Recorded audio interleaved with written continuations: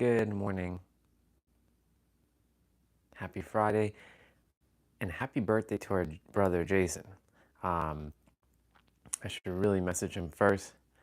Uh, let me, I didn't tackle that. So, I wish iPhone can yeah. Anyways,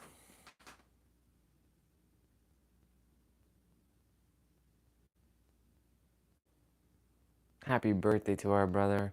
I really hope he comes on and says hello so I can wish him happy birthday.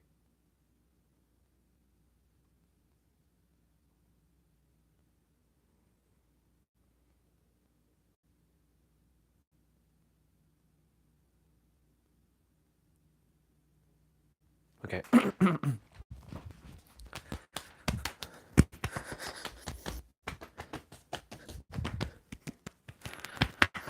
Let's go. 1, 2, 3, 4, 5, 6, 7, 8, 9, 10, 11, 12, 13, 14, 15, 16, 17, 18, 19, 20, 21, 22. 1, 2, 3, 4, 5, 6, 7, 8, 9, 10, 11, 12, 13, 14, 15, 16, 17, 18, 19, 20, 21, 22.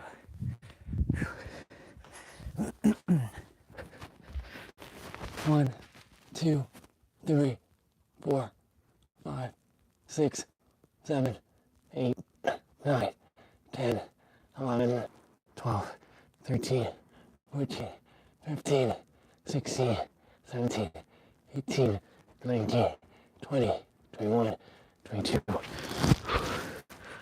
1, 2, 3, 4, 5, 6, 7, 8, 9, 10, 11, 12, 13, 14, 15, 16, 17, 18, 19, 20, 21, 22.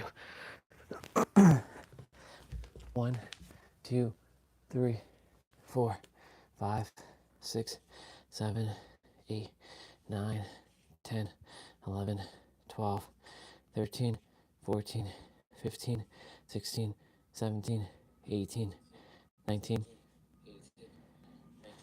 20, 21. Okay. I was checking to make sure my thing was working.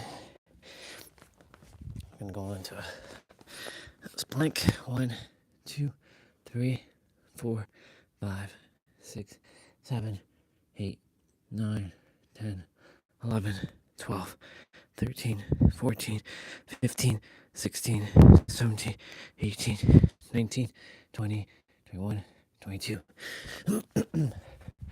Burpees. 1, 2, 3,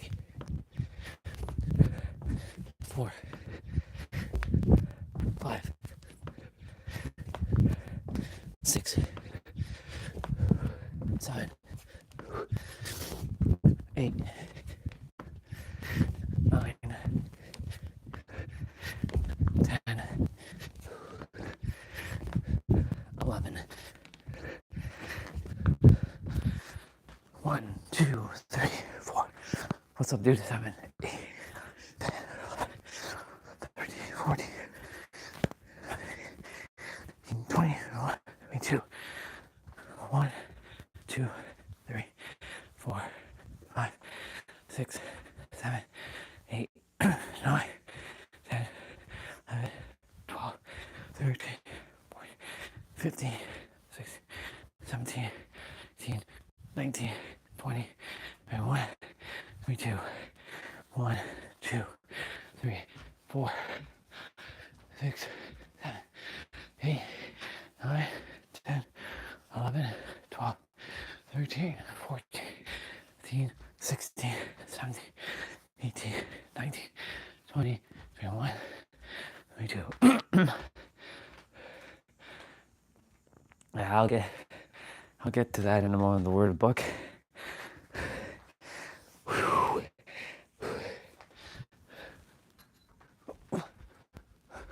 One, 2, 3, 4, 5, 6, 7, 8, 9, 10, 11, 12, 13, 14, 15, 16, 17, 18, 19, 20, 21, 22.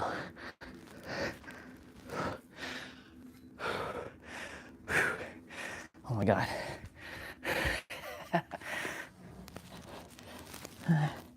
My lower back is like tight. I was able to put my head through my legs yesterday by doing this.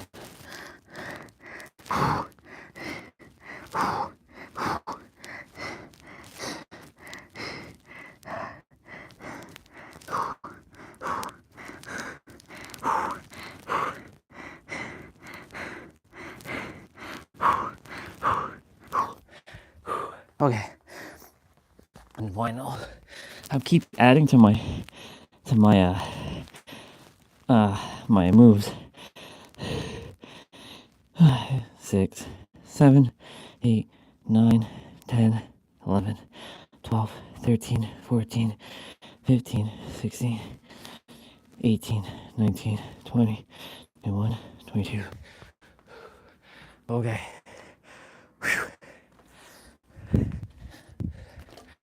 I'll go get a fresh bottle of water.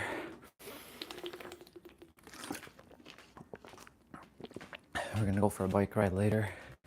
So as soon as I get back, we're gonna get rolling with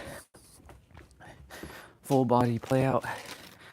Not to take too much time with that.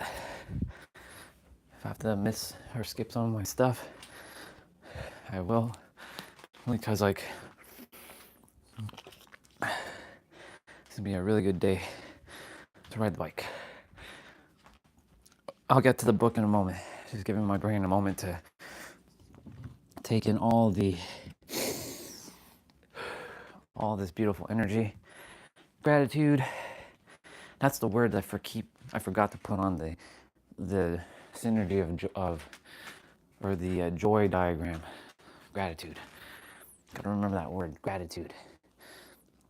That's the one word that no matter what, it still slips my mind at times. Being grateful. Because my third reality, my third dimensional experience, I keep forgetting about gratitude. No matter what I'm going through, even if I'm having bad or weird dreams. Like I don't usually get good dreams because I'm not fully at peace inside. If I was at peace inside, I'd have good dreams. But last night was weird because like I don't go to bed with any heaviness in my heart. I'm going to bed with lightness, but I can see, it's funny because I'm growing through this. I'm actually really good. I'm feeling really great. But when I was in the bathroom, I should take off Wi-Fi because, all right. When I was in the bathroom, brushing my teeth and, biology stuff, I was like, I asked the question, why am I not at peace when I'm dreaming? Why don't I ever get dreams like me kissing Lindsay Sterling or, I'm in a mansion or anything like that? And I heard the voice, because you're not at peace. So then I'm like, okay, if I'm not at peace, then imagine all these other people who are in chaos with their mind, because really it's the mind that's causing all this stuff. And I told the universe, remove all of my persona, like all of it. Like rid myself of the persona. Let me just be the I. Not even the M, just the I. anyways, I basically realized how much in that moment people's minds have governed them. And then, the reason why I wrote the word book today was because you're a story. And I'm also probably going to make tomorrow the word story, but we'll see. I'll go with how I feel.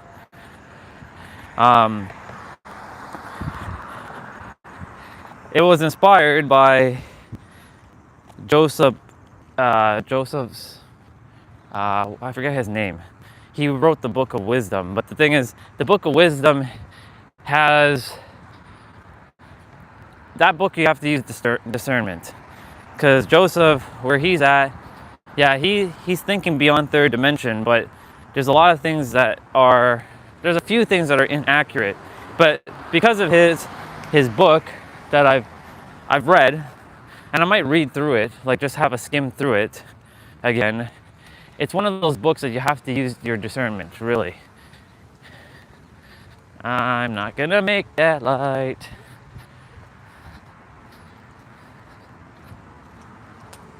Well, I'm gonna make the light.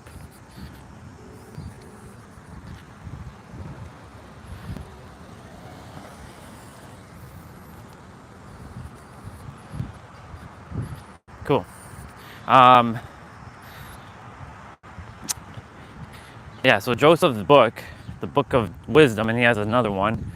I looked through it, and it is a fascinating book because there's a lot of diagrams, a lot of stuff, but there's a lot of, you got to take that with a grain of salt. Some of it you got to take with a grain of salt. Like, when you're the creator, a lot of things just don't even matter because, like, you're above it. You're beyond it, I should say. So, what's the inspiration of writing the word book? Well, everything about our life is a book. You're telling a story in every present moment. The library, the Akashic Records, has a lot of books. I haven't been there personally to see it myself. I've only heard of it from like others to share their experience. But there's a lot of so-called books there. And that book, Hall of Records, hold all the information to everyone's life. From your previous incarnations to your potential future incarnations if you choose to reincarnate again. Provided that your soul finish its story in this incarnation. And last night when I was dropping to sleep, I was thinking about death. I was thinking about, this body, I will no longer be in this body at some point. I will no longer have my identity. I will no longer be on the planet. I'll no longer be, I'll no longer have thoughts or emotions. I'll no longer have, and I was like, I felt this sense of deep peace. Morning. I felt this sense of deep peace. I don't know why my throat's clogged up. I guess I just have to clear it out. This sense of deep peace when I was just like laying there before I dropped to sleep. When I dropped to sleep, I did have good thoughts and had a vision, and then woke up, had to use the bathroom at like 12, went back to sleep. Did have a decent vision of like seeing my desired reality, but then of course, as I'm in like super deep sleep, I'm gonna go this way. As I'm in super deep sleep, I then had like weird dreams, like it's like another woman with my brother, and there was like chicken bones on the chair, just kind of left there, and I'm like, what the fuck is going on with this? Like, why is there like litter all over the place? I saw people just littering left, right, and center.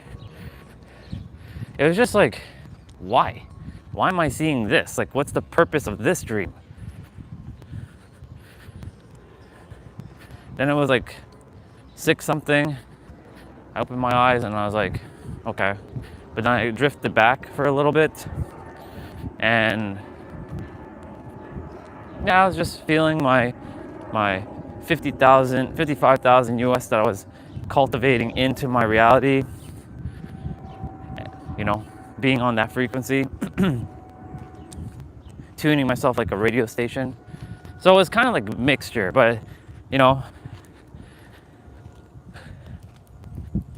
going to sleep last night was, you know, that thought of like death. I had killed myself twice last year, not physically, of course, but energetically speaking. It was quite the deep relief. And I think that's what a lot of people are looking for, is just relief. Relief and peace. Because not a lot of people are at peace. I can see people who are in peace just by their energy, and I can see who are not at peace just by the way they're at.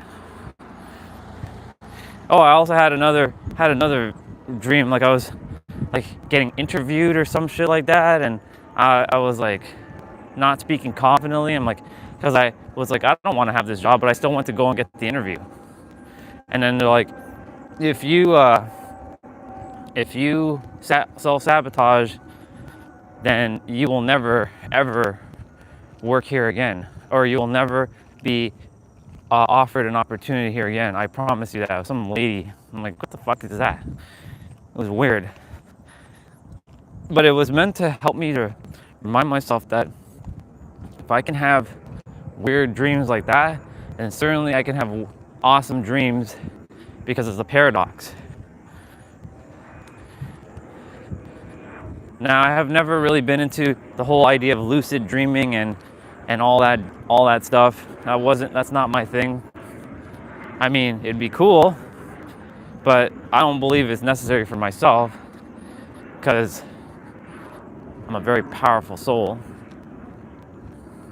who's capable of anything. And remember what I said yesterday, you have to boost yourself up. Even if people think that it sounds like you're arrogant or cocky, you have to do it, because in the end, it's your life. Now, of course, you're not saying that you're better than others, but you do say you're the damn best in your own universe. Because most people, this goes hand in hand with the book now, are playing the secondary character in their own book. The story book, look at the Bubba wagging his tail. He's excited. The storybook of people's life is revolved around other people and not them. That's why most people are playing the secondary character. Hell, some are not even playing the secondary character. Some are playing like the third or the fourth character.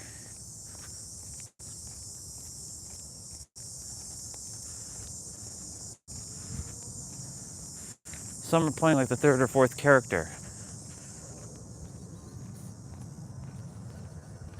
That's like a teddy bear doggy.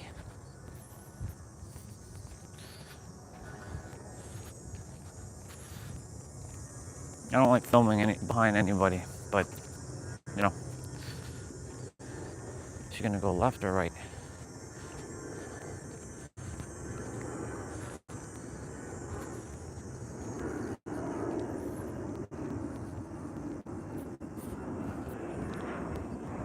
There we go. And because of that, when you leave, you'll realize that your book is going to be incomplete. That you were meant to do this, and that.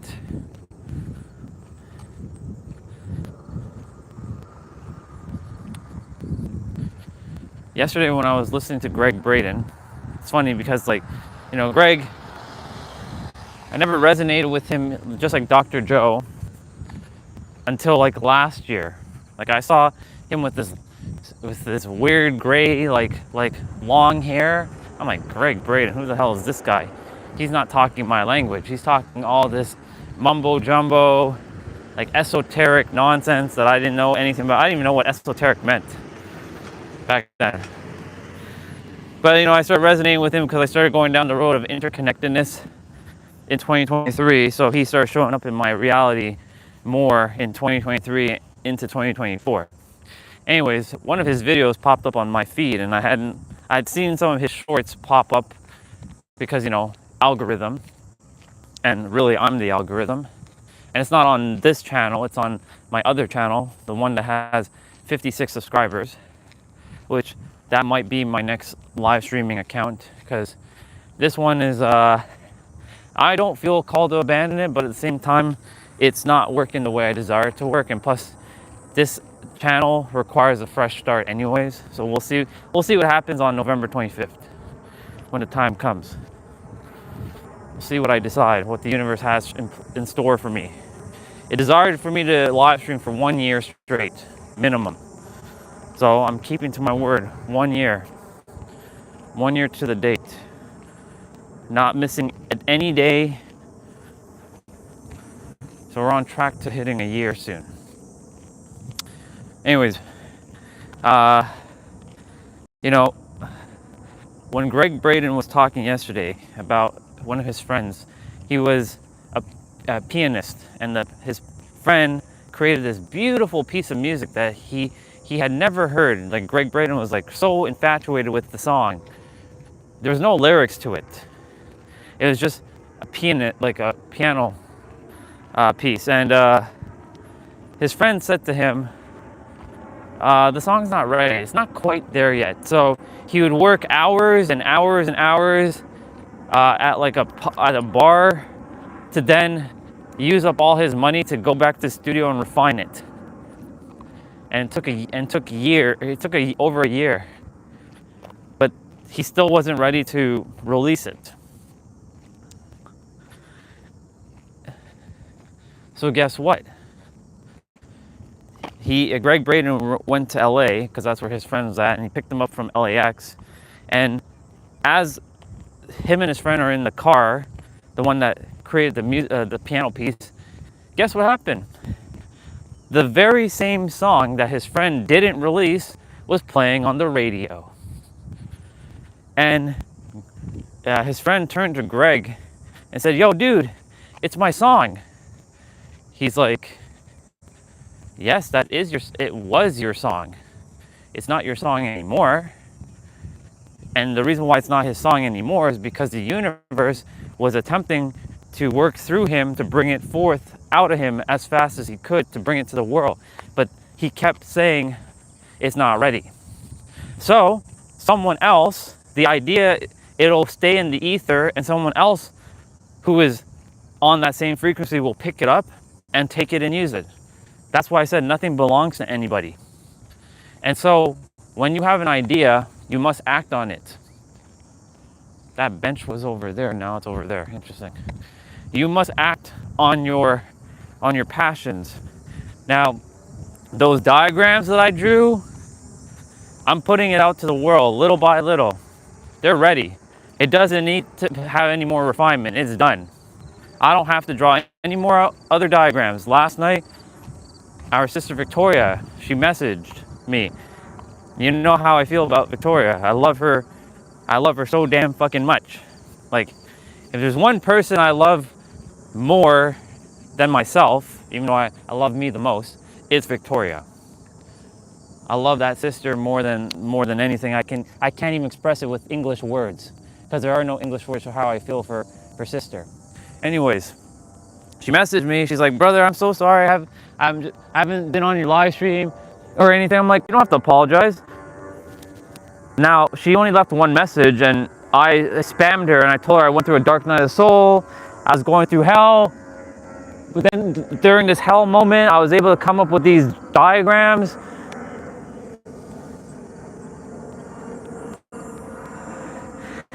And I told her, like, I'm going to leave it at that. I haven't seen if she responded. But I'm little by little sharing it with the world. Because I'm tasked to do that. I am tasked. Not anybody else but me. I'm tasked to bring this to the world. And whatever it is that you're tasked to do, you must bring it to the world. Even if the idea seems far-fetched or out there, you must bring it to the world. Let's keep going. Because, how are you doing? I'm great. It's a good Friday. Oh, beautiful day. I know. Have a wonderful day. Thank you. You must bring it to the world.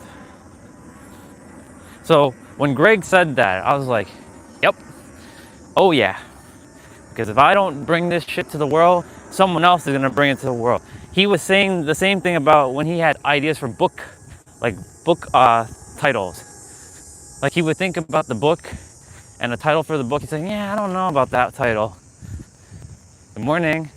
Have a great day. He was like, yeah, I don't know about that title. I don't know. I'm not feeling that title. And guess what? Someone else came up with the same book title, and he found it on Amazon. He would like go on Amazon and see if anybody, and be like, somebody already wrote the book. Because the universe is channeling through all of us. Why do you think Taylor Swift is where she's at? Because the universe is channeling through her. It's not Taylor Swift creating songs, it's the universe creating songs through Taylor Swift. Why do you think Elon Musk is the billionaire with all that? Because he so happened to tune into the frequency of Tesla. Now, of course, we all chose our path of what we're going to be doing on the planet as well. That goes hand in hand. But you have infinite games, so you can be anything at any time. It's both. It's not one thing or the other.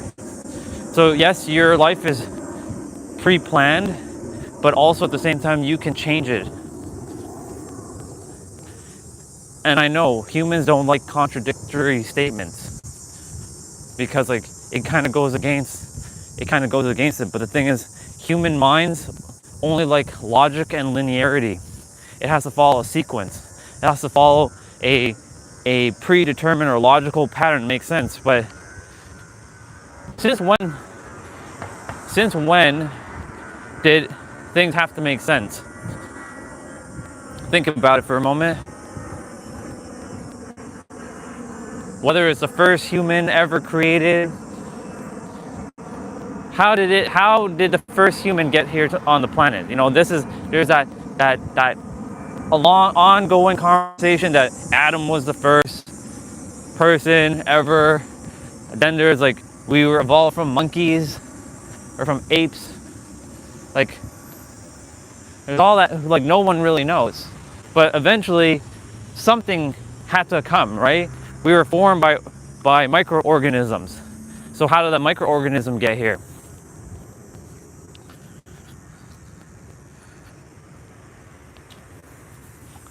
So how does that make any sense? Right? The earth didn't always exist either. So theoretically, it doesn't have to make sense. But our human mind, the third dimensional mind, likes to find things to make it sensical. Because if it's nonsensical, we can't entertain it.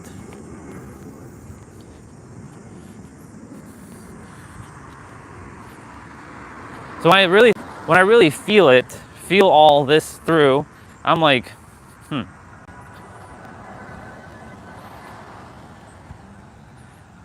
There's so much that we can go down so deep within ourselves and find answers within ourselves, down to the smallest nucleus of an atom. So the question is, how did that nucleus get to the atom?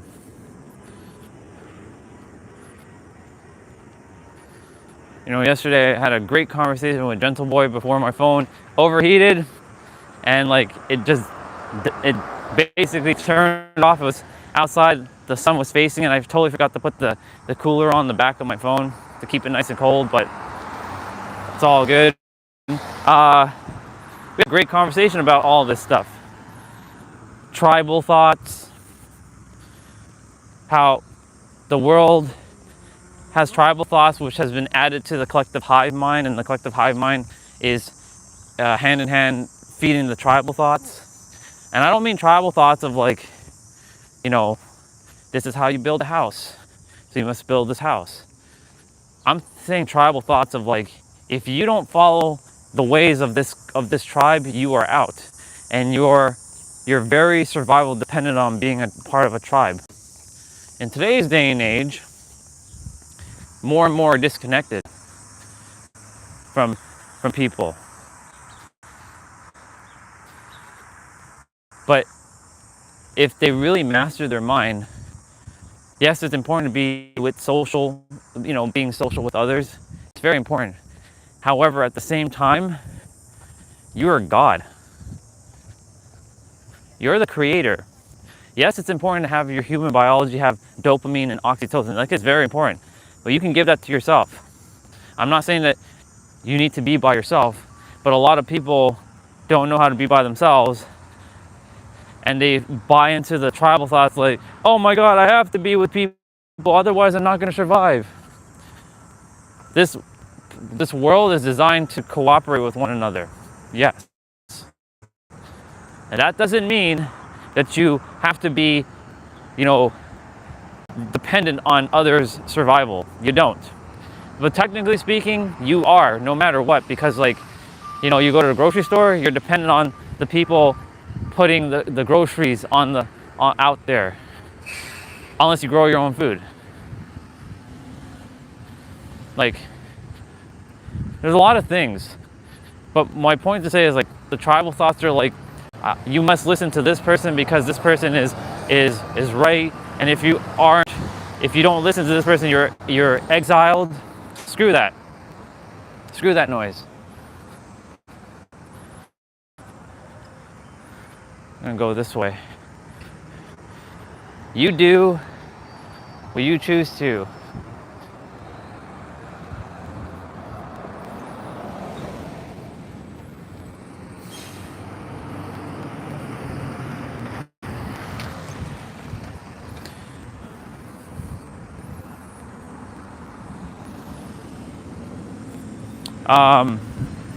So back to your storybook, the book that is you. What are you writing every day in your book? Are you writing a book of fear?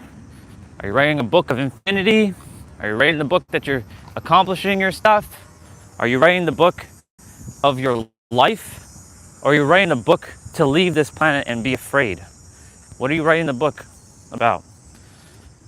I'm writing a book of infinity. I'm writing a book that no other book, and all books are different. I'm writing a book that no other book can comprehend. Like, my life is basically what you call nonsensical. How are you able to do what you're doing with only $54 in your account? How are you not afraid? You have, Pete said yesterday in one of his reels, someone was talking about debt, and which is fascinating. He's like, if you keep seeing your money or the thing as debt, then you're creating an abundance of debt. Look at the paradox of that, the abundance of debt, because you're just going to create more and more and more of debt. So he's like, to whoever he was speaking to, because he speaks on TikTok live to some people who ask questions, and he then cuts it for everybody to watch. He really has to stop with all that editing garbage. I know it's not him doing it because he's not technical savvy in this lifetime.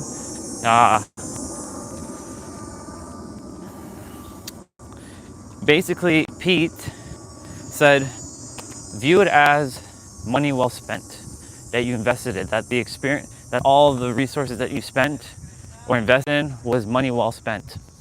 Because it is like my 28,000 for me was money well spent. I went on basically 6 trips using that. 7 if you count the road trip to Florida. 4 to San Diego. 1 living in a car, only because I wanted to experience what car, like van life is like, to experience what it feels like to live in a car, to have that unique experience and document that journey, which I did. You know, living in New York, going to Vegas, having quite the experience in Vegas, and then traveling down to Florida in a car.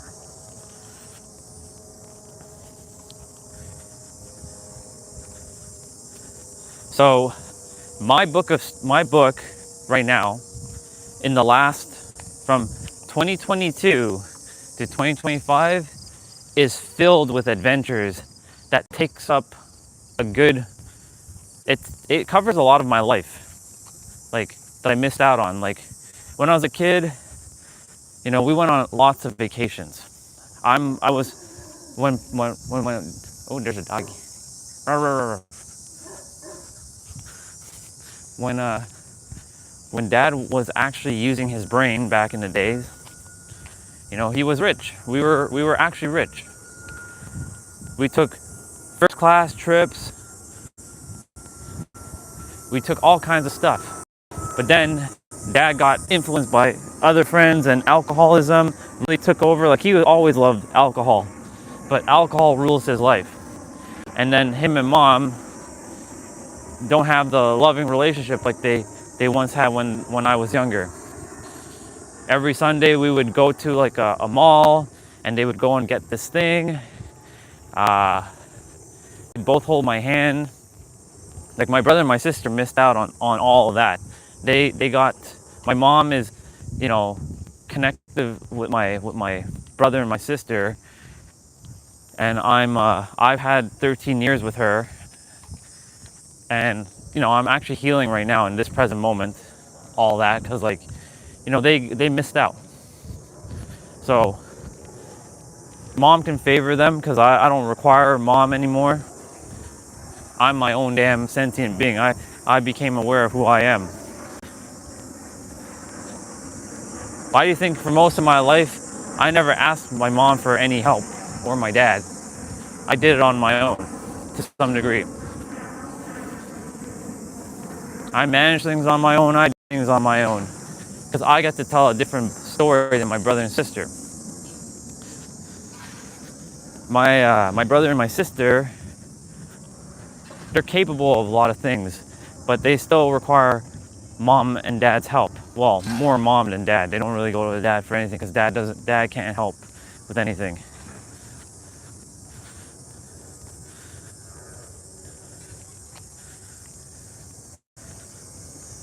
Because I have what I call stronger energy than my brother and my sister. My brother, he's going to be very abundant, because he views money as a game. So he's going to be very, very abundant. He works 2 jobs right now. He's doing great. He's got lots of money in the account. He's investing. He's basically me from like a couple years ago, when I had all the money in the world. So he's going to do great. For me, I'm going to do amazing. I'm a trillionaire. But I have to go through a bunch of trials and tribulations to get there, because I have to prepare myself for the next container, because that container is going to require a massive amount of responsibility. And I mean, like, massive. Like, it's so massive that, like, you can't even comprehend it. Because, like, just because you think you're a millionaire or a billionaire, your level of consciousness is going to have to be able to handle that. You're going to have to be able to handle that kind of, like, responsibility. So this is simply preparing me for what's to come.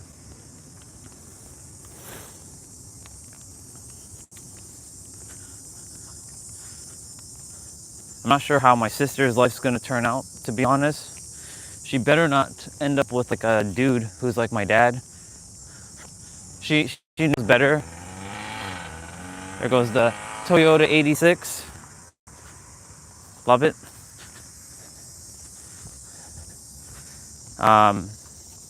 Anyways, I don't know what her story is like, but she's currently, working, and she has her own journey to fulfill.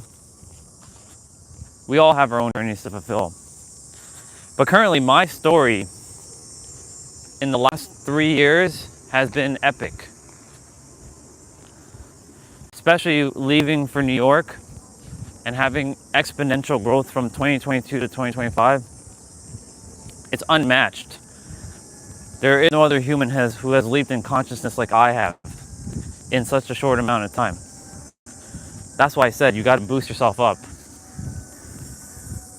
Even if it sounds arrogant to others. Because no matter what, no one's going to ever perceive you correctly. How can they? They're on their own damn frequency with their own limitation.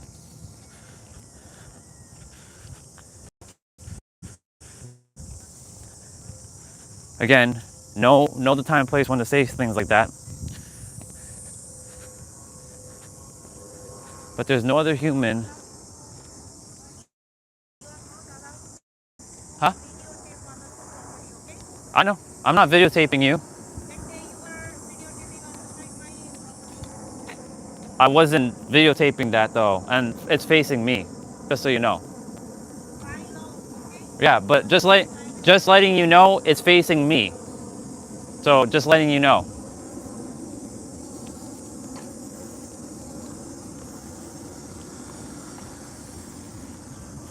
That's interesting.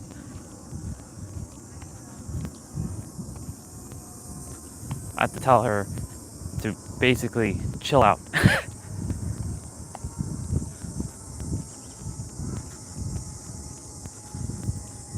I do what I want when I want. By law, your law can kiss my ass. Please. All right. Anyways, back to what I was saying. And so, see, I get to add that to the book of story. I did lie. Who cares?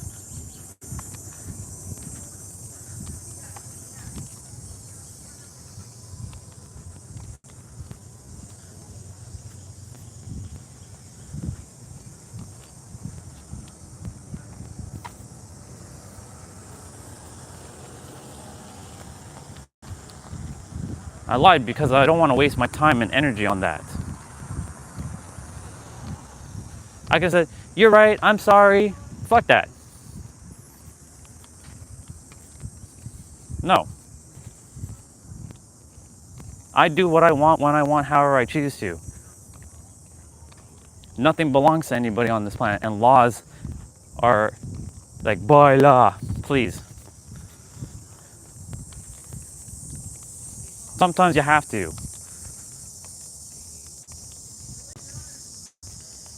Sure, let it add a little karmic pain to me. I'll deal with it.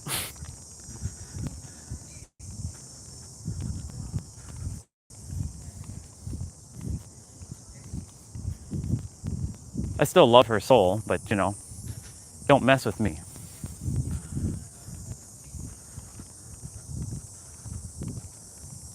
I could have ignored her. I didn't think she was talking to me, to be honest, at first. I was like, is she talking to me? Is she looking at me? She's looking at me. She's talking. I thought she was on the phone or something. I thought she had like earbuds in her ears.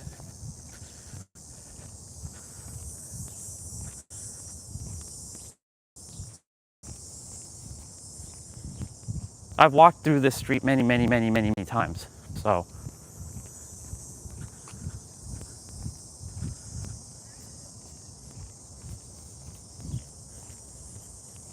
and you, Missy, you better not be making me feel guilty, because I will not tolerate that from you.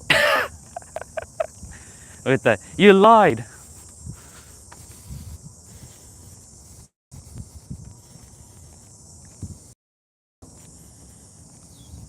Anyways, back to the story.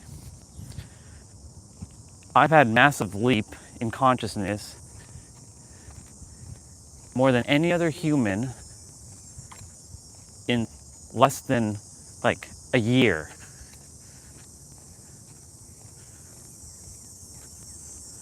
Most humans couldn't even hold a candle to me with the level of awareness that I've gained. Now, this is arrogant, so I'm well aware this is third dimensional thinking right here. So before you say anything, this is third dimensional thinking to fill my own third dimensional head with third dimensional nonsense. But my point to say is I've leaped a lot in consciousness since then, and I've had a great experience. So I get to write at the book when I finally lay to rest that I did live a good life, that I did help a lot of people, that I did say what I said was going to do. I always said every time I'm going to do something, I've always followed through with it. Did it happen right then and there? Well, maybe not, but I did definitely follow through with my words. So I can at least say I lived with intention and integrity. So when I do finally go, my book will be so much different than the book that I had I went in 2020. In 2020, that book was vastly different.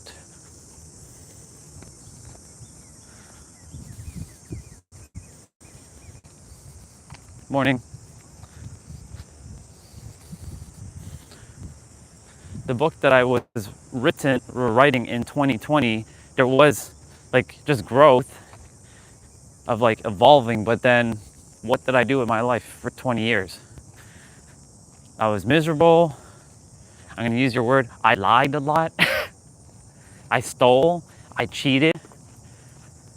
I was a bad to the bone human. I had evil intentions for the world. Like if you had scanned my mind like 20 years ago, or whenever you had awakened and you used your skill, you would have seen how vile I was.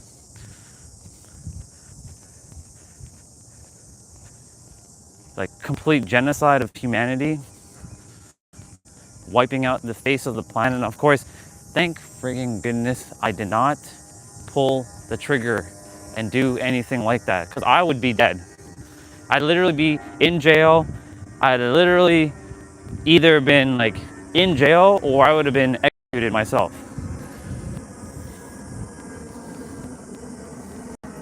It's funny because I was gonna name today Choose, the live stream, because I already made one name Choice.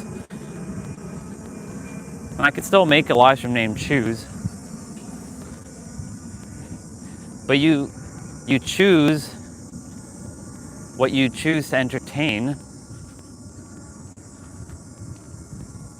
But there's always going to be a so-called consequence. Every action is preceded by a opposite reaction, or aka consequence, depending on what you're doing. Like just now with that lady. You can't be filming me by law. I'm not filming you.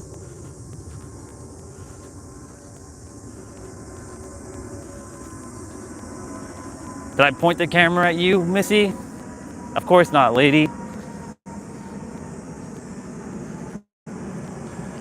And that property doesn't belong to you. That's your humanistic bullshit. When you die, you don't own it. You're gone.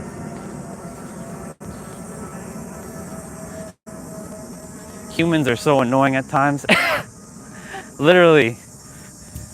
That's why, like, when I was younger, I was like, these humans need to be wiped out. They are just problematic. They're just problematic. They like to cause problems for no reason. And they need to be wiped out. Oh, Mr. Snail. Mr. Snail, you gotta be on the grass, sir. I've seen too many snails get crushed.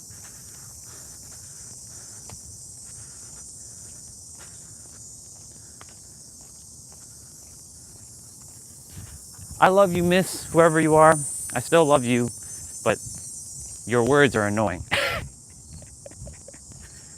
Anyways, that's the past. That's the so-called, it doesn't exist now.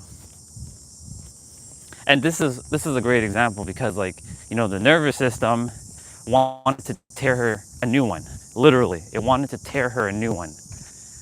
But I'm like, don't do it. Don't do it. Just tell your little lie that you're not filming. Like, the camera's facing me, which it isn't, of course, as you know. You all can see it.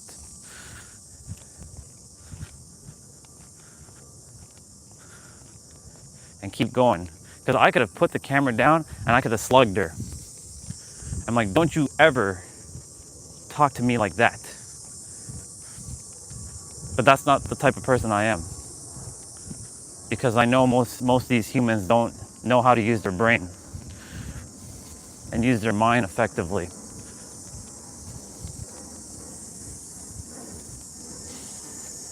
So I'll make sure when I'm walking in that area, because I'm going to walk in that area again, I'm not going to stop, I'll make sure that the camera's facing me for a moment.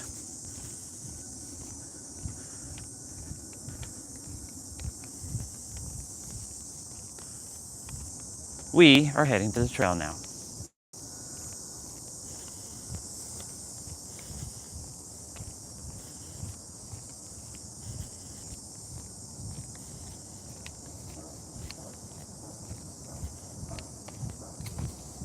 I like that pink collar on her dog.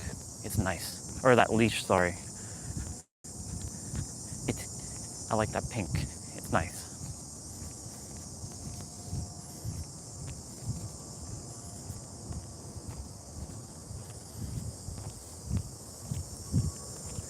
Her dog has like sad eyes. I wonder if she's okay, because, you know, dogs can pick up on human feelings, because they're emotional beings. They can. But I looked in that dog's eyes for a moment, and the dog was kind of sad there. Well, whatever's happening with her, may peace be upon her. Because I looked at her face too, and she didn't look in her happiest state either. So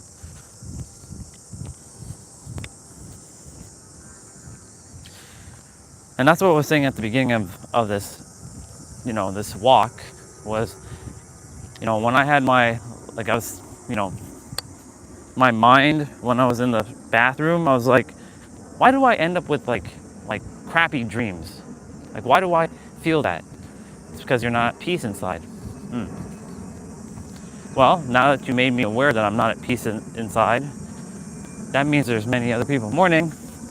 There's many other people who are also not in peace within themselves. Like, there are tons. There are tons of people, when you look at them, and I was saying this, that they are not at peace within themselves.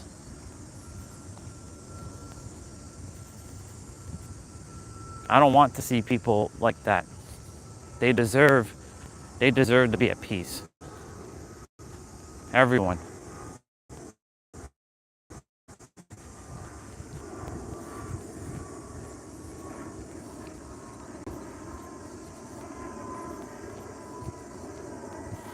Everyone deserves to be at peace.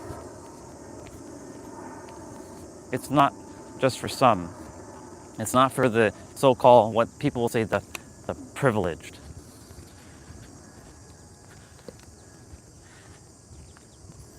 But currently, right now, that can't truly happen because there's a lot of things on the world, or in the world, that physically is not possible to be at peace. That's why, you know, we in North America, we should really be grateful for where we're at. You know, we may not like our current situations personally, but we should at least be grateful because we don't got things like bombs being thrown over our head. You know what I'm saying? Yes, we have our own problems where people are shooting up each other and hurting each other and stuff, which that shit is annoying because, you know, there's chaos. Like, I don't focus on that though, but you know, that stuff is happening, but you know, we don't have like, ooh, that bug just hit me in the head. It came flying right at me in my forehead. Maybe that was a sign of the universe that, hey, change topic. I've got the message loud and clear, universe. We'll change topic. But let me finish quickly that and then change. But yeah, we should be very, very grateful that, you know, we're our lives are not being, you know, threatened. Even though, again, this is all an illusion. We know this is an illusion. Our body, our senses don't make this an illusion though. It makes this uber duper real. But like, you know, I said last night when I was drifting asleep that I was thinking about death. And I'm like, man, I will lose my senses. I will lose my sight, my hearing, my smell, my touch. I'll lose the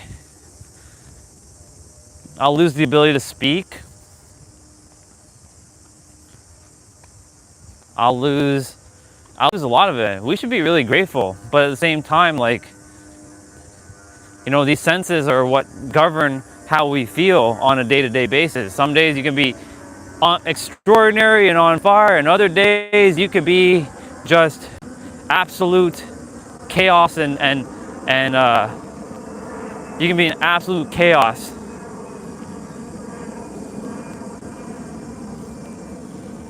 Morning. Morning, brother. How are you? Great, yourself? Have a great day. Thank you.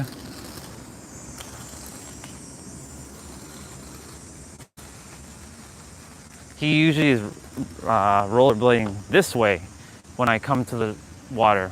He's heading back, so he must have came out earlier than normal. Good on him for doing that.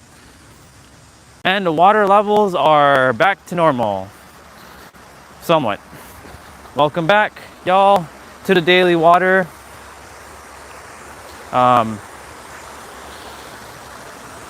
Yeah. We're just gonna hang out here. I'm gonna face the camera this way. There's a brother here hanging out with us today. So I'm just gonna face you all that way.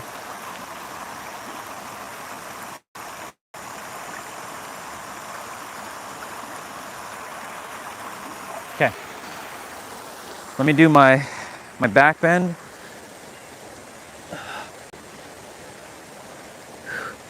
So I'm gonna hold my back bend for a moment. I'm just gonna do my bouncings first.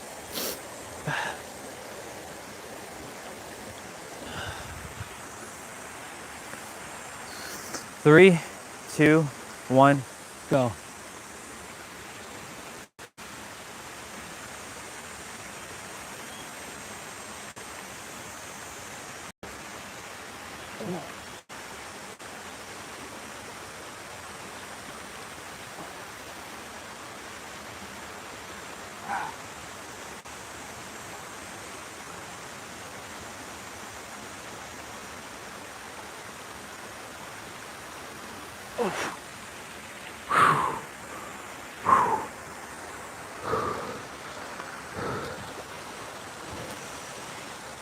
Okay, I did my back bend.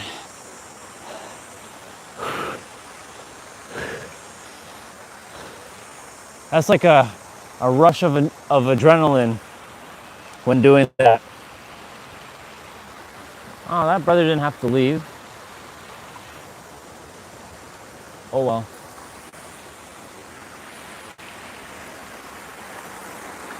He was more than welcome to stay. I didn't boot him out. All good. Now I'm doing my other stretches, so I guess I can face you all this way now.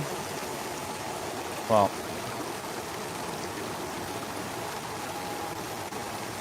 Yeah.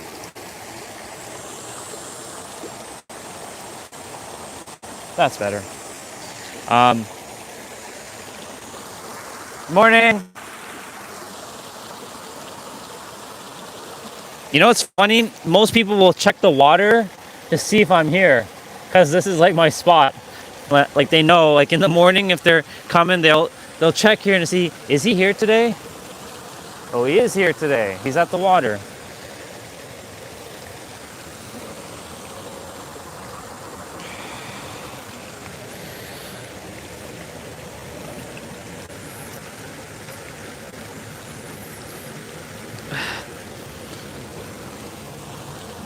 Oh man.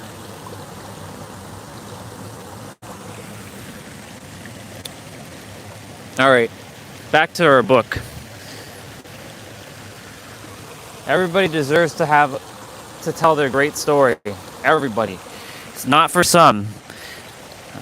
That's why I know, like, the more I share those diagrams with the world to make it simplified, like I have to share the synergy of Trinity.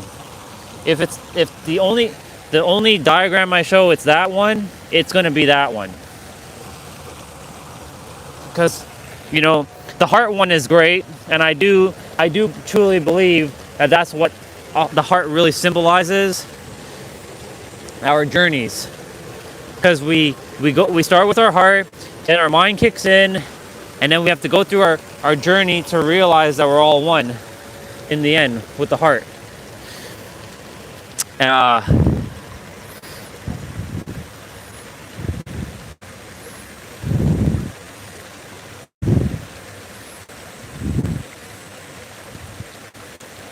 Yeah. It would be true. The most simplified diagram is that one, because the U implies your heart, it implies your mind, it implies gratitude, it implies authenticity. When I did the U diagram, did I put authenticity in there? I think I did. I'd have to check. I have to keep shifting the words, because there's some words that have to be in there, like when you're in joy, you're actually in gratitude, which I didn't write. That's a word that keeps like slipping from my consciousness to not write gratitude. I think the universe is attempting to remind me, hey, don't make me put you back in the hospital, dude. Don't make me do it again. You should have learned your lesson, but you forgot again. So I have to remind myself, no matter what, even that experience with the other sister just now, be grateful. Be grateful.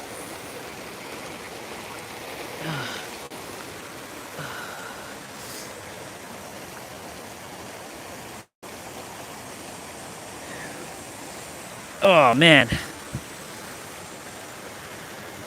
I really would like my hips to not feel like this every day in the morning. So tight. Like, there's got to be a way to keep my hips like loose while I'm sleeping. It happens when I wake up. It's the way I'm sleeping. You know, I haven't slept on a proper bed like at this house in years. It's always been a sofa or that bunk bed. And the bunk bed is it's really bad in terms of like cushioning. It's awful.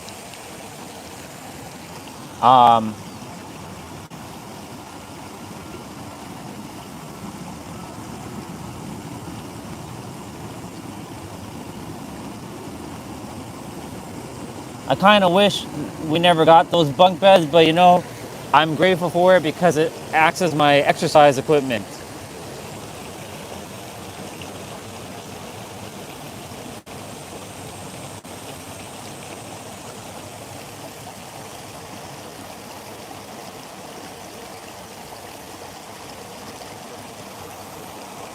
Currently, I'm sleeping back on the sofa or the couch.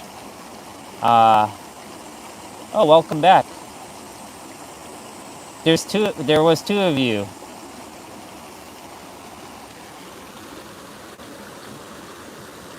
But it's okay. Yesterday I did something cool with my stretch, and I realized I can go deeper than I ever have gone. But that requires that my back and my lower back, I should say, is loosen up.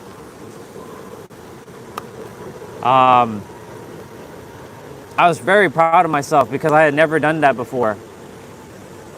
I've done the stretch before, but I've never been able to do what I did yesterday, where I can tuck my head truly in my legs and touch the ground with my head.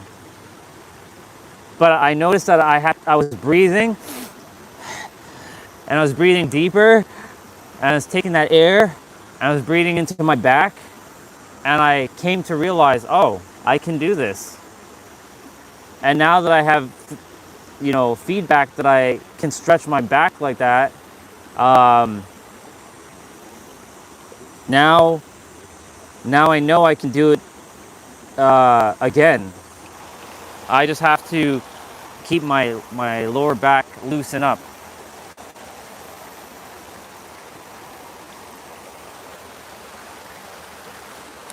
That's the very first thing when we live in San Diego, is a bed. Before any other furniture, I mean, it's gonna be fully furnished, but like the very first thing I'm investing in is a bed.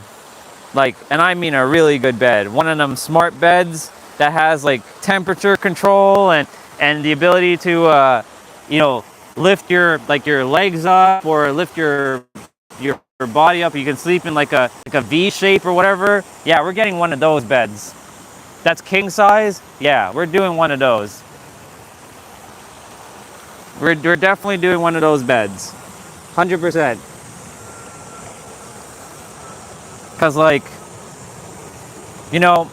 my experience with my ex-wife was not great when it came to sleeping. I always felt like under attack. Like, I didn't feel safe when I was sleeping with her. Let's just put it that way. Like, she would pull the covers off of me. She would kick me at night.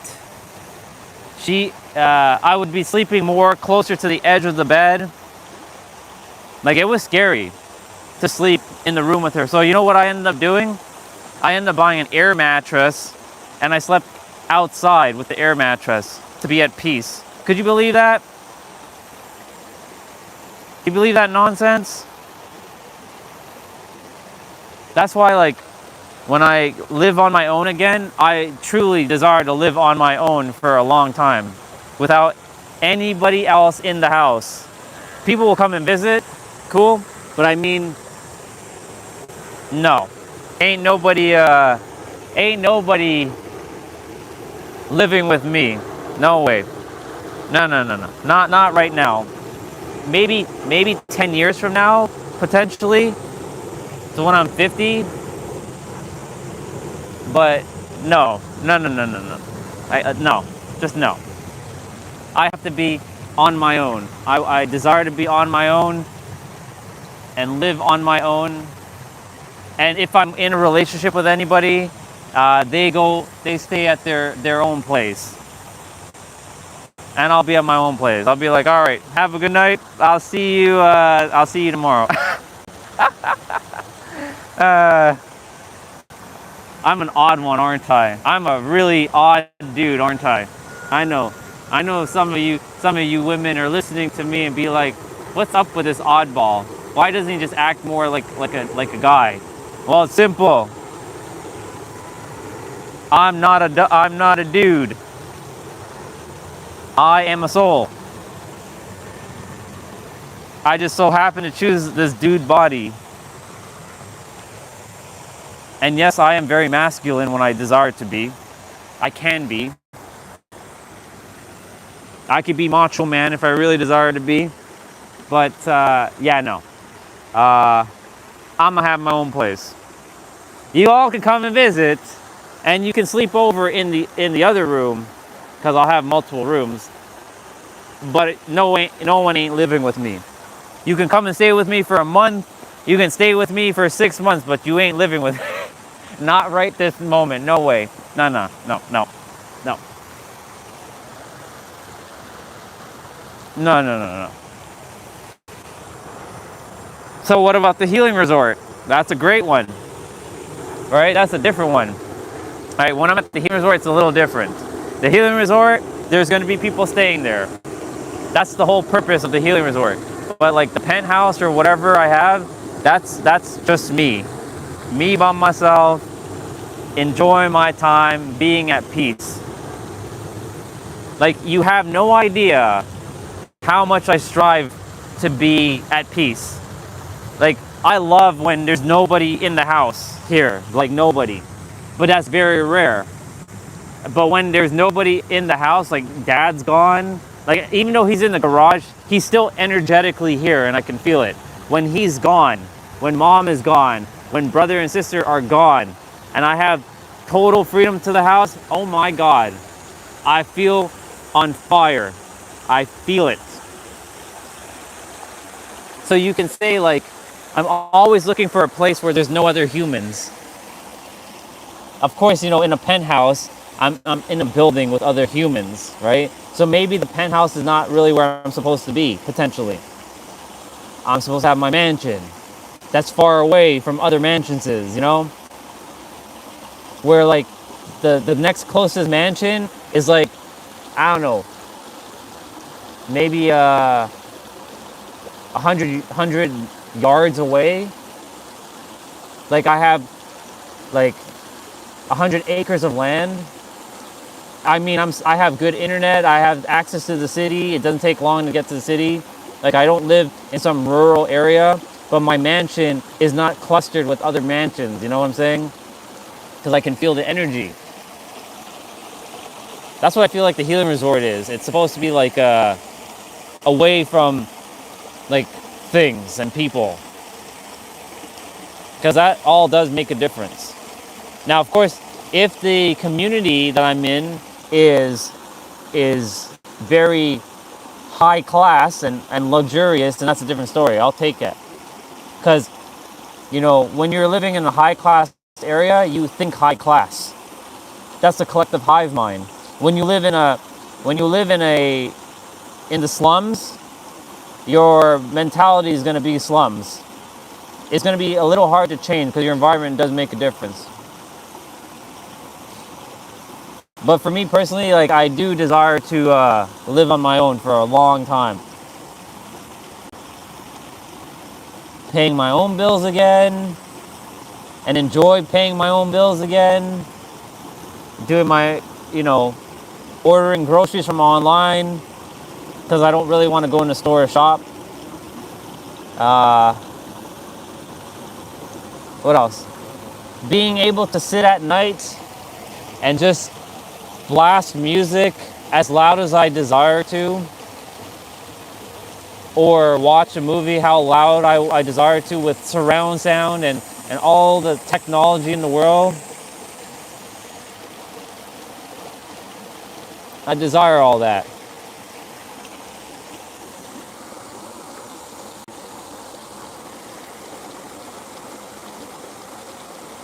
I do love connections, don't get me wrong. I do love connections, but I think I really like my peace more than connection, personally. Like, I love people, I really do, but I really love me more. And I love my solitude even more.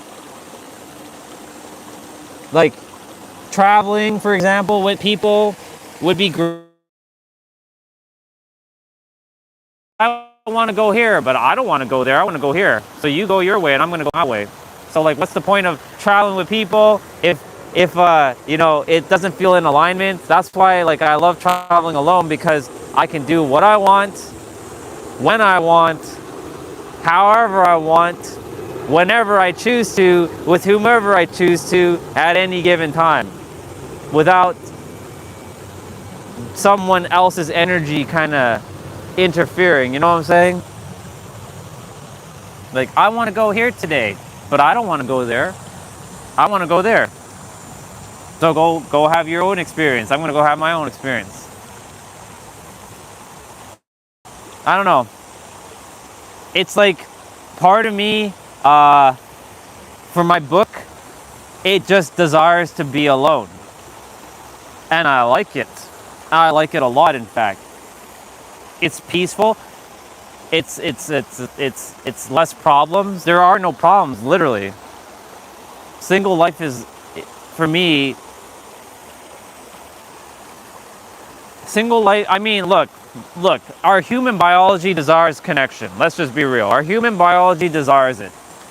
Like, you can't fight, you can fight against it, and I know, right? We're not designed to be alone. I know that much. But the thing is, like, someone's gotta be, like, they gotta be almost identical to me. They like their peace and quiet, so they when they're alone, they like their peace and quiet, and I like my peace and quiet, so they like to go do their thing. When we travel, you know, I will like what they like, they will like what I like. It's gonna be kind of hard to find that person, though. It's kind of, you can say that person is actually impossible to find for me. But of course, I'm not putting that belief out that it's impossible. It's just, you know, it's tricky. It's tricky. I don't know if you got a chance to listen to the voice message. I left a long one. Mr. Bubba, you gotta get off my shirt, sir. I don't want to hurt you, Baba, but you gotta get off me. No. Get there, I saved you. Don't go in the water, and don't climb on me again. There's an ant that, like, was crawling all over me. I'm like, hey, dude, get off of me. It fell in the water, but I saved it. I put it on the rock.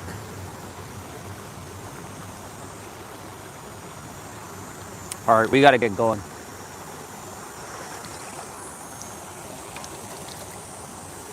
All right.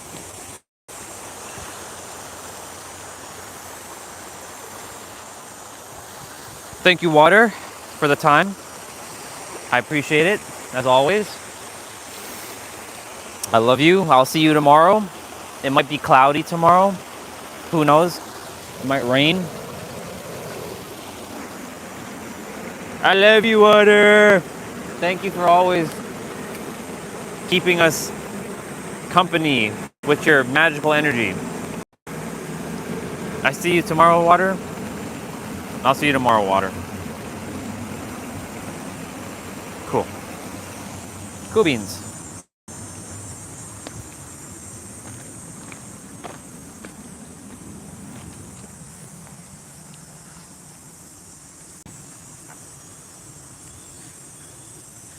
Cool beans.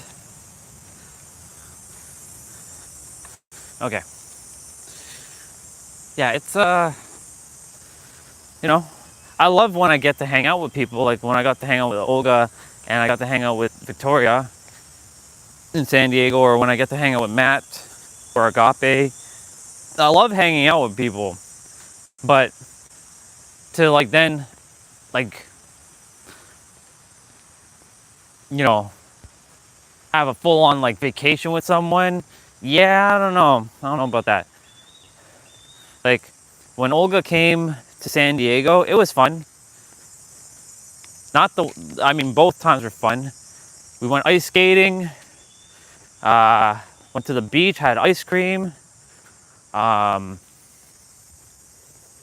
showed her like home,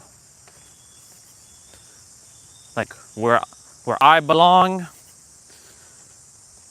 And then the last trip, you know, we reclimbed Cowles Mountain for the second time. We did it the first time, and then we did it again. So, like, I do enjoy doing things with people. It's not that I don't enjoy it. It's just that, I don't know, man. Like, it's, you know, being in a relationship, like, I'm really thinking about this now. I'm weighing out the pros and cons now of a relationship. All right, pros. You get connection, you get those oxytocin and dopamine. That's if your partner isn't a pain in your ass, of course. You get the hug, you get the kiss, you can make love on all that stuff. That's great. Okay? What else is the pros of a relationship? You get to speak with someone. Well, it depends on the person again, because they could be a royal pain in the ass.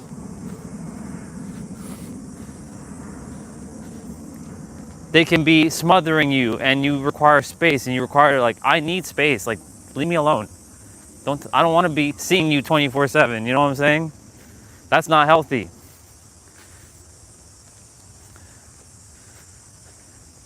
What else? What else is the pros?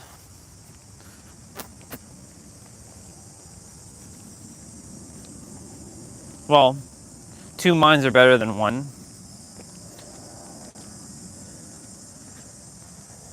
What else? I don't care about shared assets. I have my own damn assets. It'd make things simpler for sure, but you know, I made it to a point where, like, when I'm about to do what I'm about to do, I'm handling this on my own in terms of like the finances and stuff. I got this. I've done it in the past, and I can do it again on a grander scale, of course.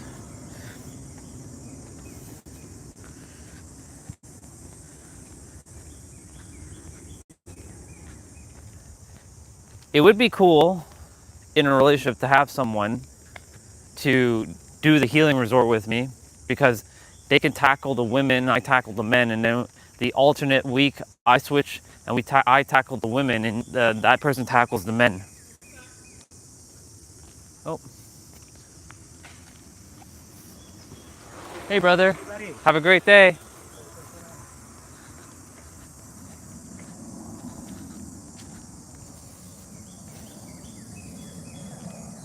You can tell the difference between bikes. One is so much faster than the other. If I had a speed bike, I can get to that park in a shorter amount of time. I probably can get there in like 20 minutes. Yeah.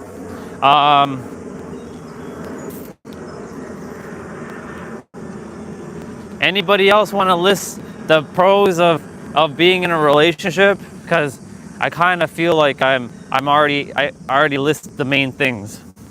Communication with someone else, depending that they're not a pain in the ass. The oxytocin and the dopamine that you get while you're cuddling, and all those endorphins and stuff. You know, it's funny because Angel, in that video that we were talking about being your true authentic self, she was mentioning, you know, about love and seeing it not from a romantic standpoint, but from a chemical standpoint. Like when you're talking with like a woman or a guy, instead of seeing it the romantic aspect, just see it as like, wow, I'm getting a lot of dopamine right now by talking to this person. Thank you so much for filling my mind with some dopamine. Thank you so much for giving me some oxytocin. Of course, it's not the same by getting touched, but you know, you can give yourself that touch. You can go hug a tree. You can go kiss a tree. You can make love, as S would say, you can go make love to nature. Go make love to nature. I'm like, sister, would you like me to drop my pants? I'll literally go do it. But of course, YouTube's gonna be like, nudity, nudity, nudity.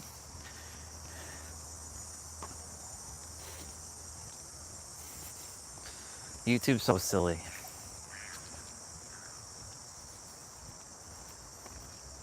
That was a weird sounding bird.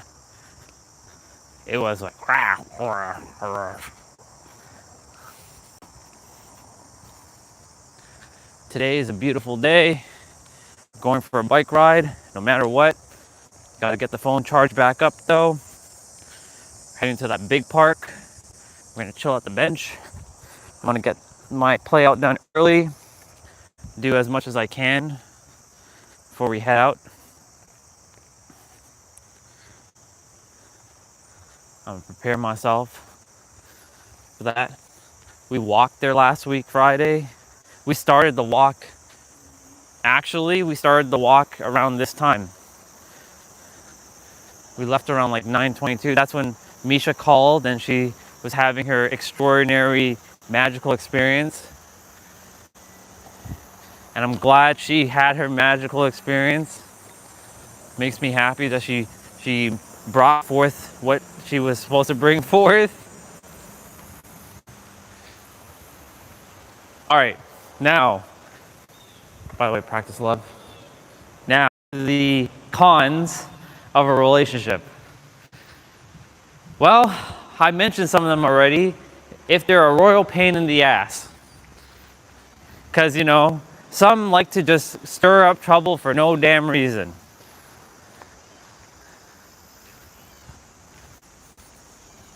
This goes for both guys and girls.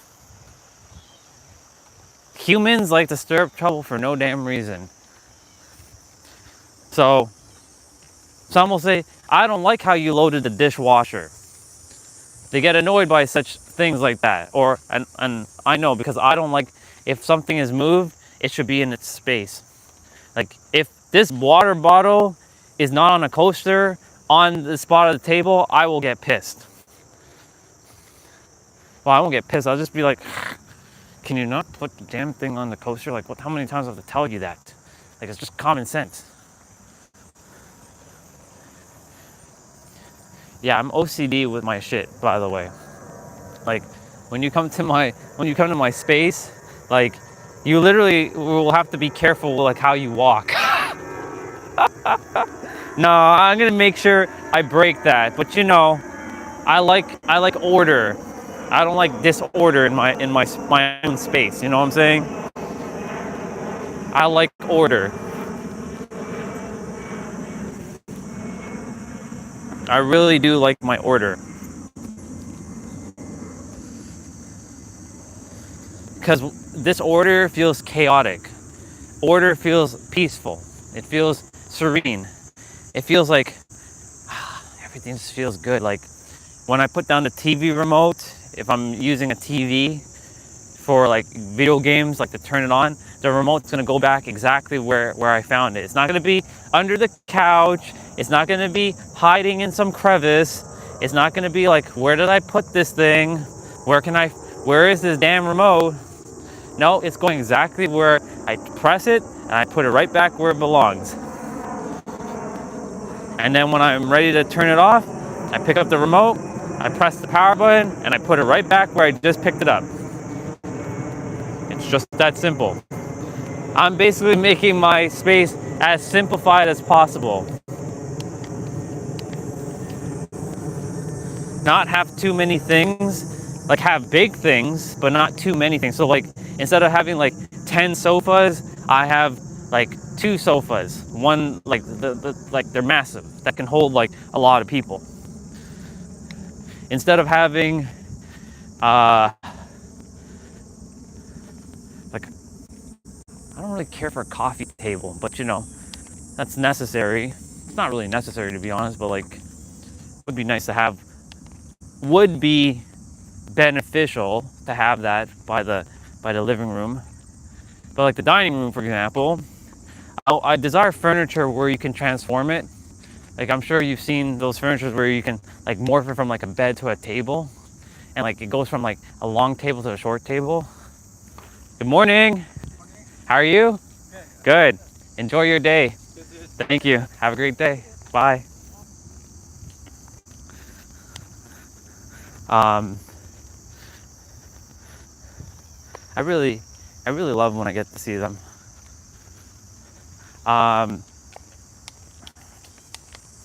What was I saying? Yeah, I like furniture that you can transform.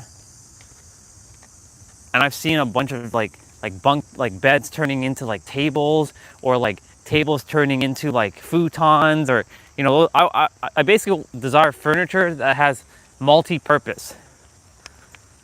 So like, if I require to like have a table instead of a bed, then I can like flip it up and do the thing, and it's a one person like job. Like you don't need like 3 people to do this thing. Like it's literally, it transforms from one thing and has its own like easy access to like pull up, do this to make it back into like a bed or transform it back into a table. I'm gonna have furniture like that, y'all. Practical, functional, multi-purpose. Keeping my space simplified, essentially. I have it planned out. Like I have it planned out to the T. Like I can feel my penthouse or my mansion, whatever you want to say, whatever you want to call it. I do desire the penthouse though. Something about living in that penthouse. I like being up in the sky and being on top.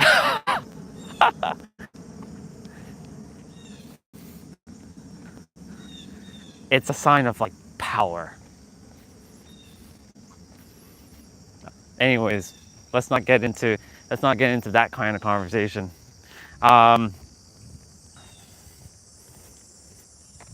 Yeah, like my space is gonna be efficient. It's gonna be in order. Like every day, it's gonna be just like, wow, it's just like pristine. Like you won't even see dust bunnies.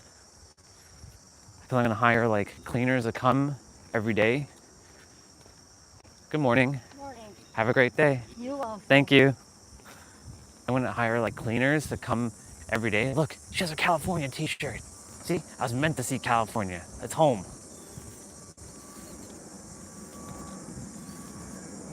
Morning. Yay, we got to see California. We got to see home. Her t-shirt had California. Hell yeah, let's go. Hell yeah, let's go. Her t-shirt. And see, the moment I said California, look how many people just jumped on. The moment I said California, my energy shot through the roof because I got excited to see California on her t-shirt. How awesome is that? How wild.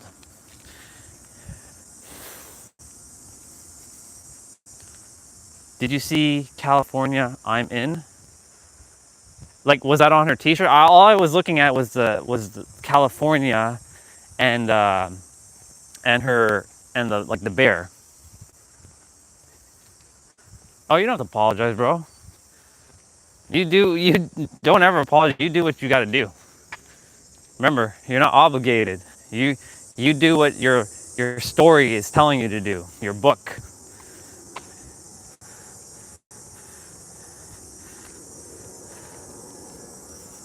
It was good to see California on her shirt, though. That was home. It was to remind me. Yeah, we were just talking about the penthouse. Do you see what I'm saying? Link, connection. Because where's my penthouse? California. Where's San Diego? California. Where's home? California. Everything's California.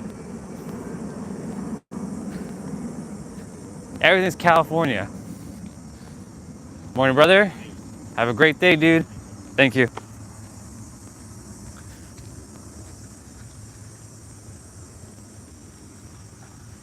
I think they're cutting grass.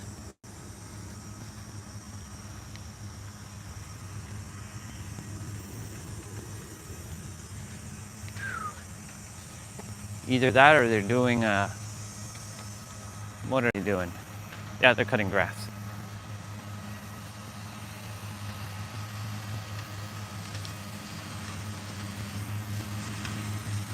Yeah, the story is unfolding right now. It always has and always will. But you know, the thing is, like I was saying earlier, if should I go kaput soon?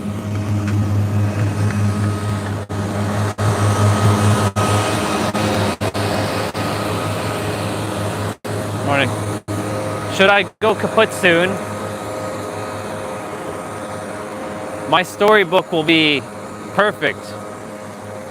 Why? Because, you know, I found life's answers, and it was right under our nose the entire time. You know, I shared this with, I don't know if Regina and you heard this, I know I shared it yesterday or the day before, where I saw two little, oh, Olga was on and Crazy Cat was on, but Regina and you weren't on. So it was on Sunday night. I was outside still. It was like 9:30, 10 in the evening time. It was a little bit nippier, but I started listening to some music. There's a girl named Luna Vex. She's cute, and she was singing a lot of tribute songs to Chester Bennington, which is the lead singer of Linkin Park, who passed away, what, a year or two ago? I've never heard of Luna Vex. Her songs are pretty cool, I like it. Anyways, I don't know why the intuition was like, sit outside tonight, sit outside. And usually I'd go inside and I look out the window, but that white table that I usually sit on, at times, I decided to sit and just brace against the wall and just listen to some Luna Vex music. And there was these two in that tree that's right behind, like that big tree that you see in the live stream. There's two little lights that came out of it. And it was as if they were like pixies or like fairies. I know they were like 15-dimensional beings. I know they were. And they were looking at me and then they dispersed. One went in one direction, one went into the other direction. Now, of course, my phone was off, so I couldn't record it. And it's nighttime and the phone doesn't have good video recording at night. But the way they were traveling, one went one direction, one went the other. It was slow. They weren't traveling at like speed of light. They purposely desired for me to see them so that I know that I'm on the right track. Some would have said, but that's probably Wi-Fi, like, you know, robots or something. I'm like, nope, that's probably a plane. Nope, that's definitely not a plane. I know exactly what a plane is. Can't tell me that tiny little thing is a plane, because it's not a plane. And it's definitely not a star, because stars, you know, stars can move, but usually they stay fixed in their spot. So these two things were moving, and one went one direction. It's like they were having like a meeting with me, with my soul, but I didn't realize until I looked up. I'm like, what the hell? And those weren't light bugs, because light bugs cannot be seen from that high distance. So light bugs don't travel like that. They travel in a group, and they don't travel in a straight line like what I saw. They were very precise. And they were like this, and then one went like this way, and one went like that way, and it just like whoosh. So that's what our human minds like. We like to make sense of things, and I'm like, no, don't make sense of it. Just don't make sense of it, because if you do that, that's the third dimensional thinking getting in the way. Don't make sense of it. You saw what you saw. You don't have to make sense of it now. It's literally beings that are 15-dimensional. Which, by the way, I heard that we have 25 dimensions, so if that's the case, then I'm a 25-dimensional being. Whatever the highest dimension is, I'm that. Whatever the highest you can go, I'm that. You gotta boost yourself up.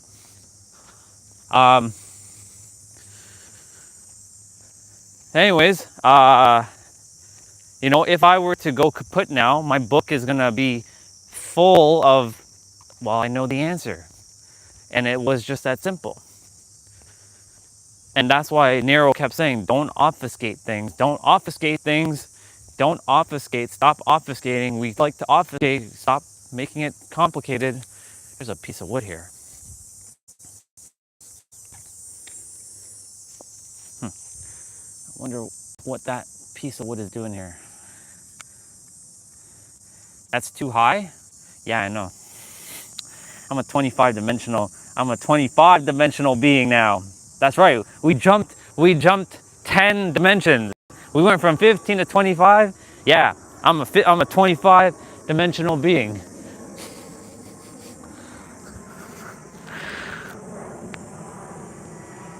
Ah.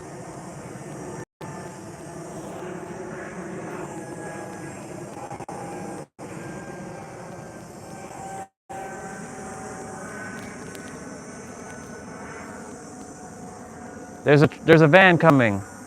It's one of the Trent the Traveler vans. He just gave me a head nod. It's cool. It's weird and cool to see cars driving on the trail.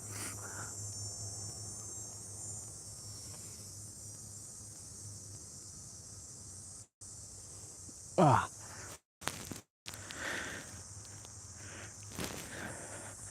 Cool.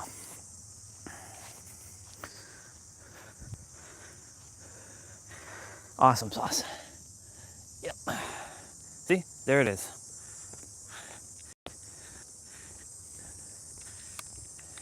I call those the Trent the Traveler vans.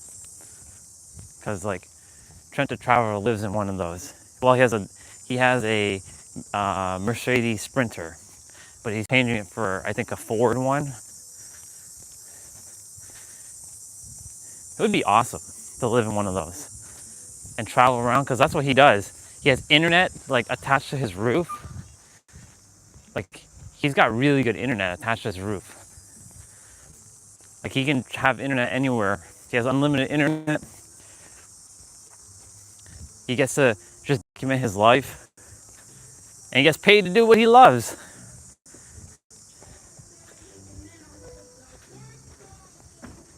It's pretty awesome. And he has one of these. Well, this one's a Ford one, but he lives in one of these. Well, it's a little bit bigger, but yeah.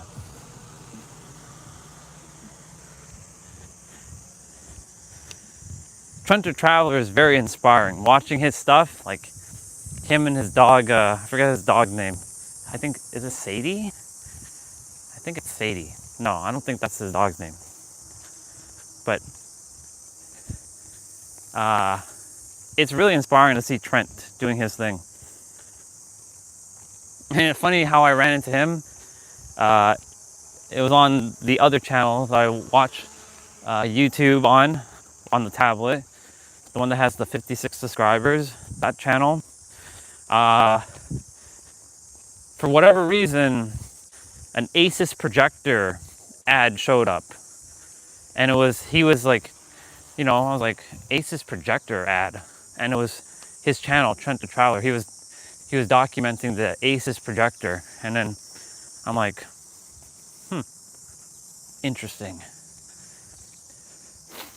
And then that inspired me to watch another of his video. I'm like, so Trent the Traveler, he's a dude that lives in a van life, who cooks really good meals. And it's just a dude with his dog in nature, and he cooks like, he can cook outside, he can cook indoors, he can take a shower outside. He doesn't have a shower indoors. That's the only thing I'd be like, I would rather have a shower indoor in the car than be kind of using one of them ones where you're outdoor in nature. But that'd be pretty cool. I wonder if he finished his second van, because he wanted to optimize his new car, or his new van, sorry. I wonder what he's gonna do with the other one. I wonder if he's selling it. Yo, universe, if he's selling it, let's get that money. Let's go get it. I can travel around to all of the United States. I can come and visit all of you. Be like, hey y'all, welcome to my humble abode.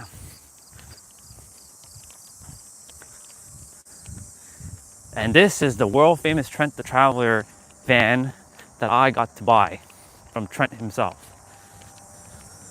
It'd be pretty awesome, actually.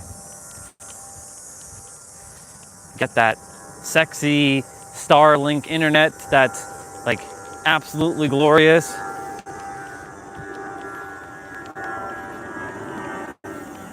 That it really takes a different type of person to live in a car. I can tell you that, because like, you got to be resourceful.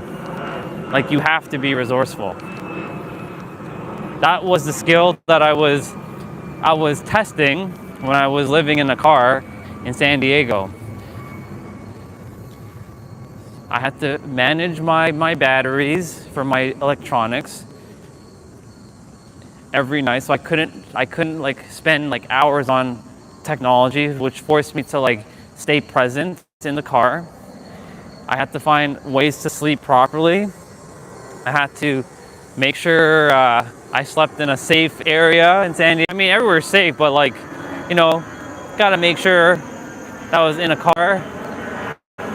You know, one night I went in a school parking lot and it was fine. I slept there, no problem. But then I did it again for the second night, and sure enough, a cop came rolling in and looked through the window, and I freaked the fuck out, and I bolted out of there. Have a great day. You too. Thank you. I had to like bolt out of there, but then I had to manage my Planet Fitness like visits. Like, you can have unlimited visits if you have a membership to Planet Fitness, only in the country that you live in.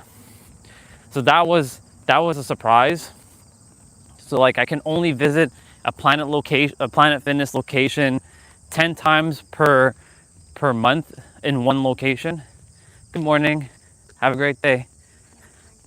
So I had to find multiple Planet Fitness locations and drive to them, which I found like 7. I thought there was only 3 in San Diego, because I'm like, okay, if there's only 3 in San Diego, then I have to manage, okay, 3 here, 3 there, 3 there, 3 there, 3 there. And I was like, okay. But I found 7 different Planet Fitness locations, so I was able to kind of rotate amongst them. I had to get up at like 3:30 every day in the morning to get ready, because it would open at 5, and it took me at least like 20 minutes to kind of like prep myself in the morning, 25 minutes, and then I had to drive to the location. They weren't far. Well, one was further than others. One was like 30 minutes away. It's literally on the other side of San Diego. Some were super close. One was like 6 minutes. But then here was the other caveat. Not all of them have the greatest showers.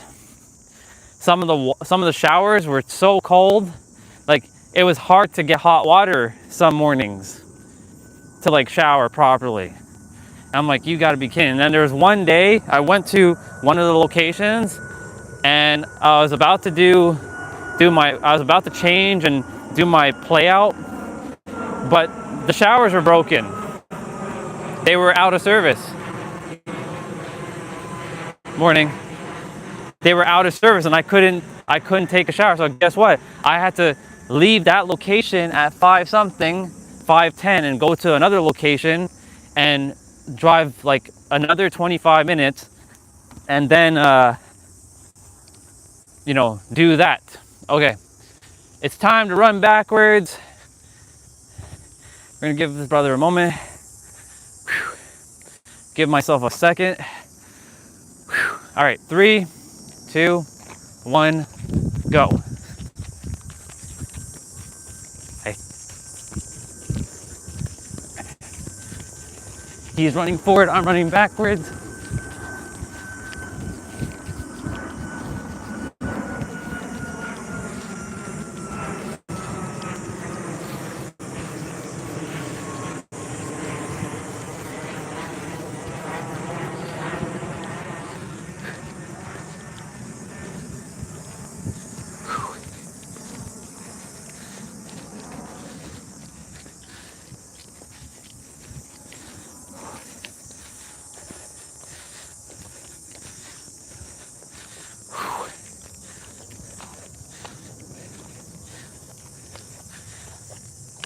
Oh. Okay. That was yeah.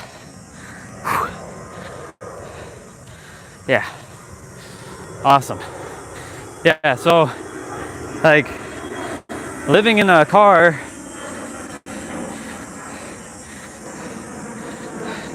I go on a vacation to live in a car. Yeah. The intuition told me to do that. Why? Well, it's simple. My name was given to me in the car on December 28th. I know exactly what I was doing in that moment. So I had, let me just catch my breath for a moment. Ooh, that's really good for your legs. Every day, y'all, you run backwards up a hill, and man, it's really good. Okay, I got my breath. All right, so I had just went to a Jack in the Box. I was using Jack in the Box to brush my teeth and change my clothes. I could change in the car, but it's a little bit more challenging to change in the car, and I've done it. I have to do it many times to change in the car. Like imagine like having to put pants on in the car and take clothes off and shit. Like remember back then, I had body shame to show my like even my chest. So like I was like changing in the car. I had to hang things up, making sure it got enough breeze, like it was airing out from any sweat. And of course, I had to find laundry. Like I had to go do laundry twice at a laundromat.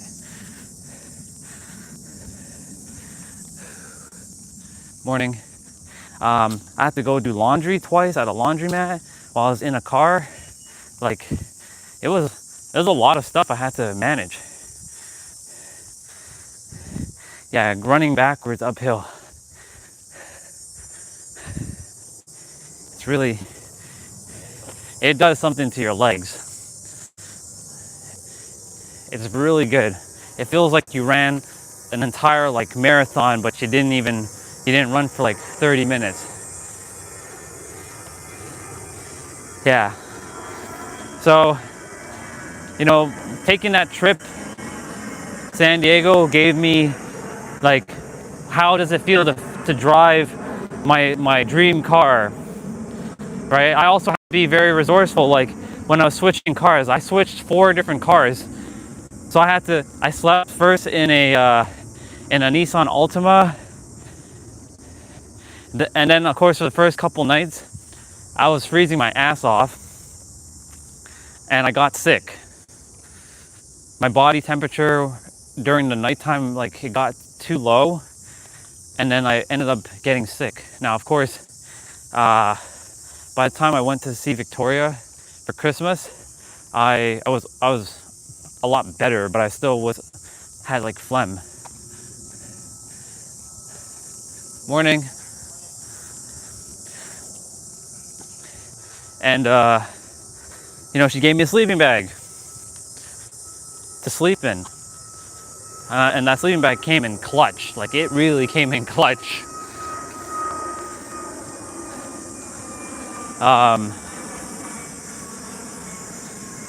And yeah, on December 28th, after I finished from Jack in the Box, brushing my teeth, and the guy knew what I was doing, and he was okay with it, because he's like he had seen me before in the past. Morning. He had seen me in the past, like he'd recognized me, like, hey, I haven't seen you in a long time. Welcome back. I'm like, thank you. He knew this time, he could sense it with his intuition that like I was sleeping in the car, because he would always see me bring in my pink bag, and you know, I'd spend at least like 20 minutes in the bathroom, brushing teeth and using the bathroom, like purging, you know, doing that stuff, just so that at nighttime I didn't have to go use the bathroom, because there were times at night I had to use the bathroom and I couldn't. Most of the time, thank goodness, it was number 1, so I'd go outside and do my business. But imagine being outside at 2:30 a.m., kind of like going into like, not a bush, but like, you know, it's a little bit nippier in the nighttime there during that time of year. So it's like, it's cold. And like I'm bare feet on cold pavement doing my business, like doing the number one. So like I had to be very resourceful what I did, when I did it, and how I did it. But it showed me a side of myself that I had never experimented with before. Breaking out of my comfort zone. And then that night when I got in the car, this like thunderous energy hit me, like as if like I had turned Super Saiyan for a moment. Like I was like a bolt of lightning that just came running through my entire soul.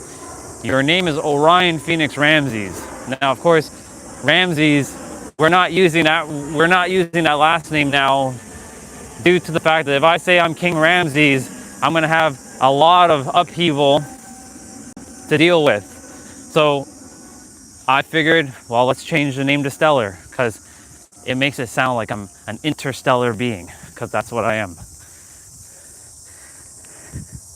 So Orion Phoenix Stellar is the name that it gave me. And it told me exactly why. I'm like, Orion? Why Orion? Why couldn't I have been named Sephiroth or something, you know? Is that Ash? I think that's Ash. Yeah, that's Ash. Nice shot, brother. You got it in. Yeah, that's Ash. That looks like him.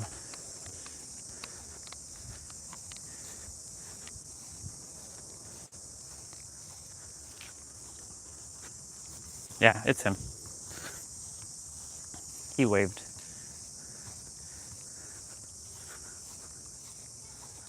Oh, nice shot again. Bucket. He got that bucket. Phone battery at 20%. Good.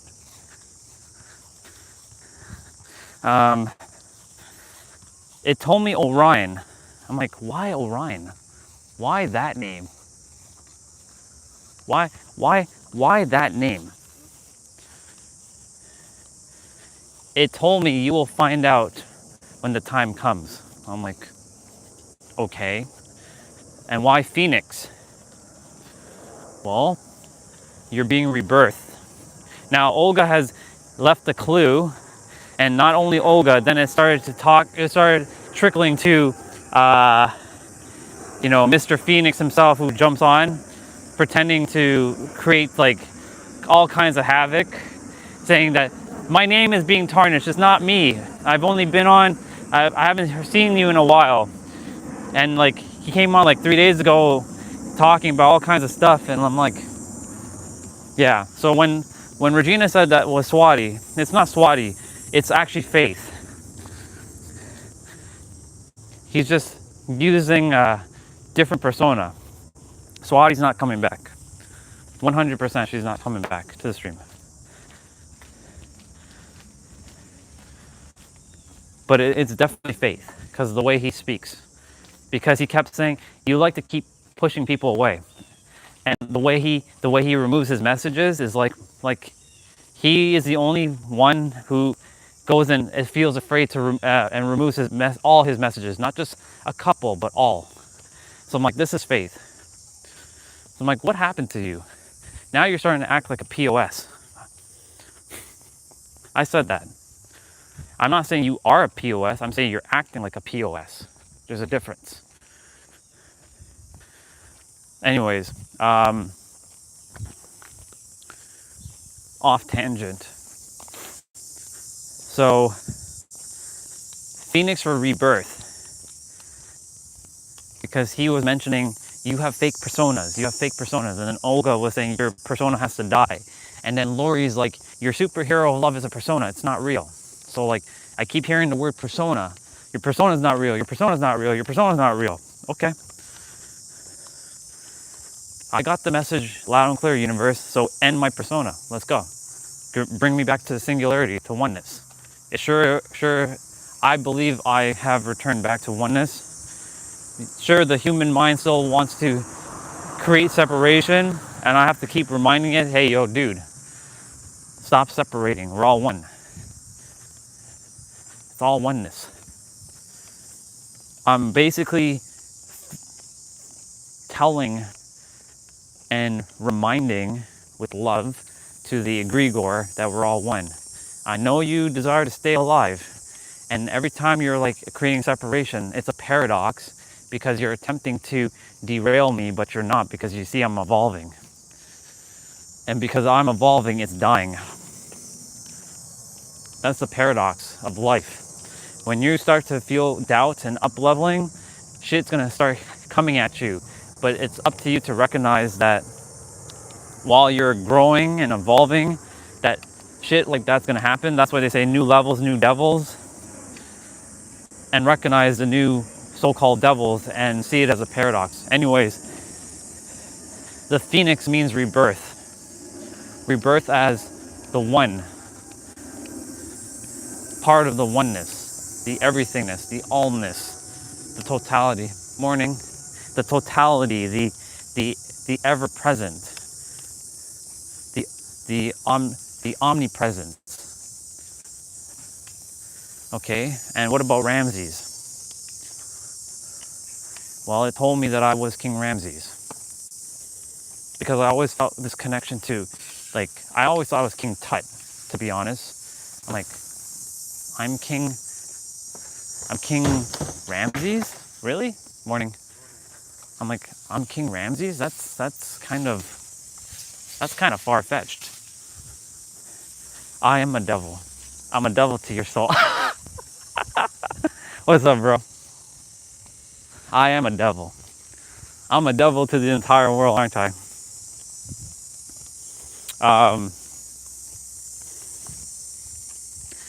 So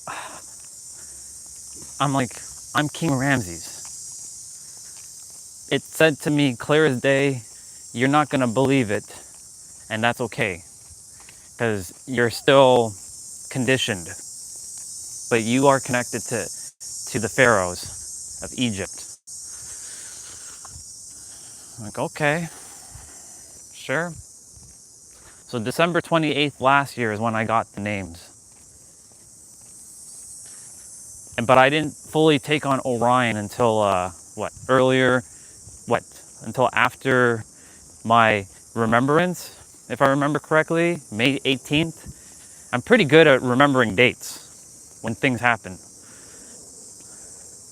When that day happened, it was a Sunday. I know Misha was there. I know Swati was there. Olga was there. Regina was there when my remembrance happened. I'm like, my name is Sarah. The fuck? Who the hell's Sarah? Who the fuck is Sarah? You?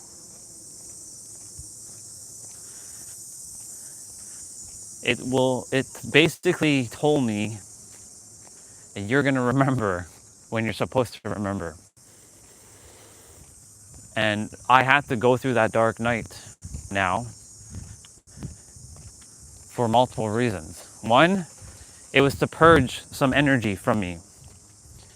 As much as I love those souls, they were also not of my highest alignment. I will always love them, and I always will. That will never change. But I wasn't in their highest alignment anymore, and they aren't in mine.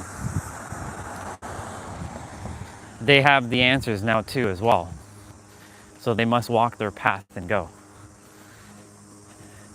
The other reason I had to go through that dark night of soul was to get all of this that just happened, all those diagrams that came through. I had to go through all that for me to be aware. Oh my God, y'all, it really is just that simple. Like, I've always knew the answer was the now, but I could not explain why it's the now. I could not explain that the now is the only thing that matters. Like, yes, I would say, you know, I had said it sometimes on the live stream that the now is the only thing, but like, I didn't really buy into the now until now. And then of course Rupert Spira showed up. Like, I've never even heard of him, and he randomly showed up on my feed talking about the now. He explained it so much better than Eckhart Tolle, in my opinion. Eckhart, he did a great job, but like, Eckhart doesn't resonate, like his energy doesn't resonate with mine. He's too slow for me. I need something a little bit more quote unquote esoteric. You know, I don't require logic anymore. Berry 17%. We got to get rolling with our playouts shortly. I don't want to be out here till like 3 p.m. and then starting my playout. So definitely gonna get rolling because I want I desire a bike ride, but I also have to charge up the phone again. So let's get rolling.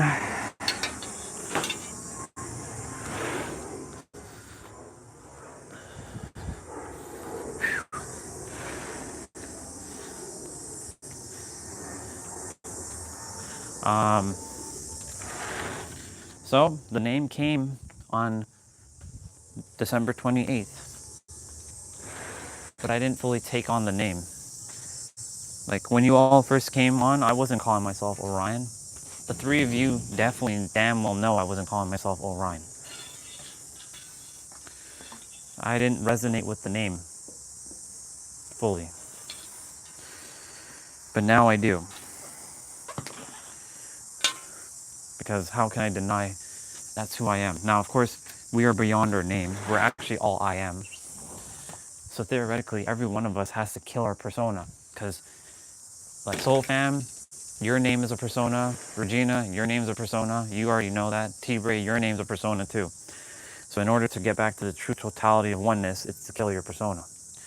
But that doesn't mean that you're ending your existence. It just means that you accept yourself as the I in the I am. Because that's who we all are. But imagine all of us being called I am. Hi, I am. Who are you talking to? You. But my name's I am. Yeah, but I'm not speaking to you. I'm speaking to that I am. Imagine we walk around the planet calling each other I am. Hi, I am. Hi, I am. Hi. There's three I ams right now in the chat. Technically, the number keeps changing, but there's three of you. There's three I ams right now. There's I am of T-Bray, I am of Soul Fam, and I am of Regina. So hi, I ams. If I say hi, I am, which one am I talking to? Technically, I'm talking to all of you. So imagine I'm on stage. Hi, I am. Blank stares. Who are you talking to? I'm talking to you. Who are you pointing to? You, and you, and you. That's why we have a name. So everything technically is a persona. So when people say the superhero love is a persona, technically your name is a persona too. You're the I am. When people say Orion's not real, well, is your name more real than I am than Orion? No, because it's still a persona. It's not more real. It's when I listen to humans speak, I'm like, I laugh at a lot because I'm like, the fuck what are you talking about? How is Orion any more less real than like your name? My old channel back? I have no idea. I mean, this is the old channel. I mean, this is the channel. Oh, you're talking to Regina. Oh, my bad. Never mind. That was for Regina. That wasn't for me. That's for Regina. Disregard what I said. Disregard about that. I'm gonna plug y'all in and turn that on.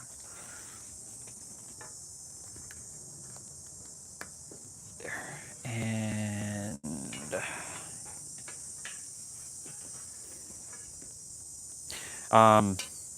so like when someone says to me like, you know, Orion is not a real name, but it is a real name. Just because the name wasn't given to me by my parents doesn't make it not real. There are a lot of people who change their names in life because they didn't resonate with their name that they were given. Think about it for a moment. Did you have a choice to choose your name when you came out of your mother's womb? No. You knew what your name was going to be when you came to Earth, though. So you did have a choice there that you were going to choose that name. But I also made a path that I knew eventually my name was going to change. I knew that my name was going to change in the future because when I was 15 years old, I always felt Andre doesn't, like, this name doesn't fit me for some reason. And it wasn't because of my initials. My initials did play some part, yes. But eventually I got used to like Andre Steven Samir, which spells ass, which, imagine going through school being called ass. Hey ass, you know, puts a mental scar on you, right? But I overcame that and I accepted the names, but they still don't resonate. And so I knew that eventually I was going to change my name. Now, of course, will I tell it to my parents? No, because that's going to break their hearts. When I leave here, that's a different story. As I'm here, I'll still be Andre, and I still accept Andre as the name. To like those who like Victoria right now will still call me Andre, but she calls me brother all the time. She always said brother, brother. Um, and I call her sis. Uh, just like Jessa. Jessa calls me brother. I call her sis. Just like Huang, he doesn't call me yo Andre. He says, "What's up, brother?" So like most people don't call me by that, by my current first name. Most people say brother. I accept Andre. I fully accepted it. However, the universe is like, that's not your name. Not in this incarnation. It's not your name. It was a name that you're using until you became aware of the name that you were supposed to have, which is Orion. So like when people say that Orion isn't real, it is real. There are many people on the planet that actually are named Orion. I forget, there was one of you or someone said that they had a friend who's named Orion and he's part of a football team. I forget who, it was one of you. Either it's you, Soul Fam, or it was someone else. It's probably, I think it was Gentle Boy maybe who said that. I think it probably was Gentle Boy. Let me see what you said. So many of their major religions have a coming of age moment for children. Would they get renamed and they get to pick their name? Yeah, there's those things. So how can my thing not be real? Oh, right, that's right, because it doesn't follow the third dimensional thinking. That's right. Yeah, it's probably Gentle Boy. Yeah, it was Gentle Boy.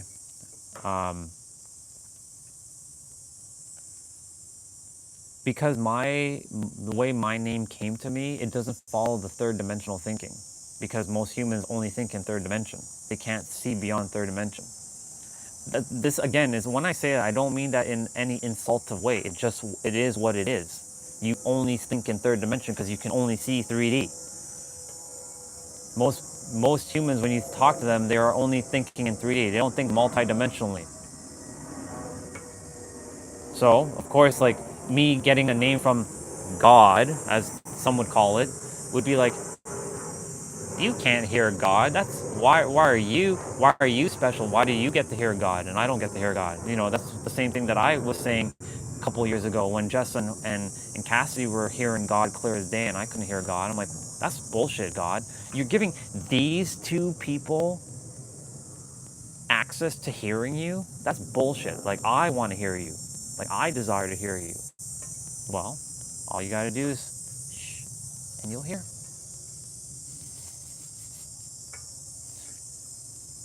Silence, stillness. Let me see.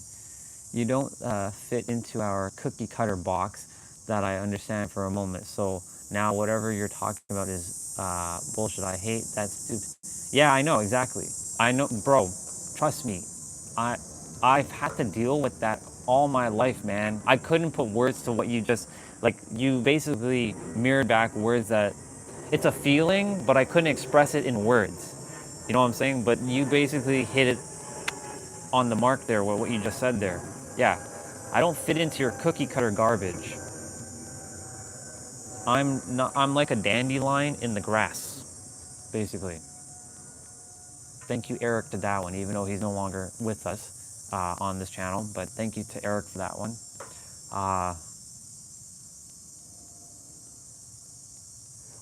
That's a great. You know what's funny? You say that, dude. Earlier, I wrote a comment in a YouTube video to a person. He's like, this person was saying, "How do I live my best life? Can you tell me the answer?" So the video commenter, he just left the link to the Book of Wisdom. I'm like, no, the Book of Wisdom doesn't have everything. So I left a comment and I said, do your best to have discernment, because you wrote the word discernment, to be in the now. Do your best to find joy in everything that you do, to be grateful for what you have and where you are right now. And I promise you, as you keep emanating that state of being, opportunities, people, situations, events, circumstances will appear to help you. Now, of course, I also said that when the new stuff comes, it's also going to come with its own challenges. So be ready for that. Now, I don't know if you read the comment or not. I just left it this morning. But I said to use discernment. And it's fascinating because it's coming full circle. Use discernment. I was actually going to look through the Book of Wisdom because I have the PDF. I was going to look through it and see what I can dig up, because it randomly showed up on my feed this morning. So there must be a reason. And I know, again, a lot will be saying, like, but it could just be a coincidence. Have any of you, since you've been on the channel, have seen anything as a coincidence with me? Everything has always led me to the next thing. One thing always leads me to the next, you can call it, even though it's all coming from within, it's leading me to the next part. So I feel called, if I think I have the book on my tablet. I know I have it on my computer. I don't really feel called to turn on my computer just to transfer it. But if it's not on my tablet, which I believe it is, yeah, I will pull it up and I will take a look. I am gonna go quickly indoors, grab something to eat, because I don't want to be taking too much time with, I want to get rolling.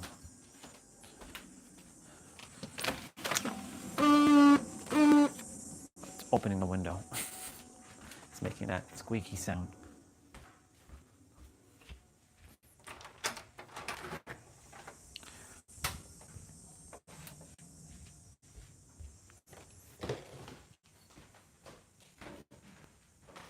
Hey, puppy.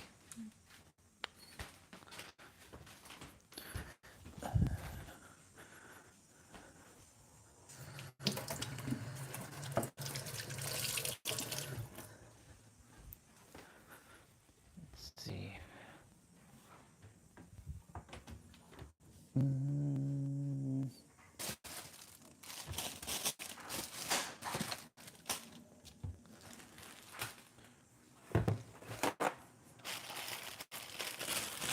Peanut butter slices and apple and a yogurt. So I'll be out there in about 5 minutes.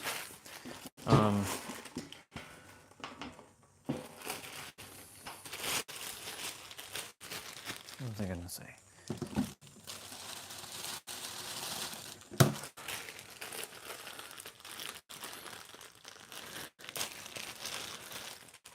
Yeah, so everything is leading to the next thing with my journey. So every time I think I got there, there's always going to be another like piece to the puzzle. But I do know that the now is the biggest piece of the puzzle. It's actually the only piece really to the puzzle that we should be focusing on, because the now is the now. There's no past. There's no future. Or Our third dimensional mind creates time through thinking. Our perception creates space through perceiving. But in actuality, none of that exists. Because the only thing that exists is now. And if we can master the now, and every person from Pete to Nero to Eckhart Tolle to Rupert Spira, practically anyone I've heard keeps talking about the now. They all keep talking about the now.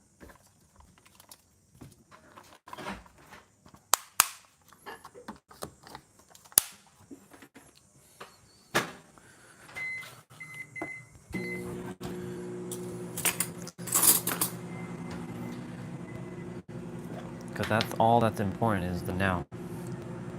Not yesterday, not tomorrow, not even 10 minutes from now, but the actual now. Because everything happens now. When you eat breakfast, like what I'm doing, it's happening now. Even when I finish eating breakfast, it still happens in the now because you're still thinking that thought in the now. So all that matters is the now. But our third dimensional thinking minds tells us that that's not true. Because you have your memories of your past. But your past happened, but it's not in the past, it's in the now. It's still happening right now. That's why a lot of people walk around with so much problems in their heads. Because they're thinking of the past. There is no past. You can literally heal yourself in the now. Because everything happens now. And because you can't travel to the past, you can only think of the past. There is no time machine to go to the past. Not yet, anyways. Not that we know of.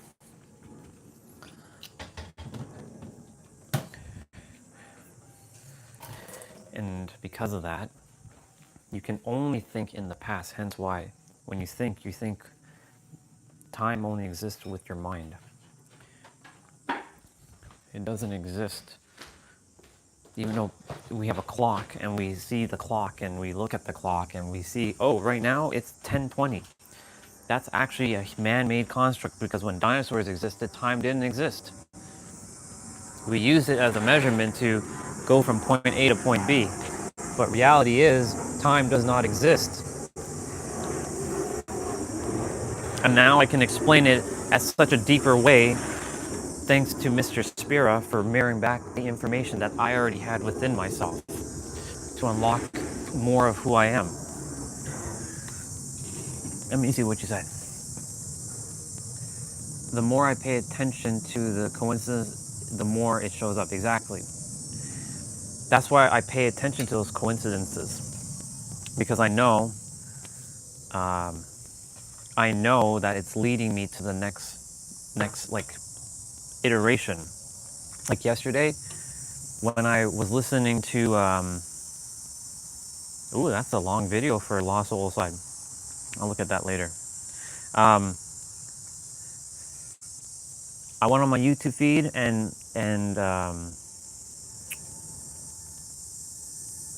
wow, Greg Braden.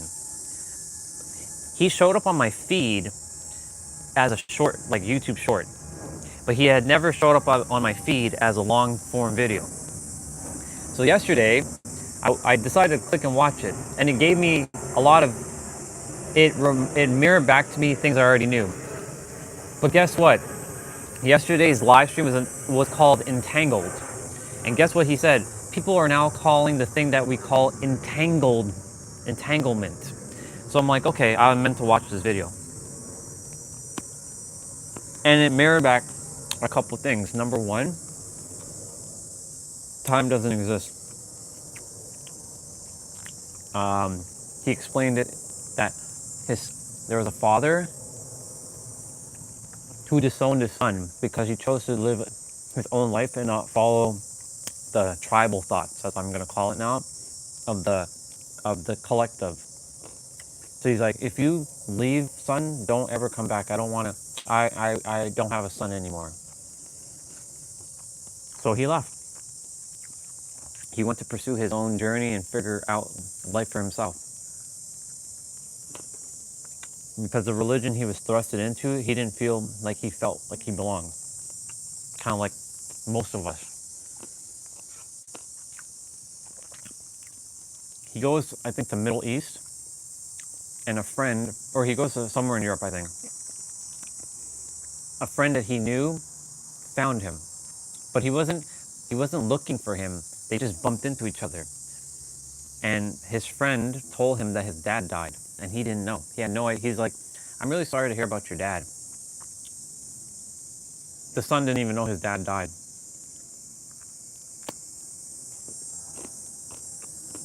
So that friend came to deliver a message that he didn't know. He goes all the way back to America. He starts talking to his dad's friends to find information. His dad went to Jerusalem at that wall where there's a thing where you can put like prayers into a wall. And he went to the exact spot where his dad went, but he didn't know that his dad went to that exact spot. And as he was like he made a prayer, and he's like, I want my dad to forgive me for leaving. Another one came falling out, and that's rare because those things don't fall out once they're in a crevice. And guess what? It was his dad's. So that goes to show you that goes beyond time, space, and our third dimensional logical thinking. How is that possible? True story. Secondly, I mentioned it earlier, that if you have an idea and you don't act on it, the universe wants you to act on it. But if you don't act on it, the universe will summon someone else. Hence why they say God doesn't qualify the call. He doesn't call the qualified, he qualifies the call. Which means those who are ready, he's going to deliver what you're supposed to do.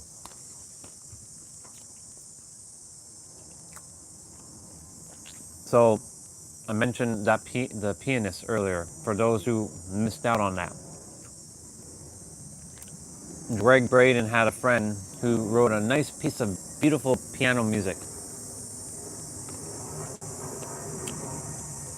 But the guy said, it's not ready, it's not ready, it's not ready. And he kept working, because most artists, they don't know how to support themselves, right? They don't know how they're going to support themselves. So they work hours and hours and hours at like a restaurant or a bar, only to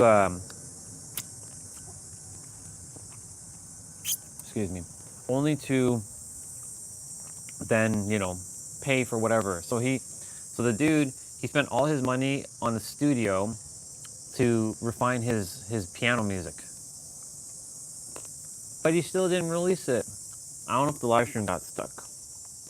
I don't think it did, but I'm just gonna check.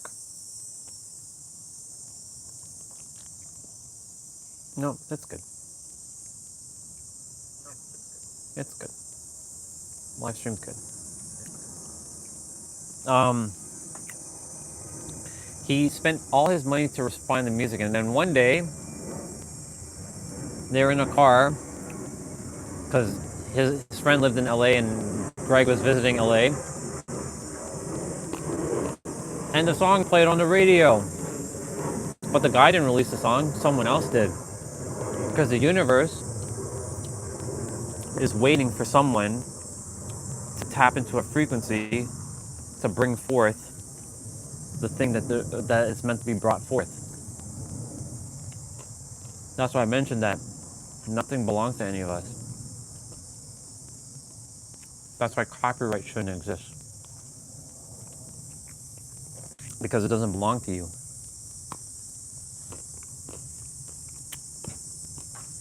unfortunately, the humans like to have possession of things. Possession and ownership of stuff. But in reality, nothing belongs to you. Truly, nothing belongs to you. It never has and never will.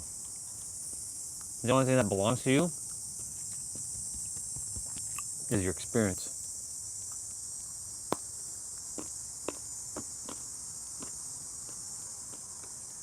Anyway, totally different conversation.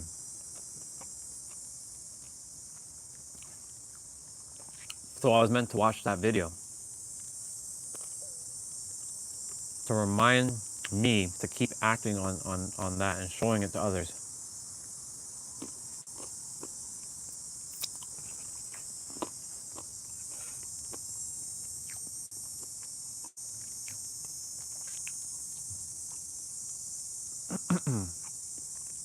Yeah. You are meant to bring forth what you're supposed to bring to the world, no matter what. There's a video right now that's on my feed that says, "You have a rare gift. You were chosen." Here's the thing. The chosen ones choose themselves. Everyone's chosen. Now, will everybody take the call? Well, who knows?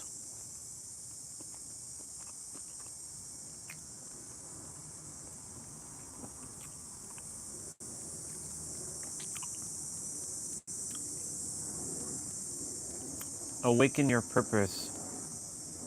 Heal, remember, and rise. See another person. Is that a sister?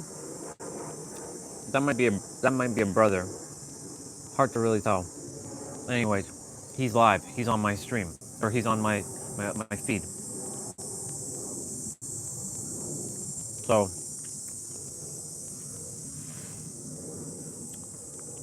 you're here to fulfill your purpose, but live in the now.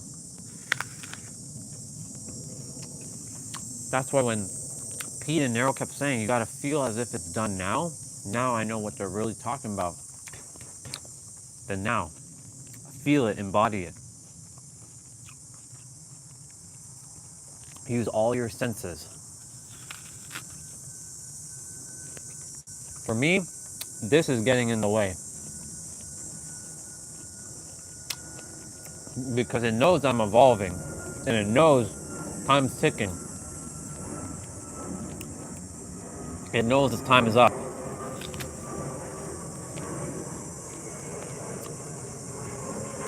Now, I want to make this clear. The third dimensional thinking mind isn't some enemy. It's not. It's a tool to help you to evolve. The egregore, who's taken over the mind, though, it's not an enemy either. But it doesn't desire you to grow because it doesn't believe that you can do it. Because the mind is conditioned to do one thing: keep you safe. But when you regulate your nervous system and you feel safe, regardless. That's why yesterday when I was telling Anderson, we were walking in the trail.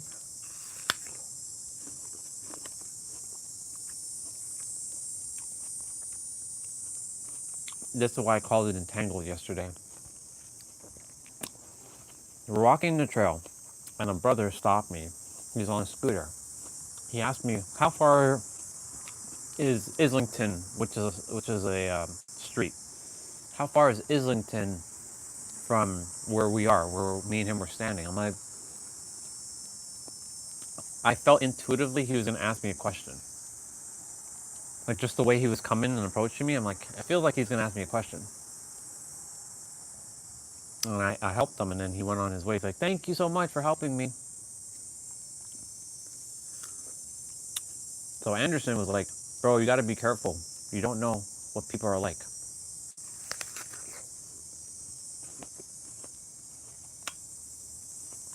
he's looking out for me, and I appreciate that. But it's funny how we jump to the conclusion of that right away, because our third dimensional mind has keep seeing it time and time again that people are gonna hurt other people.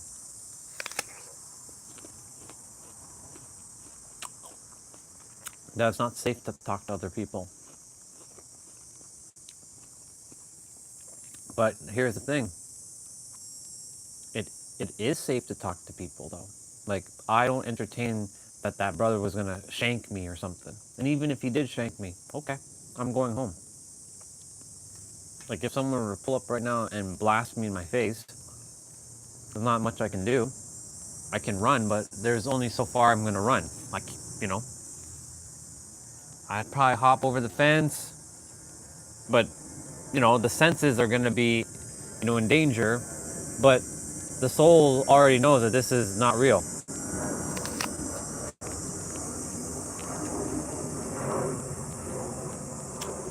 When you're facing death, that's when you start to value life. That's why it's important that every one of us do a death meditation.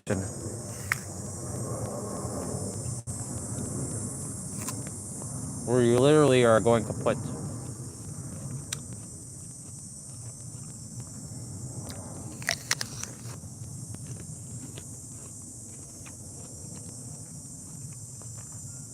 anyways, my point to say all this is to say yesterday I had to help him to rewire, because I'm like, I don't entertain worry about someone's gonna come and shank me, or I should be careful with that person.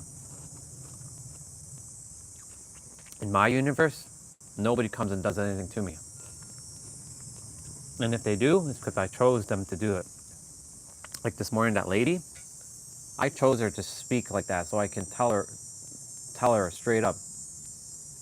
Sure, I told a little white lie that I'm recording myself. Theoretically, I'm not lying because I am recording myself. I just wasn't facing the camera to me.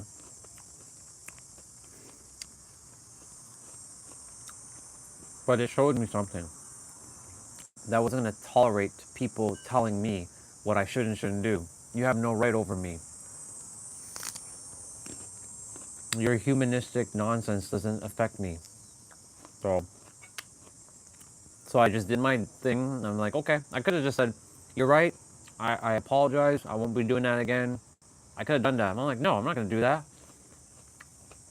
Fuck that noise. I'm not having someone have power over me. She wants a little bit of power over me. Doesn't work. Anyway, so I still love her. I have no qualms against her. Just won't entertain her third dimensional nonsense, but that's how humans are. Because they don't know any better. And so when I'm in the trail, I don't think about, oh, this person's gonna hurt me, they're gonna shank me. I don't think about danger. I think about, there comes a brother. Is it illegal to film in Canada and like in a park, or when you're parking and filming? I don't believe it's illegal. She said it was illegal to be filming her property. I didn't film her property. I pointed at the little thing, little Dead by Daylight little shack one day, only for a moment. She didn't like that, so hey, I have the right to do what I choose to, but I'm not filming you because you're not that special. In a park.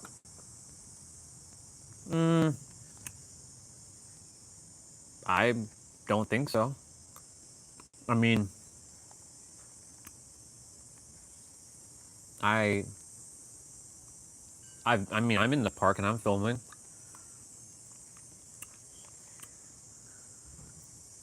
The trail technically is a park if you think about it. Plenty of cops have seen me down there filming. There was a Saturday morning when I was going down, the live stream was on, and I had the gimbal, and they were looking at me, but they didn't say anything. Even if they did, I'd be like, you have no jurisdiction over me. I don't get involved with police stuff. I'm not governable, but I'm not going to go also break laws. This is where discernment comes into play, and having a bit of common sense. Like, for example, I'm not going to go into a business and record. Like when we went to downtown Toronto, there was a security guard that came up to me, and he said to me, "You know, you can't be filming in here. It's private property." Technically, nothing's private because nothing is owned by anybody. Nothing belongs to anybody. If we're getting very the esoteric, nothing belongs to you. But of course, like I just said, humans like to think that they possess and own things. They want to feel like they own power. To some degree, we all have that innate thing inside of us, like a sense of ownership of something. So I just basically took the phone off. I actually just went outside. I went to use the bathroom. I didn't like go inside to record, but I was saying, hey, y'all, this is where I used to work. This is the for 5 years I worked in this building, and it was some good times and some heavy times, but like, you know. And then I went downstairs. There was the eating area. I went to the bathroom. The internet stopped working. I came back up, and then I saw the security guard come to me. He's like, you know, you can't be recording here. And so I'm like, okay, I'll just go up and leave. So I left. But I was saying, like, this is a third dimensional nonsense. I should be able to record. But the thing is, I went to my my old new work building, because I had the old work building and the new old work building, the one that I left in, and nobody was there except for one of the receptionists. But I've never met her. She started like 6 months ago, so she's new. I'm like, is Dora still working here? Like, yeah, Dora's still here, but you just missed her 15 minutes ago. I'm like, fuck, okay. I said I was gonna go visit them, but not right now. I'll visit them when I choose to, when I feel called to go back downtown. I don't feel I don't feel the pull to go downtown. It's just a bunch of noise. And I already took you all downtown and saw basically almost everything except for like the Eaton Center and all that stuff. But who cares? It's a mall. You all have seen malls in your life. You don't need to see another mall. You know. Eaton Center, I wouldn't be using a gimbal, because I know that's gonna attract a lot of attention. So I'd just be like holding the phone in my hand. But I decided not to go there because we were by the water. Anyways, my point to say is, when I went up to that building, I didn't go and I pointed I had my phone in my hand at first, but then I turned off the camera like I did here. I turned off the camera, and then I put y'all in my pocket. Y'all could still hear the conversation, but you couldn't see me. So, thank God they added that feature. That was a necessary feature, to mute the camera, to shut the camera off. Make it like a Zoom call. Because that was a feature I was missing in my first and second. Actually, it was a feature I was missing in my San Diego adventure. Because every time I have to go use the bathroom, I have to be like, I have to swipe up, pause the live stream, because the camera thing wasn't there until they added that feature of the camera. Anyways, I didn't film her because privacy. So it's using, you still have to use this at times. This is still necessary. And this is where discernment resides, right here. But back to your question, I don't think so.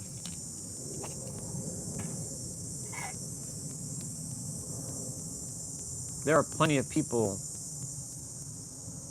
who vlog, and I've seen Torontonians vlog of like, if you're talking about like an amusement park, I see people vlogging there.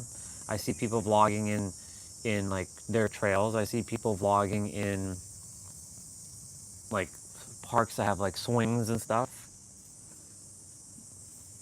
I've seen it. That's why I'm like, I know I can do it. I don't even question it. Now, if it's like a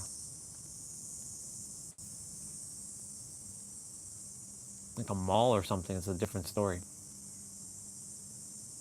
Like, I know the mall that we go to, that mall that's basically should be torn down and either be rebuilt or just remove it completely, because there's like nothing in that mall. It went from prestigious to like shitty within 10 years. Like, there's nothing in that mall. There's only reason I go in that mall is for either going to the dollar store because it's closer, or to get ice cream at Baskin Robbins. That's it. That's the only thing that's there left. Baskin Robbins for my bubblegum ice cream and my cotton candy ice cream, or go to the dollar store. Other than that, that mall sucks. There's no EB Games anymore, or that's also known as GameStop for you all. There's none of that. There's nothing good. I mean, Foot Locker's still there, but I'm surprised that Foot Locker hasn't closed down yet, to be honest. That Foot Locker is like, I'm surprised it's still there, to be honest. Let's just put it that way. Anyways, no, I don't think it's illegal. If it's private property, probably it is. But a park isn't private property. Parks are usually public spaces. Yeah.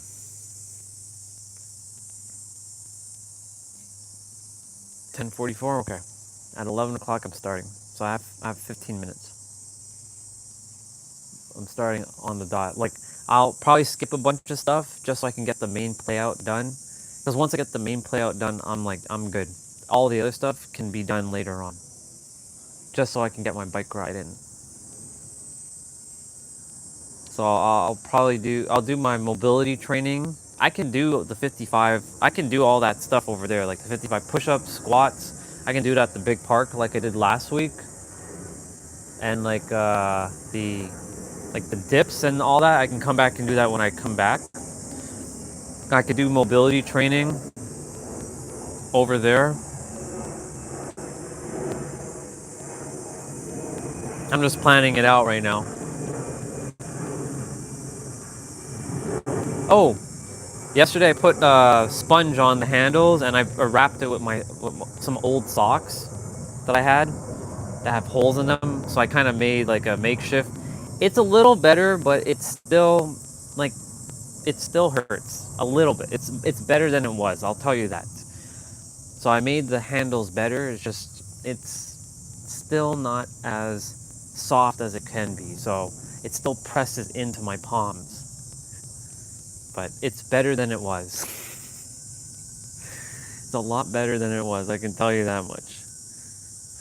But the grip now is a little bit bigger, so that also will challenge me with doing some moves by holding it. But I like that. So, new and improved walker.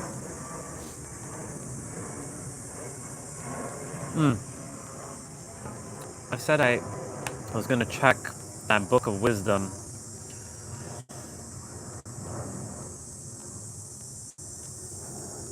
PC features, interesting. Okay, I'll look at all these Lost Soul side stuff later, not right now. Lost Soul aside. That's coming out next Friday, y'all. I'm looking forward to it. I'm looking forward to it. And there's a Gamescons award showing up. Like, that's there.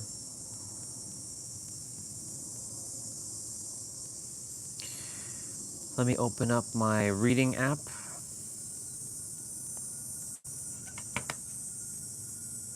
Oh, Nero's book popped up.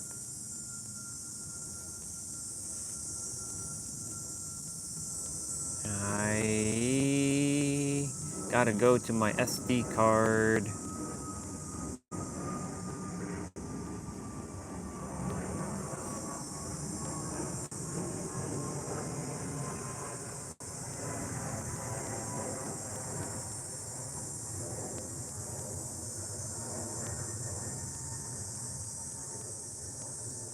Where the hell are my books?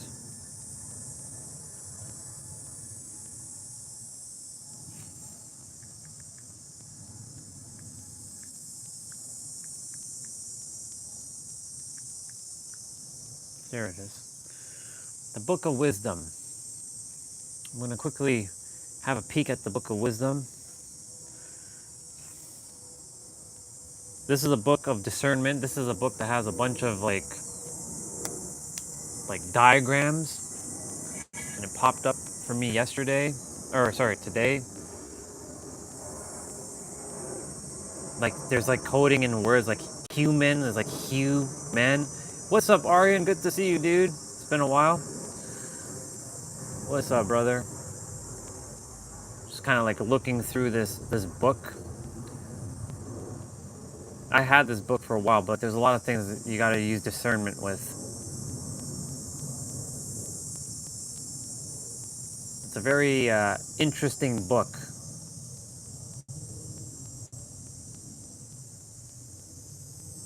But like again, you got to use discernment because not all of it is accurate. Yeah, the practice of discernment runs deep into everything, right? Exactly. So like for example, like the third eye, it's talking about the third eye and activating the third eye, the pineal gland. Oh look, if look, it's the Holy Grail. So this is what Regina basically was talking about, but at a higher like scale than what the book is talking about here.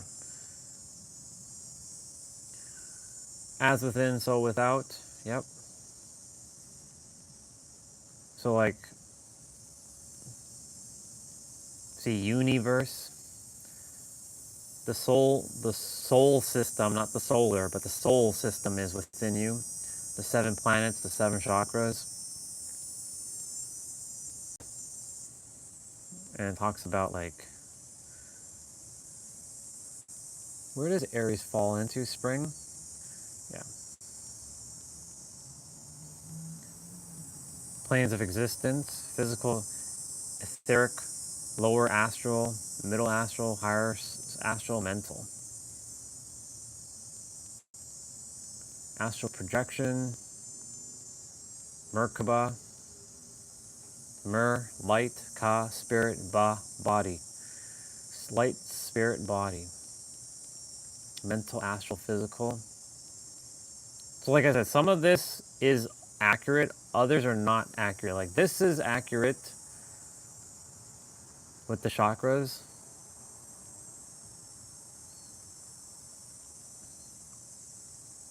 It's funny how the colors are different though.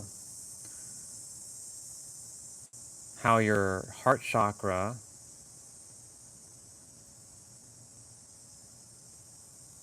yeah, the heart is pink, and your third eye is actually green. Normally it's the other way around. Oop. There we go. That's why I have to look through this thing and like really, again, do I buy into all this stuff? No, because the answer is right here. However, there might be something that I look at in this book and I pick up something from it that I'm meant to draw.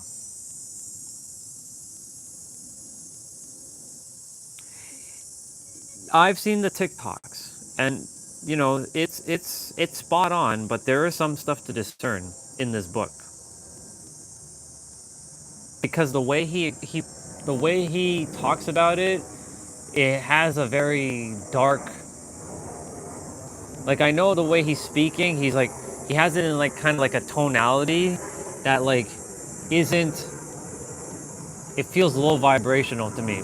I can't, it's hard to explain. But I know like there's a lot of things in this book, it's accurate, but there's a lot of stuff that's not accurate as well. And that's why discernment is necessary. So like, for example, he's talking about head is heaven. So head, heaven. Like, sure, head is the heaven. This one, he's kind of like stretching it a little bit too much. Of course, like, heel is hell, but heaven and hell don't exist. So like, you know, that, I know he's not referring to like hell as in like in like some place, but I know like I would not entertain things like this.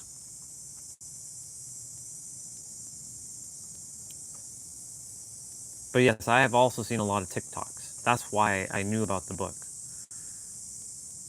I have both books, by the way, book 1 and 2. Know thyself. Yep. Know thyself, and thou shalt know all. So basically, when I hear know thyself and thou shalt know all as if they know themselves in the now. So there, you know, his stuff is adding to what I already know, because this is not any, we all have all this information within ourselves, but some of it, when you look at it, it's like this one right here, where he's called it deveil, like devil, like, for example, like this one's far-fetched a little, like deveil, like, why deveil? Like, I get it, I get what it is, but I mean, that one's kind of stretching it a little bit.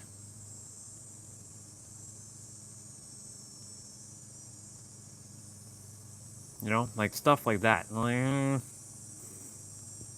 Like this, ooh, like sun, soul, and soul, accurate. You are eternal, accurate. 5 senses of the soul, eye of the soul, symbol of the soul, the eye of Horus. Like, this stuff is accurate, but like deveil and devil, like, kind of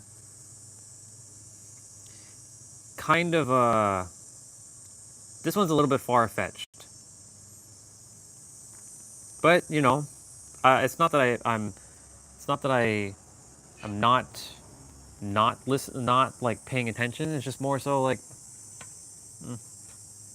because you can feel it when you've gone so deep, and you know, when you've gone so deep with yourself, you'll know what feels accurate and what feels misaccurate. And yes, to remove the veils of deception.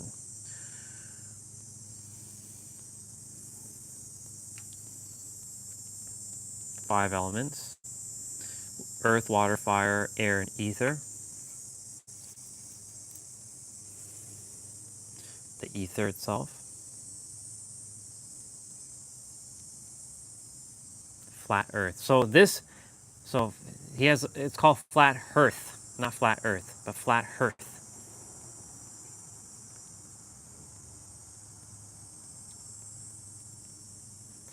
So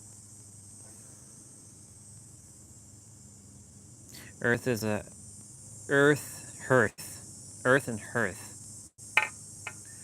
Remove the H to the beginning and earth becomes heart. Wait, remove the H to the beginning and earth becomes heart. Or sorry, yeah, move the H to the beginning. Well, it's hearth with an H at the end.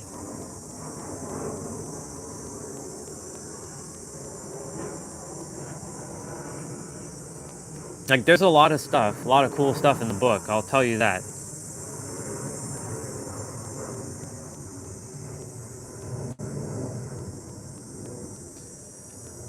I'm definitely going to have to spend time with this book. Yeah, I look at it like the shadows, but that doesn't mean you should sit in front of it like a teacher. So remove the veil to see the devil.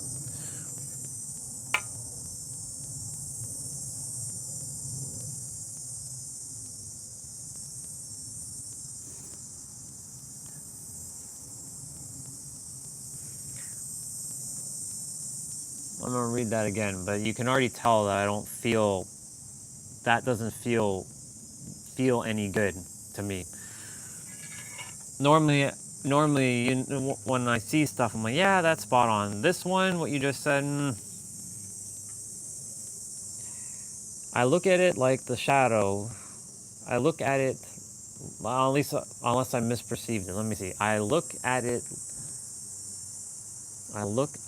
like the shadow, but that doesn't mean you should sit in front of it like a teacher.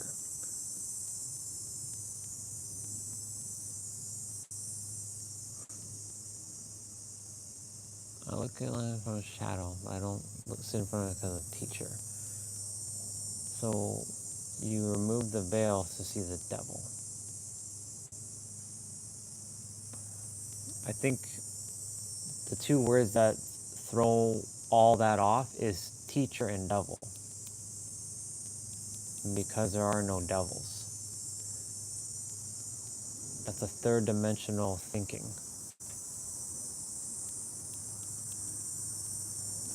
Doesn't mean that there aren't negative stuff, because I've completely eradicated the word devil out of my consciousness. Like, it doesn't exist to me. And of course, the word teacher for me also, well, teacher is different. Teacher is just a mirror. So that word is just replaced as from teacher to mirror, because it's just mirroring back to you. Let me see.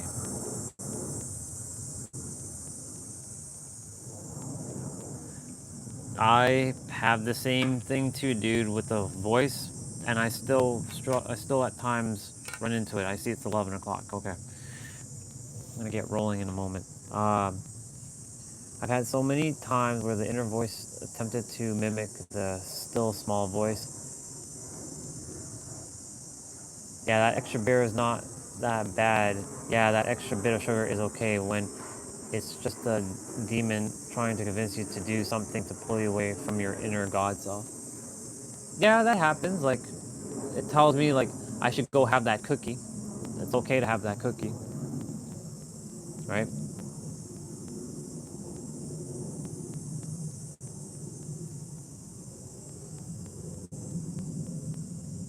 Yeah, I'm aware. I'm well aware of what the book is doing.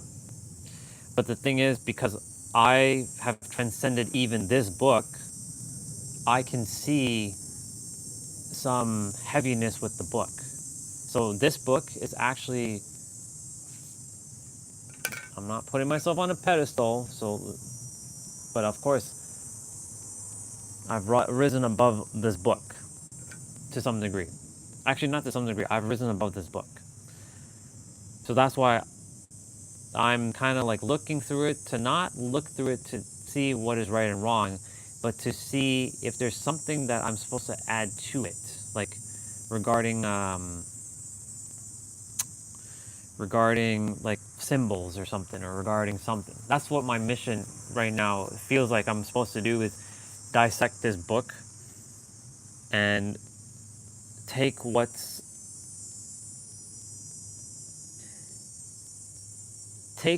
may seem complicated and simplify it even more, if that makes sense. And you're right about that. The whole pull you away, yeah, that's what it's going to do.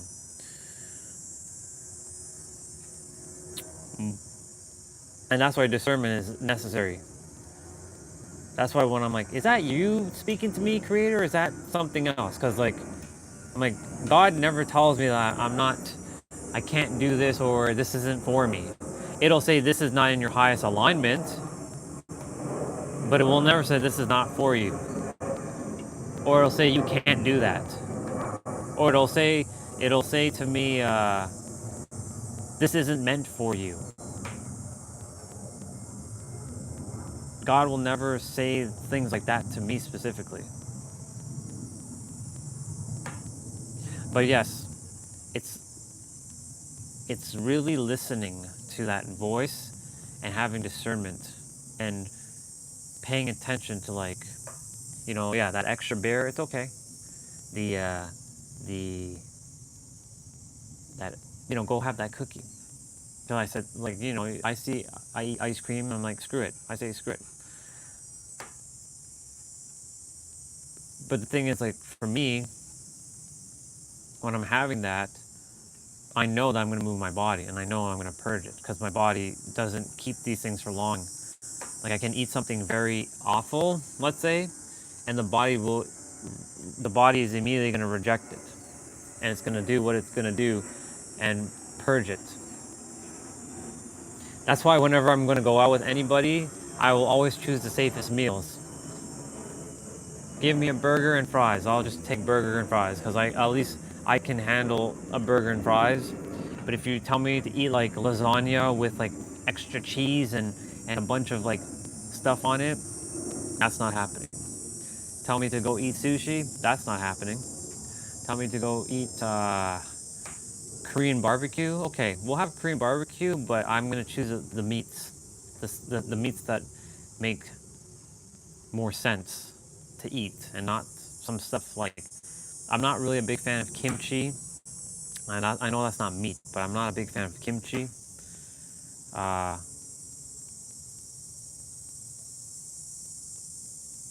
Yeah. So right now, talking about flat Earth.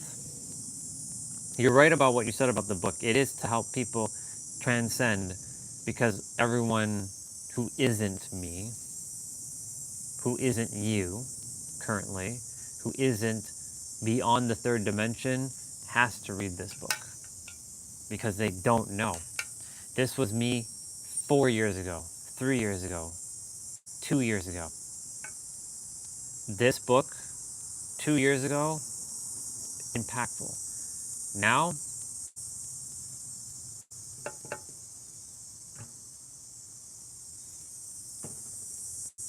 I mean, it still helps for sure to see stuff. Mr. Joseph, for doing what he did. It is to definitely help remove the deceptions of the planet. But I'm meant to do it in a simplified manner. And that's why my one drawing alone, like, this is great to have all this stuff, but it's overly saturated, and it can be overly complicated to a mind who can't fathom this stuff. This is why the answer to everything is to be in the now and keep things simple. Simplicity. That's a word I should be writing down in my diagrams. Let me make a mental note and a physical note. So I should add more circles to these drawings.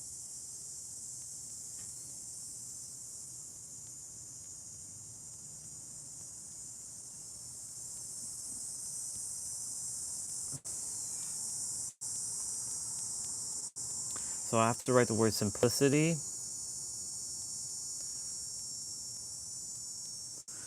grateful, or gratitude, excuse me. And I know that time is ticking. Simplicity, gratitude. I'm just making notes. Oh, authenticity. I didn't write that down in the U diagram. Simplicity, gratitude, authenticity.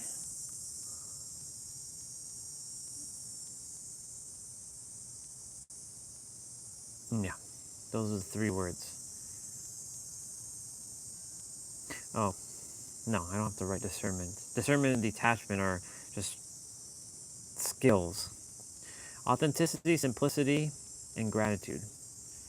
which is funny because there's another, that's another trinity right there. I just added those words, but I haven't drawn them in a circle yet.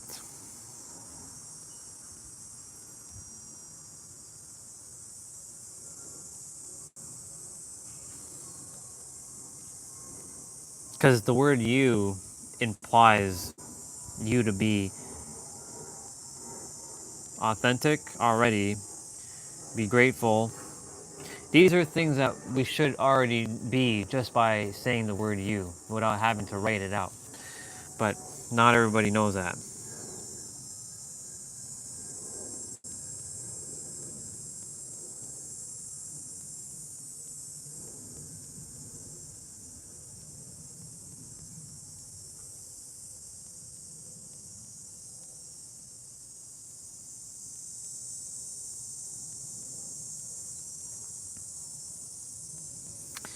I just saw what Victoria said. It's sad to hear that you went through the darkness and left it behind. I would mind if you would be reaching out for some help and support, but it's your journey and your choice. You are evolving and growing. Yeah.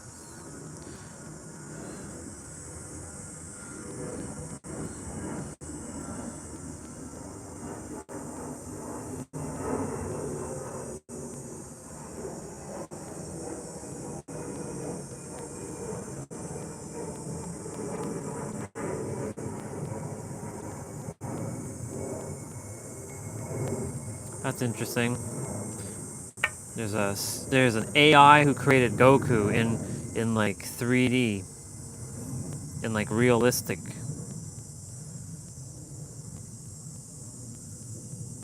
Cool. Not bad. Most people invite you to parties, dinners, and drinks. Few invite you to do hard things that make you better. Value those, they're rare. Yep, they are rare. Each time you meditate, you remember God. For a period of time after meditation, your frequency triggers that memory in others. It's the reason people are drawn to meditators, and the reason I meditate twice a day. I just think. Yeah. All right. Time to roll. It's funny because every time it hits 11:11, I usually start my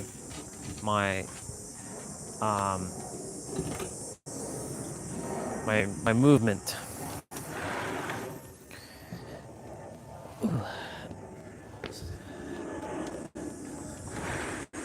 But yeah, you're right, dude. That book,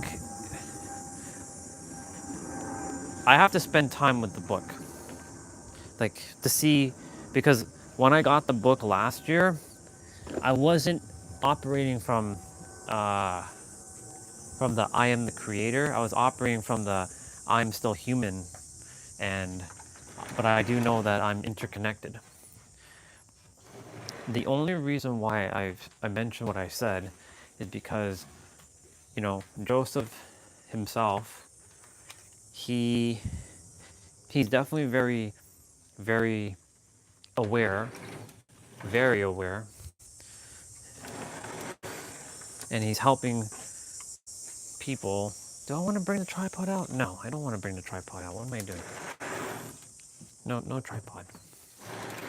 I've been liking my camera angle the way I've been doing it lately. Just keeping on the table. He's very aware for his level of awareness he's at. And I'm grateful that he brought the book out to help those who are truly stuck in the third. But there's still some discernment that has to be had with that book, because not all of it's truly accurate, because it's based on his level of awareness, where he's at on his journey. He's doing great though. He's definitely doing amazing. But there are some things I can't pinpoint exactly what it is, but I can feel something are not. Some things are not quite accurate. That's all. But I mean, the thing is, because unless he's been to the other side, I don't know what his experience is like yet. I have no idea if he's crossed over or he saw the other side. But because I saw what I saw, that's given me the hell happened to my shirt here? It's given me this ability to discern what feels right and what isn't right. So like most of the stuff in the book is spot on.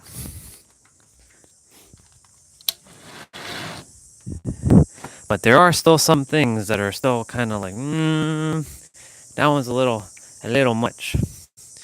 That one's a kind of take it or leave it. It's kind of like with my stuff. It's a kind of take it or leave it perspective. So his book is similar to that aspect. It's a take it or leave it kind of thing.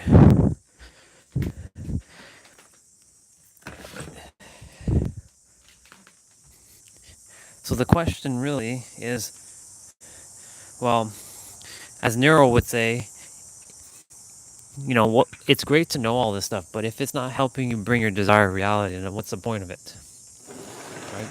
So like, yes, it's helping people to get clear and stuff. So like, you know, telling people that I'm an ancient pharaoh from the past, or like telling myself I'm a pharaoh from the past, that's cool. But is that bringing me my desired reality? Well, that's a great question, right? It all comes down to what is it doing for you in your life.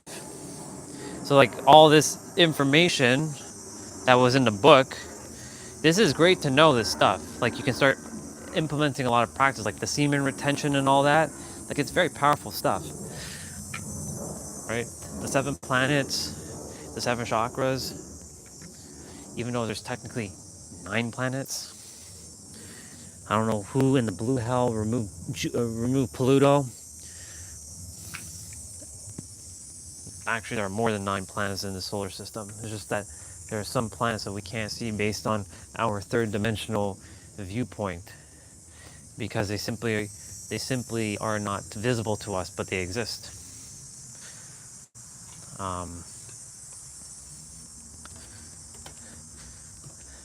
It's like when they removed Pluto, I was like, who in the blue hell removed Pluto? What fool went and removed Pluto?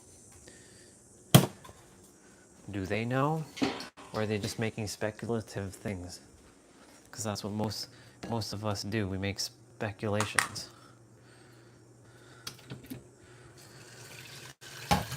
The only way to know is when you die, you cross over for a moment,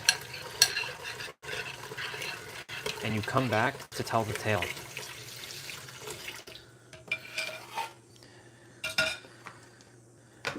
And to keep things simple, you're meant to be in the now. You're meant to radiate joy. You're the creator.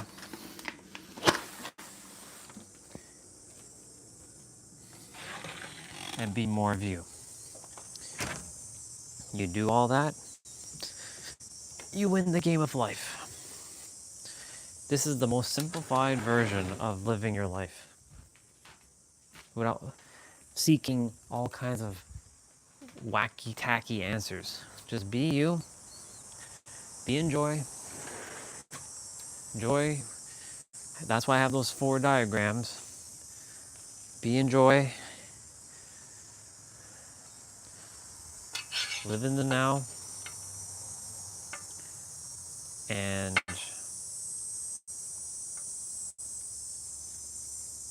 yeah, know that you're the creator. What else do you need to know?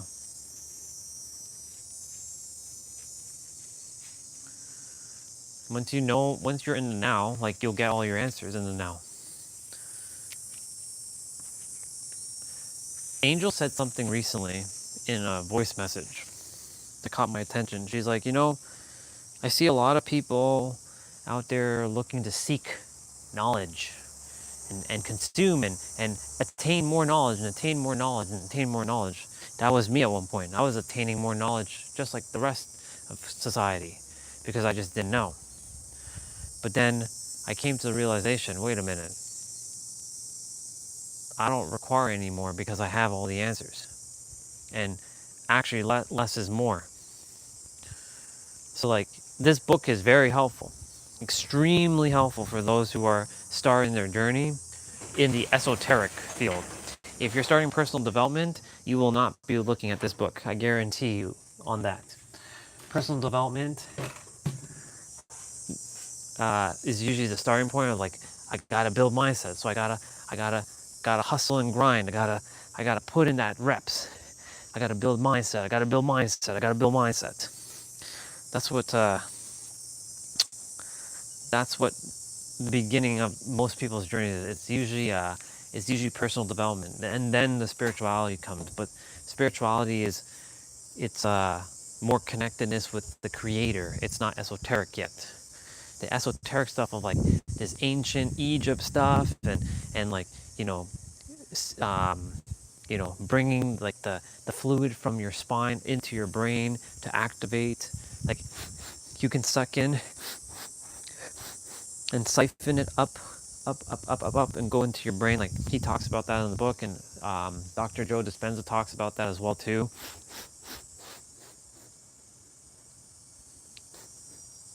Like, you can have all that, and that's great. And doing astral projection and lucid dreaming, and that's great and all, but when you tap into God mode, you don't need that anymore. So that's why, like, this book is designed for people who are the me from 3 years ago. The me from 3 years ago who felt like, I don't know enough because I'm not enough, and but I do know that I'm beyond what people tell me, but I'm still don't feel like I'm that, and I require more guidance and more info. That book will help. This book will not help anyone who is tapped into God mode. This book is only going to show me more of what I already know. What I've chose to do with this book is to kind of go through it and see, how can I make what he's taken even more simplified. I already came up with my answers. Like, to be honest, the synergy of Trinity is the answer. Just look at it. It's the simplest form. You, now, joy, and God. They all have 3 letters. They all follow the same sequential, similar path with the letter O in the middle. O is the only letter that's encompassing, that keeps things going. It's infinite. P doesn't count because P has that line. R doesn't count because it has the line. A doesn't count because it has the line. B and D also don't count because they also have a beginning and an end to it. But circle, or O, does not have an end or a beginning. It just keeps going, just like the number 0.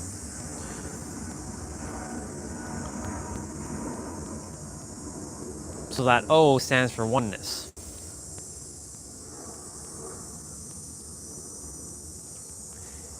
Nobody ever has to read another book again, to be honest. When it comes to more like manifesting or connecting with God or anything like that, the answer is in the now. That's it. That's all you have to know.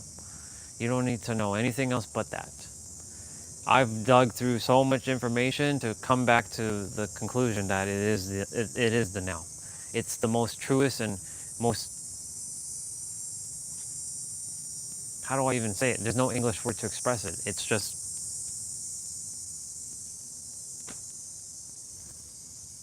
I don't want to say the word truth because there are no truths. But this thing called the now, that's it. That's all you ever have. Now. Forever. There are no English words beyond that. I can't express it. Yeah. There's just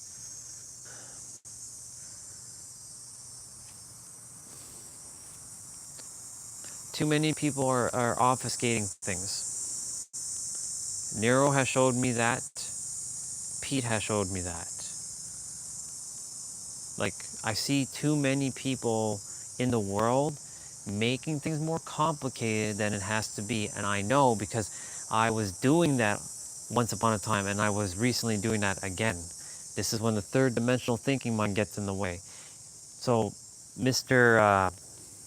Rupert Spira, when he said that the mind is like a prism that refracts the light and takes something that's infinite in one, and you put a prism in front of a light source, it refracts light into multiple beams, or it could be one single beam. That's what a prism does. A prism is our mind. The mind is a prism. It likes to refract things. But if we remove our mind, we're dead, technically. So you have to master your mind to see beyond the third dimension and see it as one. Once you take away the prism from the light source, it becomes one. It's the simplest way to explain this whole oneness thing. Your mind right now is, for those who are third dimensional thinking, you have a prism in front of your light source, and it's refracting the light into multiple things, creating separation. Remove that prism, you're back to oneness. It's like your heart. Your heart is one thing. Like, we're not talking about the actual looking heart, but we're talking about like this symbol of what a heart is. You start with oneness, you go on your journey, you separate yourself from God, or you separate yourself from others and they're on their journey, to only realize you get back to oneness. The universe had me draw the simple versions of these diagrams to show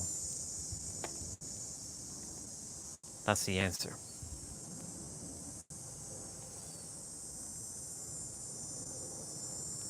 The answer is clear as day, you.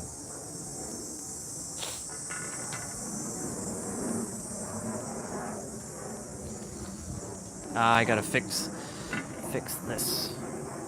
There we go. I've been doing this angle for the last couple days because it seems more closer, and like the words are blocking my feet, of course, but whatever, it's all good. And the mat, it's all good. But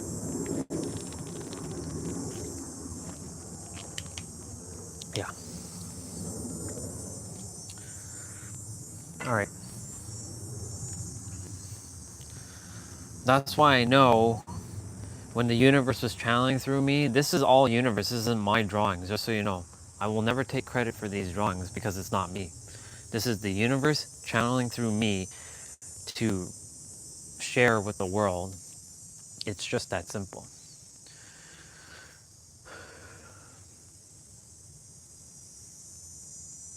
But our mind, which has a prism, when we think, creates time, which then time then refracts a lot of things and makes things more complicated. Like, but I don't live in San Diego right now.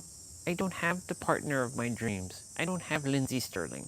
I don't have my Toyota Supra. That's what I mimic my mind by speaking like that, of course. I don't have this. I'm not where I desire to be. I don't have my trillions of dollars. That's what the mind does. Because it thinks in 3D. And because it has that prism in front of it, it creates time and perception. And perception creates space. Oh, this thing or this tablet is separate from me. So my perception is like, oh, I'm holding this tablet in my hand. So thus this is separate from me. So our perception is creating space, and our thinking creates time. But if you remove your perception, hence why if you perceive correctly, you will, or let me rephrase it, if you perceive with alignment, you will get alignment.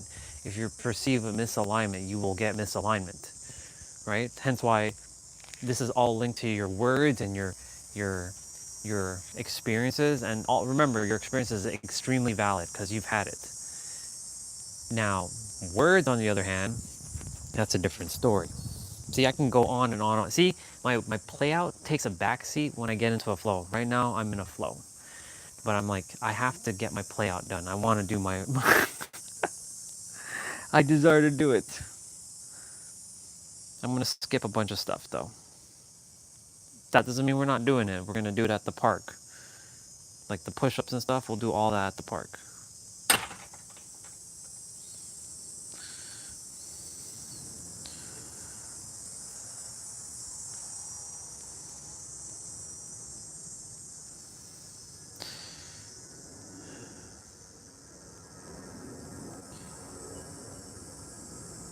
What I was going to say was like,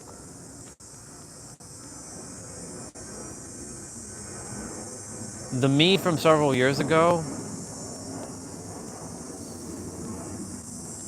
was searching for knowledge and eager for knowledge and having just consuming, and I don't have enough, I don't have enough, I don't have enough, I must have more, more. I'm not ready, I'm not ready to serve, I'm not ready to give, I'm not ready to help people. No, I have to have more knowledge, more, eat more, knowledge, more, consume more, not having, not enough, not feeling enough. I have to get more knowledge, more information. 5 years passed on, 5 years passed on, 5 years passed on. That is what people are doing right now. This diagram. You, now, joy, God. I had to go through my dark night of soul. I had to. For me to get that. To tell you all how simple it really is. So that you could see firsthand how I was confusing things, making things more complicated, because our perceptions and our thinking distort time and space. Time doesn't exist. Time is an illusion. Space is technically an illusion in itself. It's not fundamental to reality. Everything exists here and now. But the problem is the mind perceives things as like, but I don't have my trillions of dollars yet. I don't have my Toyota Supra yet. I don't have Lindsay Sterling yet. I need to go use the bathroom. Give me 1 second.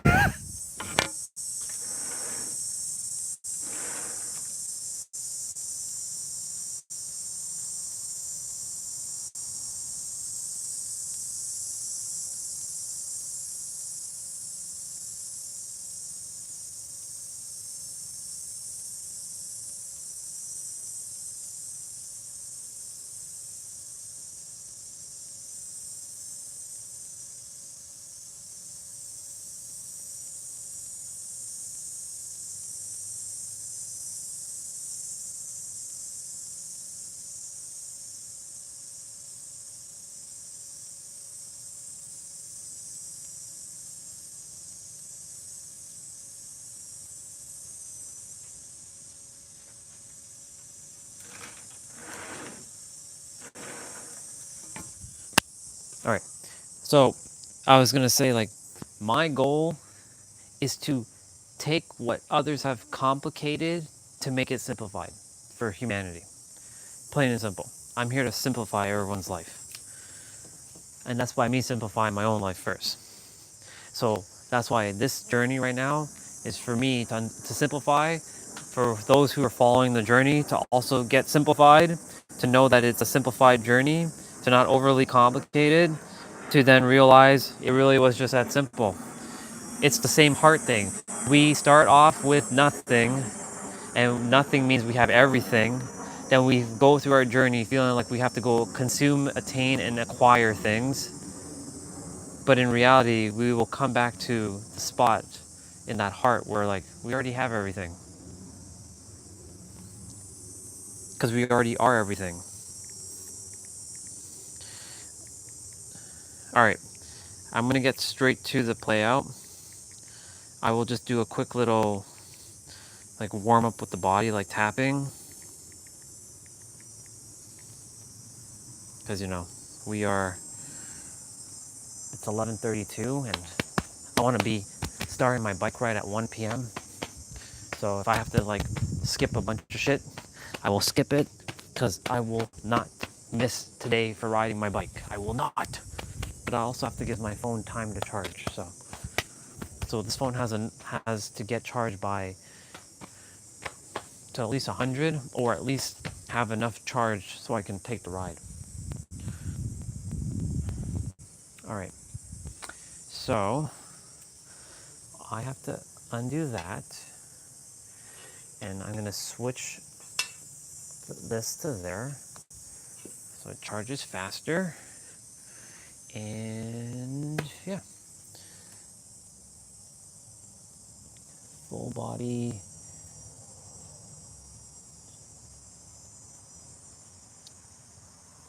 circuits. Let me see.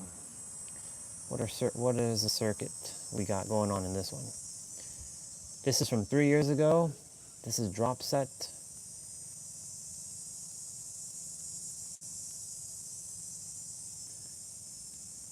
Okay, so first, second, and then third. So are we doing all in one go?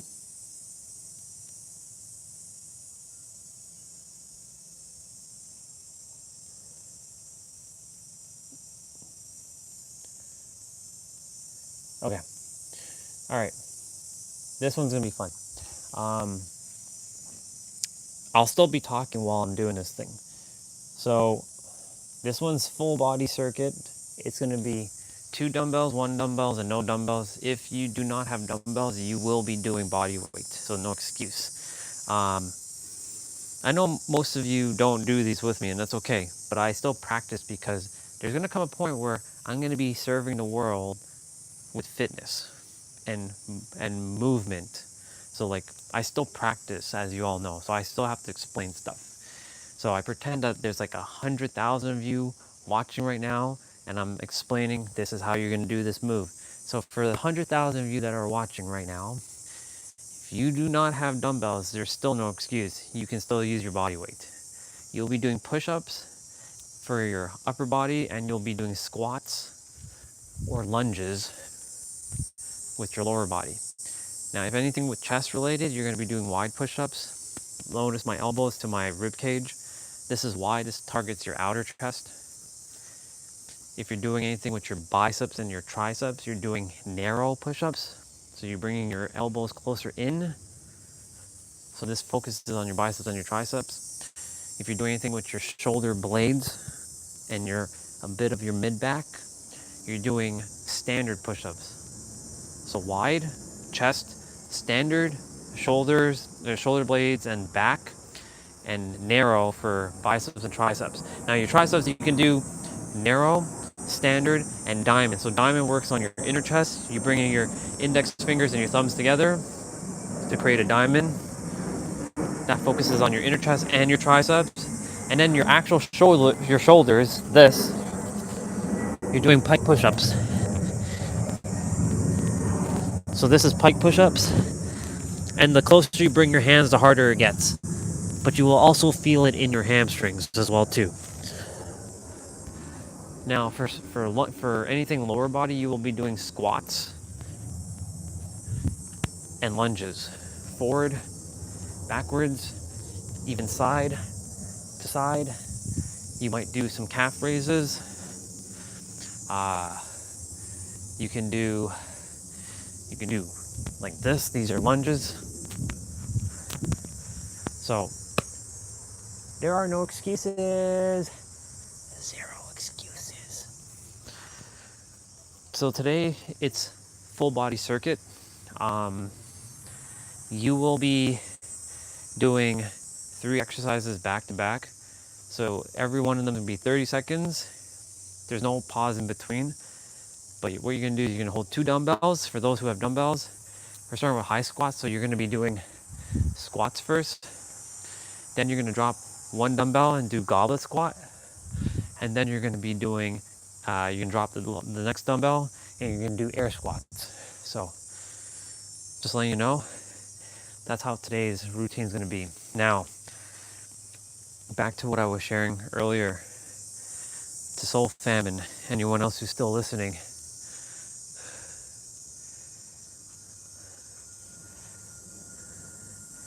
I went and I consumed so much information. And when I consumed more, I felt like I had more questions than answers.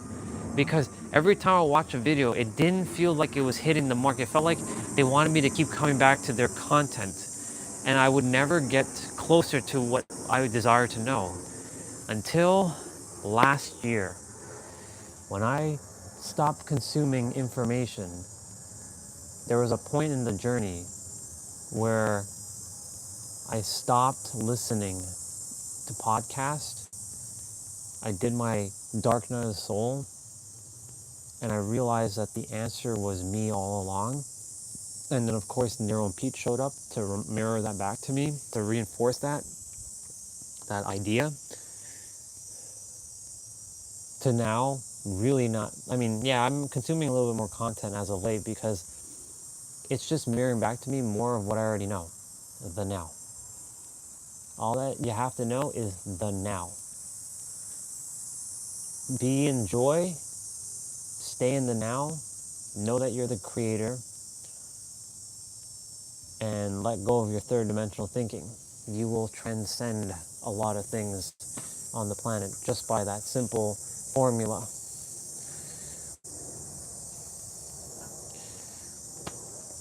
And of course, as I do that, I see a lot of other people randomly showing up on my feed doing exactly what I'm already doing, what I already know.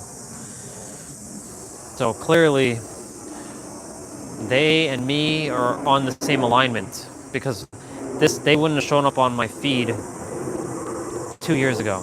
No way. All right. I'm gonna put on some music. Yesterday we used Dragon Ball music. Today,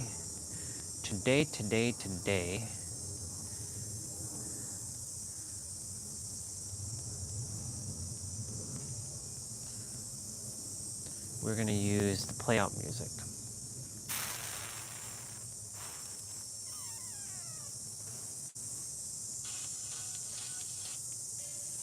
Gotta raise the volume. All right. Let me read what you said before I start. I'm still having a problem doing this. I'm attempting to research for the book that I'm writing, and it just keeps going down more and real rabbit holes, and I have a hard time controlling it. Well, okay. So, regarding that,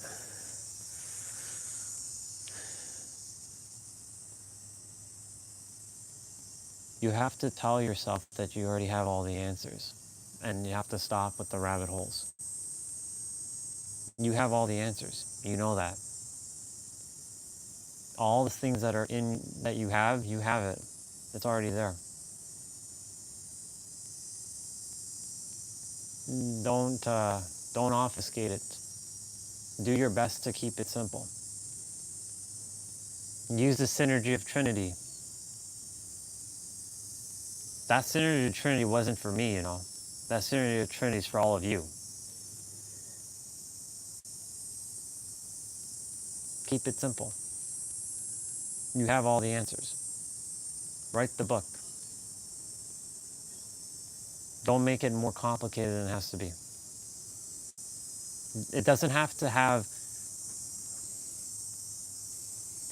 how do I say this? It doesn't have to have like such sophisticated information to wow the reader.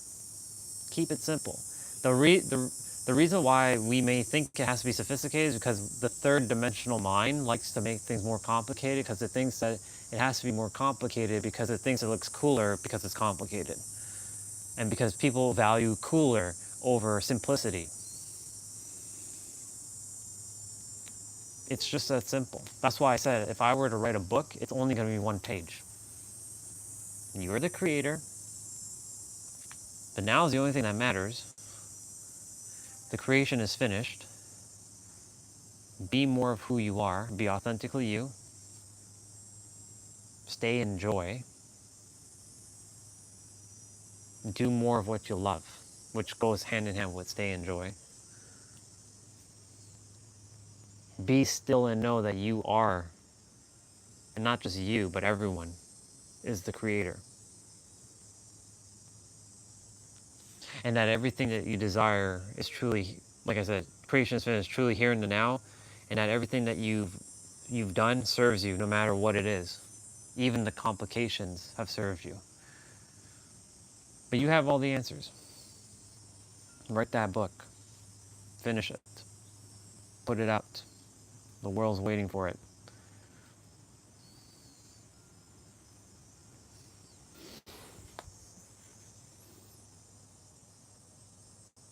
You have all the answers. You don't have to go seeking out answers outside of you anymore. That's why I keep telling all of you, there are no more answers. The reason why you're seeing me watch videos is not for me to fill my mind with more information. It's for me to decipher words to know I'm already on the right track. I don't have to watch the videos. I can just sit and do nothing and say nothing all day. But the reason why I'm doing this is because I know that the universe has something in store for me, like, tribal thoughts was a good one recently. Rupert has shown me another way to explain the now. So basically, when I'm watching videos, it's not to have more information. I already have it. It's to explain it in a way that adds to what I already have, that I have already within myself. Does that make sense? So whenever I'm consuming information, I'm not gathering knowledge. I'm done with that. Knowledge is done. I already have all the answers. Well, what I'm doing is formulating words that are hiding within me, and others are just so-called bringing it out of me to share it. So what I'm sharing with you is, you have all the words. I'm just mirroring back to you that you have all the words inside of you, and you are here to write that book and bring it out in a simplified manner. Don't obfuscate it. In fact, the first page, if you can, in your book, I desire you to write this.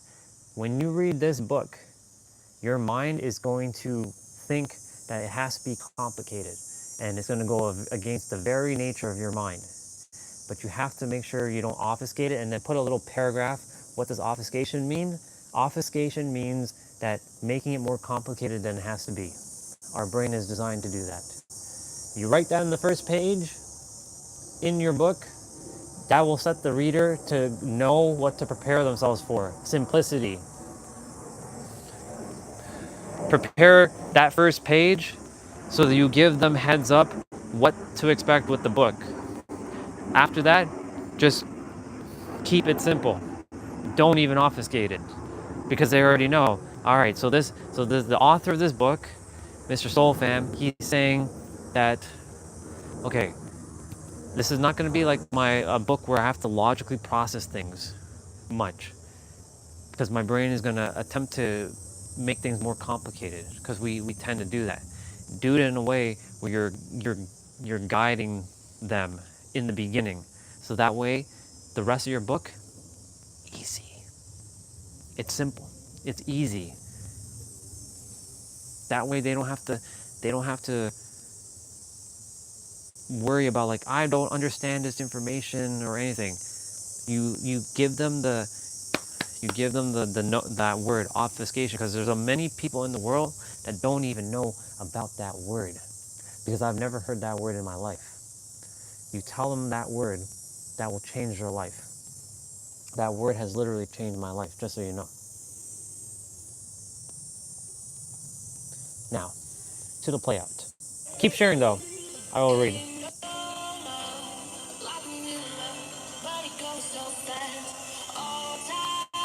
All right.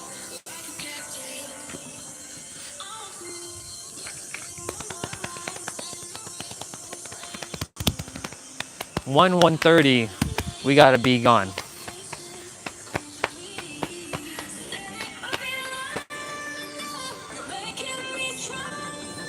Drink water in between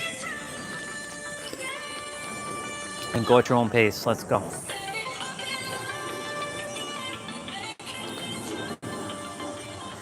Yeah. You have all the answers, dude. That book is going to be awesome, and not going to be awesome. It is awesome because it's already out. So we're starting with high squats, and then we're going to change this to goblet squats. So every exercise is 30 seconds. So 90 seconds of play basically.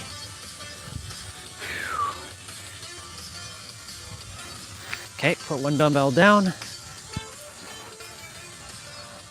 Goblet squats. Yeah, you prepare that first page, giving them the intention of what they're to expect with the book. That way, you don't have to worry about anything in the book because you will already have given them guidance, body weight now, that they're to keep it simple.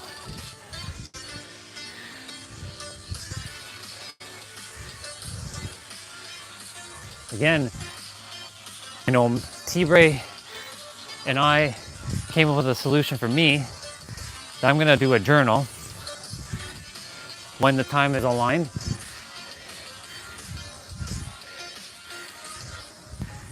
I'm in the process of bringing that forward, but those diagrams are going in the journal that I created. Oh shit, you're gonna need a chair.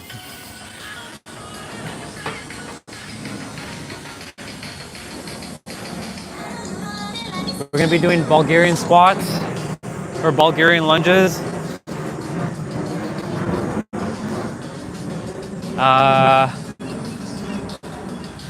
Nope. I'm gonna have to do this with this chair. Let me see. Yeah. You're gonna need a chair.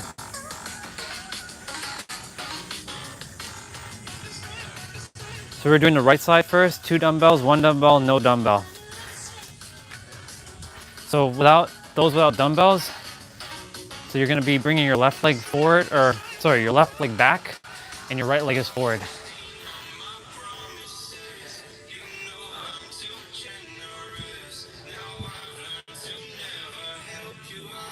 I'll switch the angle in a moment so you can see it from the side view.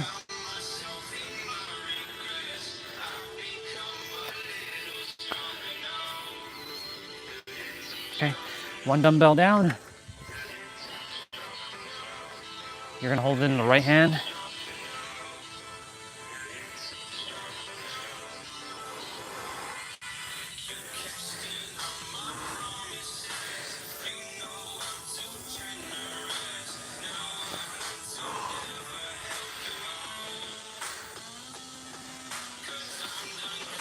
This one's really good for your knee, by the way. Okay, put it down.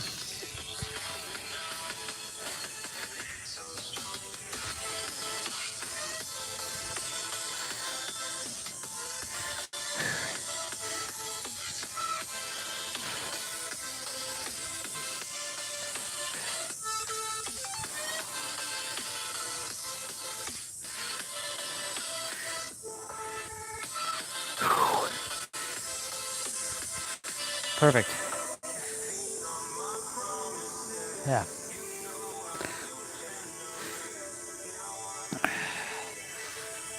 Now we're gonna do the left side. So let me change angles quickly. So it's more like on the side so you can see it. So I'm gonna bring the dumbbell. So you get 30 seconds of rest here.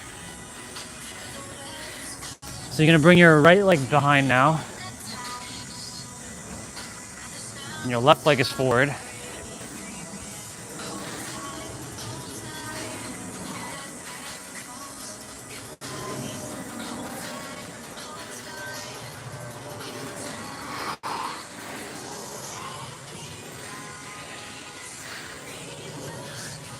This one's gonna be good for riding the bike later. Okay, put 1 dumbbell down, put the right one down.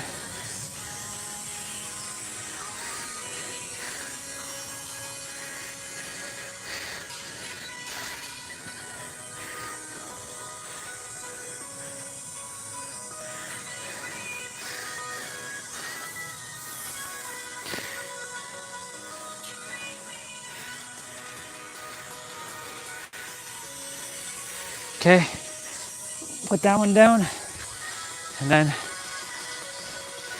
body weight.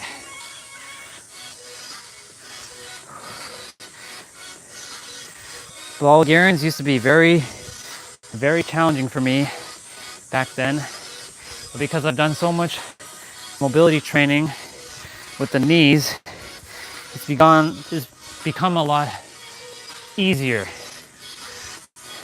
I mean, it still hurts. I mean, I'm still feeling the pain of that, but it's not like bad pain, it's good pain. But it's very, very easy and simplified for me to do. Romanian deadlift, one dumbbell, then right side, and then should be left side. Bubba, get out of here. Go. You have all over there. Go fly over there. Stop flying near me. I love you, but get out of here.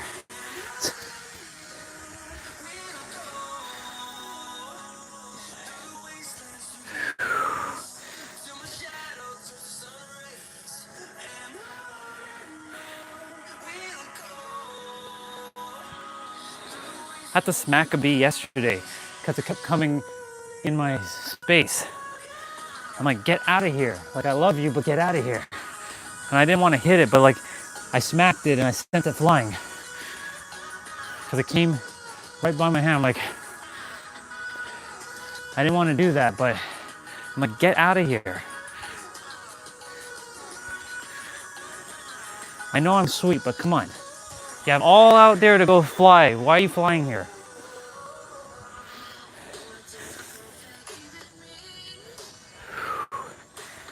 So we're gonna switch to the left side.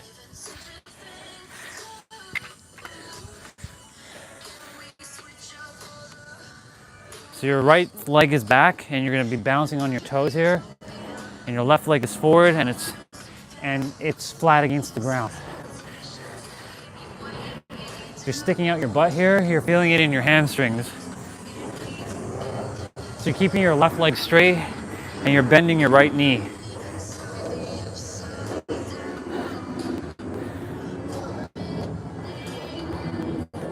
Perfect.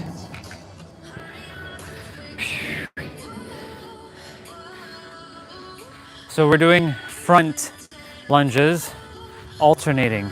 2 dumbbells. Then we're doing static lunge to the right side. So you're gonna keep your right leg forward like this. And then you're gonna switch to your left side. And you're gonna hold the dumbbell in your left hand. So right leg, right dumbbell. Left leg, left dumbbell. So you're gonna be going forward like this.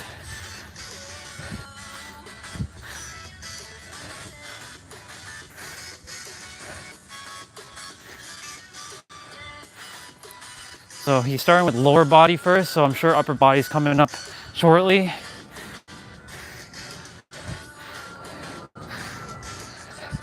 And I will tell you what type of push-ups you'll be doing. Okay, drop the left dumbbell. And you're just doing static lunges here. This is the right leg, right arm.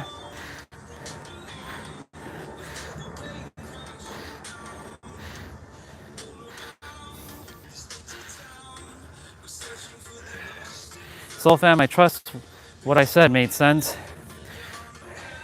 Don't obfuscate it, dude. You have all the answers. You always had. You don't have to seek any more information outside of you. No more rabbit holes. You have all the answers. Use the synergy of Trinity.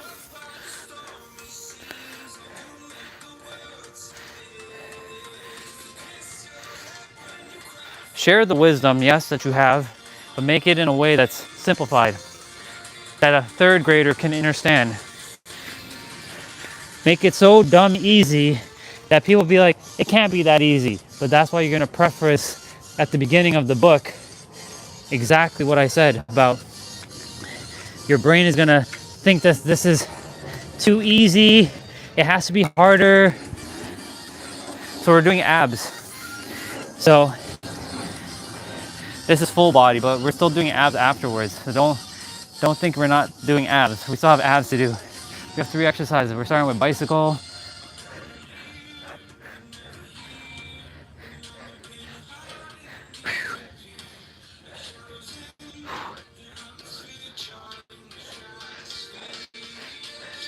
So it's gonna be 3 ab exercises back to back.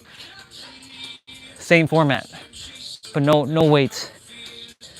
So you get a little break from the weights for a moment. Now you're gonna be crunching.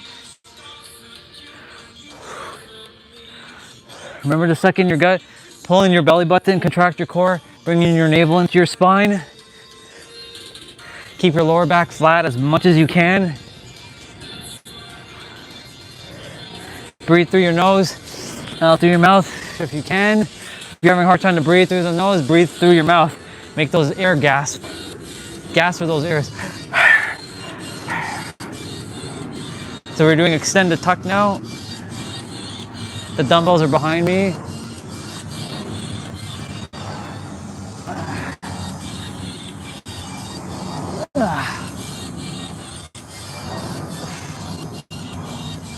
Remember, ab exercises don't give you abs. You already have them. They're hiding under a layer of fat. It's here to strengthen your core. Your abs come through nutrition, through sleep, through rest, through managing your stress, through cardio, through hydration, through stretching as well. So just make sure you know that all that is happening to get your abs. Your abs have to show when your body fat percentage is lower, but you already have abs. Okay, we're doing 3 exercises, and I'll tell you what we're doing first. We're doing sprinter ups. So sprinter ups, you're gonna go up, touch your feet or your knees or both. Make sure your lower back touches the ground first. So make sure your lower back is touching before your shoulder blades do. See, I'm not really a fan of doing abs in between like my routine, but hey, we did a good solid leg portion. Now we're doing the mid. And now we're doing crunch kick. So you're gonna be on your butt and you're gonna extend your legs out. Breathe in when you bring your legs forward. Breathe out when you're sending it outwards.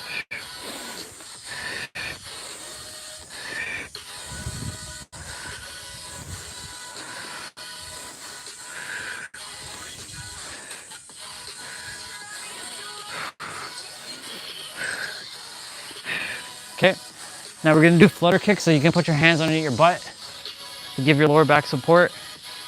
And you're just kicking your legs like this.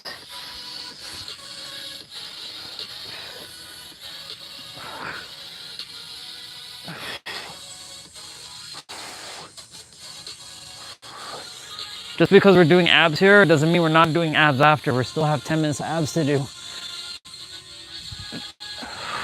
That's why I like routines without abs. But hey, it's all good.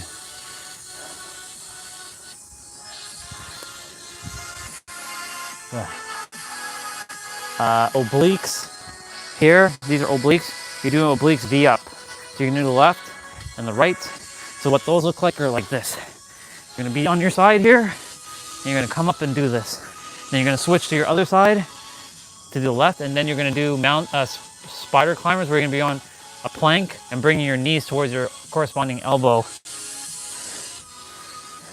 So I'm on my right side here, targeting my left. So this is my left obliques.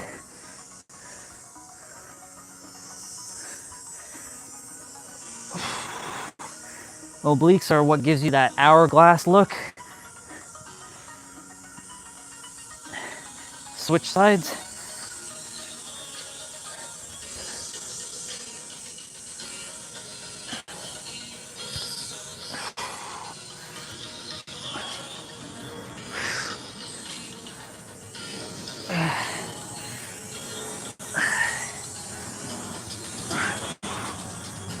Yeah.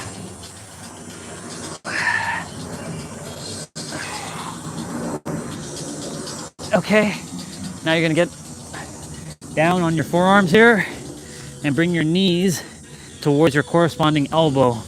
So your right knee to your right elbow and your left knee to your left elbow.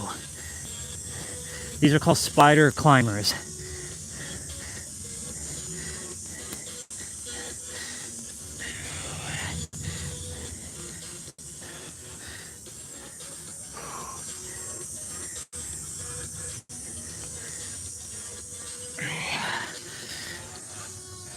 Very good.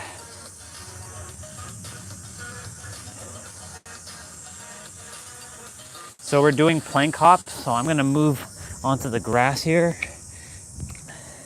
because I don't want my feet to get scraped underneath.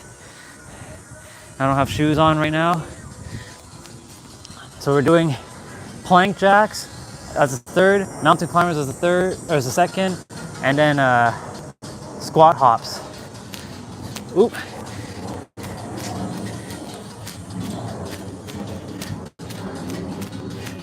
I slipped in the grass with my feet.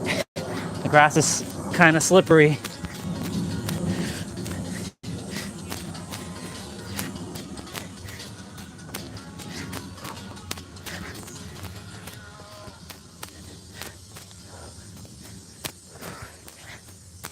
Okay, mountain climbers are next.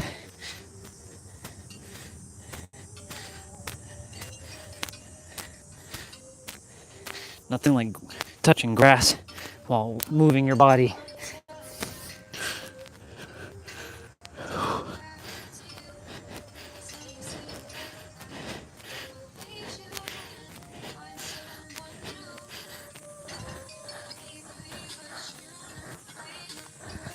Okay, plank jacks are next.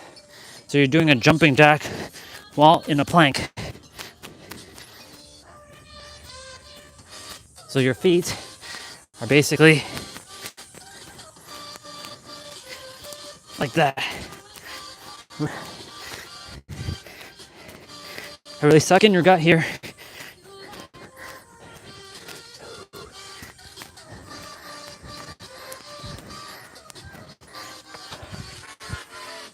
Oh my God. What's next? Hip lifts. So you're gonna be back. You're gonna be on your back again. It's 12:05. Okay. We'll be done by 12:30 in terms of this play out, maybe sooner than that. And then we do abs. Then I'll do maybe one or two of my moves here.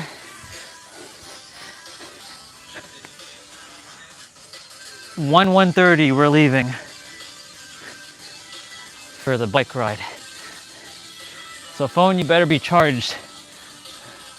No excuse.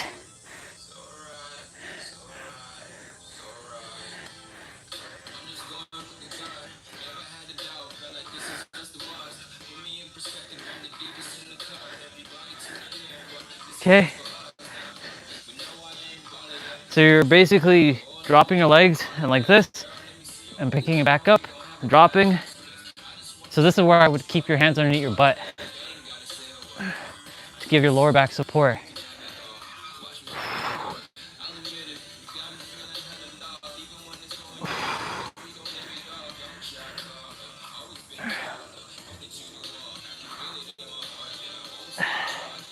Okay, and then leg switch.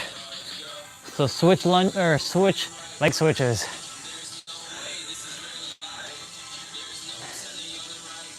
If your feet touch the ground, like your heels, it's okay. Make sure they don't stay there too long though. You can tap the ground, but make sure you lift them up as soon as you can.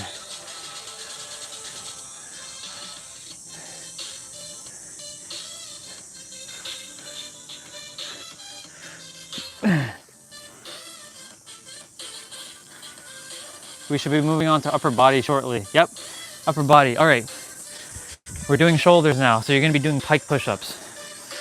So the one where you're going down in a downward dog like this, you're gonna be doing pike push-ups. So we're doing shoulder press first, then we're doing shoulder shrugs, and then we're doing Arnold press. we're twisting the dumbbell up. So we're moving on to upper body now.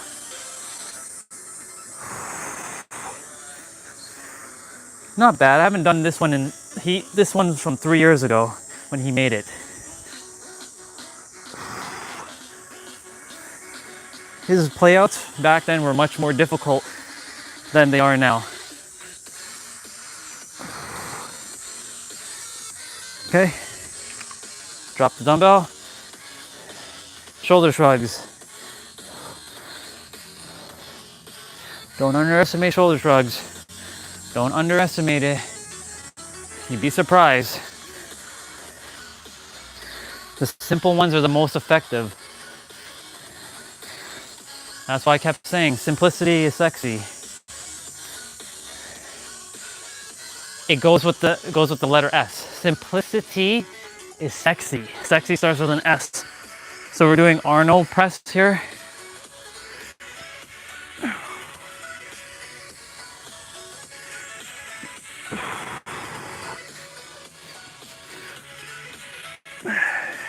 Complication doesn't go with sexy because it starts with a C.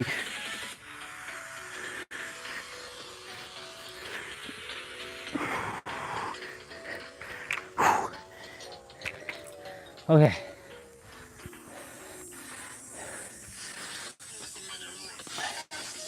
You get 30 seconds of rest. So now you're doing back. So you're going to be doing standard push-ups. So wide, standard, narrow, standard.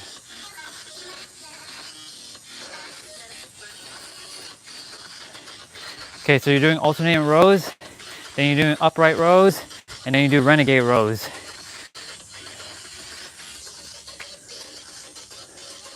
All of these are alternating. There's a piece of grass stuck on my toe, on my right toe there.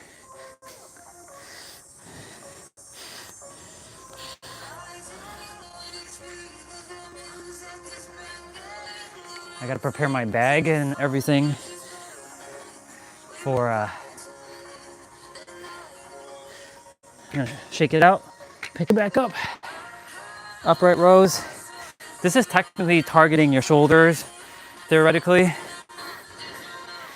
But your shoulder blades are also getting it, so.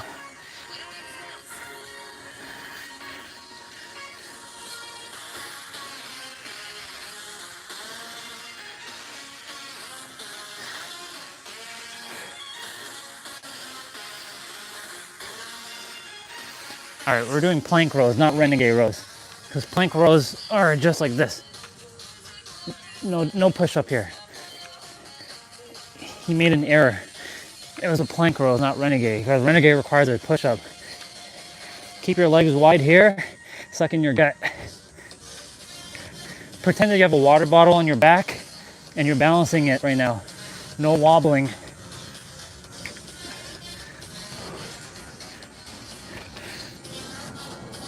Perfect.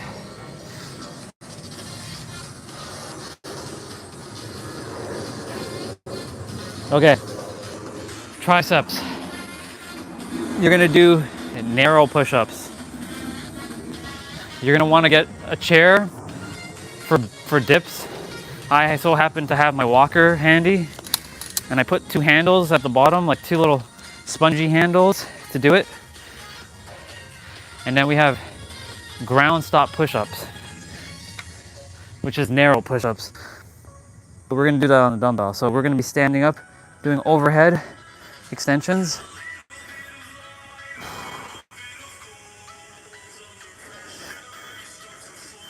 Your back is gonna arch. Your chest is gonna be out.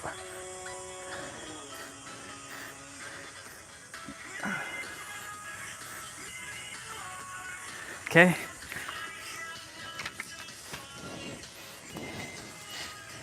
I prepared this yesterday, the handles, so let's see how they do.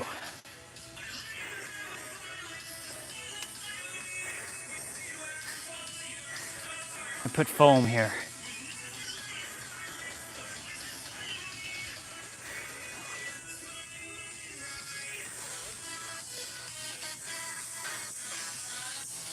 Okay? So we're gonna do narrow push-ups with the dumbbell.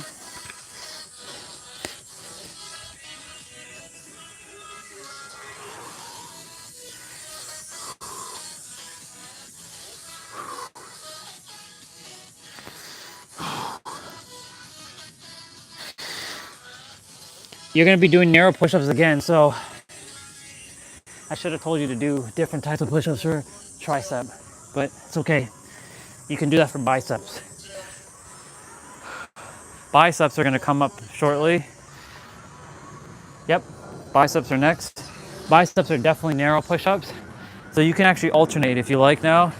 You can do diamond push-ups, you can do standard push-ups, you can do narrow push-ups. Totally up to you here.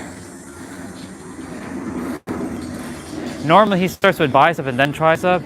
So this time he did tricep, then bicep. So kind of backwards. All right, you're doing hammer curls. So you're just bringing the dumbbell up from neutral position. You're not twisting it or turning it or curving it.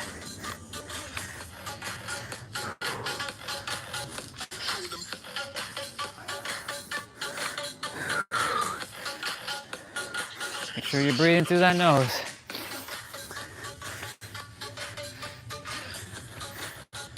Okay. Now you're doing wide dumbbell curls.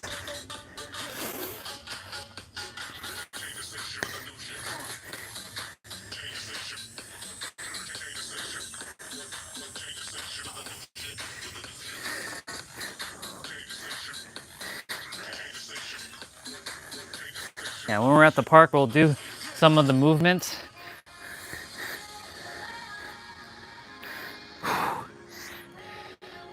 All right, twist curls. Right, next. So this time you're twisting the dumbbells going up.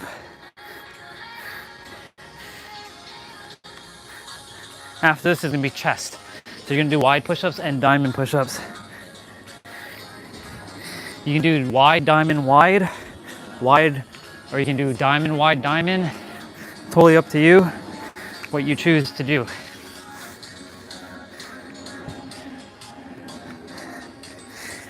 Ugh. Ah. Ah. Okay, so we're doing chest, chest press.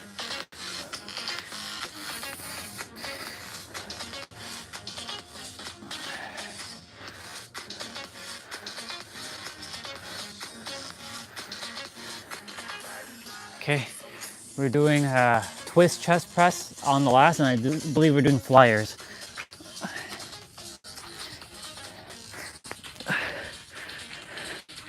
Go ahead and do a standard chest press. So you can do wide push-ups or diamond push-ups here. Totally up to you.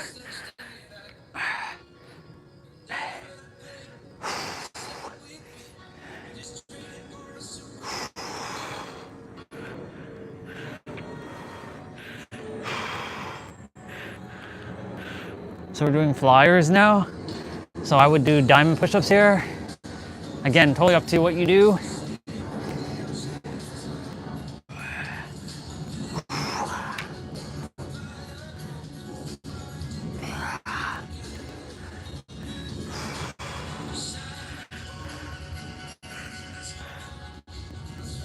Yeah.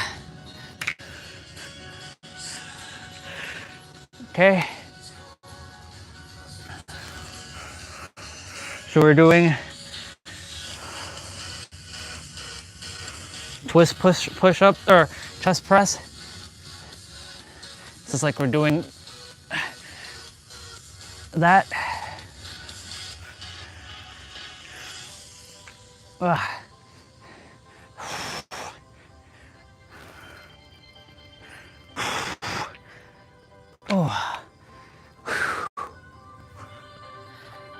Finisher is coming up, y'all. Suitcase squats, 2 dumbbells.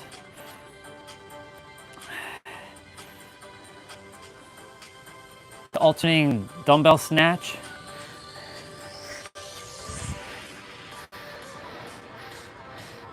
And then We're doing makers. Fun.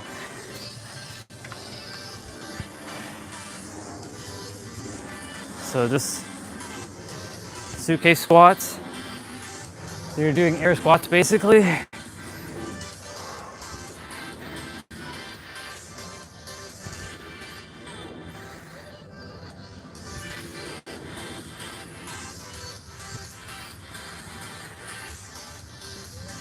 Okay, put one dumbbell down, snatch, switch hands,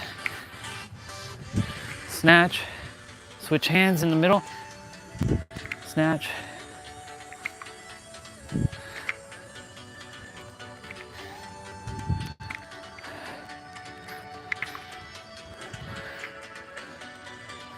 Where the heck did all these clouds come from? They're white fluffy clouds, but still, where'd they come from? They weren't here like 20 minutes ago. All right, so we're doing makers.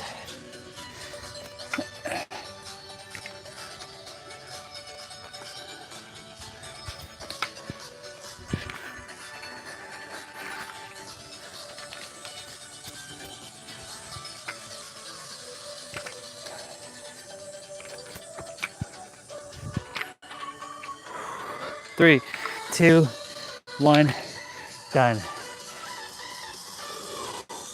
Congratulations, y'all. We did it. 12:19, perfect. Okay. Let me pause that. Put these away. We're gonna get straight to ab exercises now. Whew. Congratulations, y'all. We finished the upper body, or the full body play out. And we'll do a lot of the movements, like mobility training in the big park, and push-ups in the big park, and squats in the big park. Certain things we'll either come back and do once we're done the ride, or we do it before we leave. I said by 1 o'clock or 1:30 we'll be gone. So we have about 30 minutes to an hour to get everything done. I could get everything done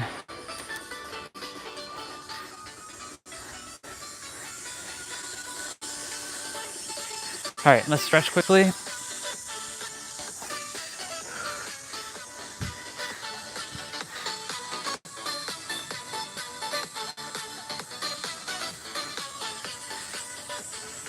Okay, we're on our back, and bring one of your knees forward and give your ankle a twist.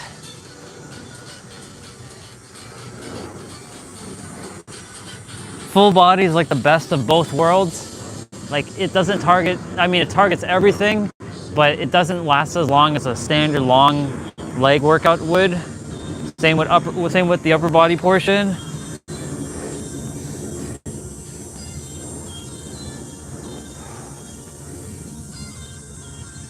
It's important to stretch.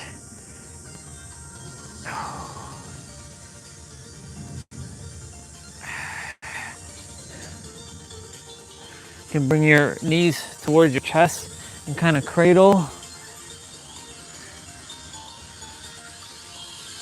Cradle your spine. You can like go in a circle.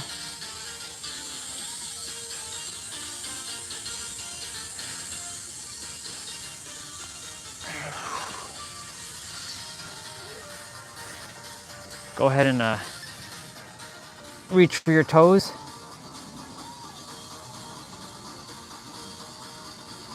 Just gotta make sure I don't kick myself in the balls again like I did the last time. Not the last time, but you know, the time I did this, that was too funny.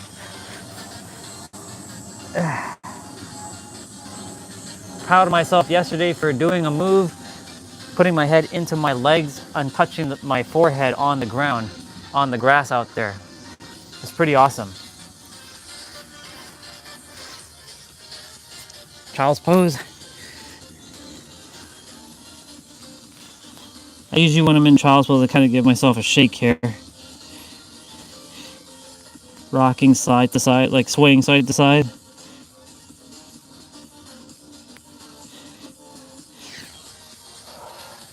He's doing Cobra, so we'll do Cobra with him.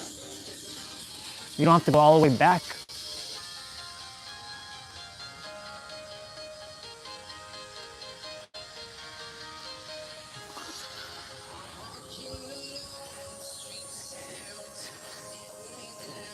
So doing cat-cow. We're gonna be doing these same stretches in a moment. Again,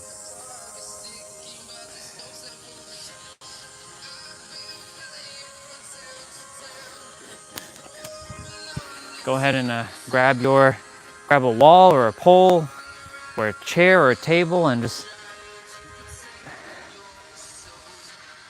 do that.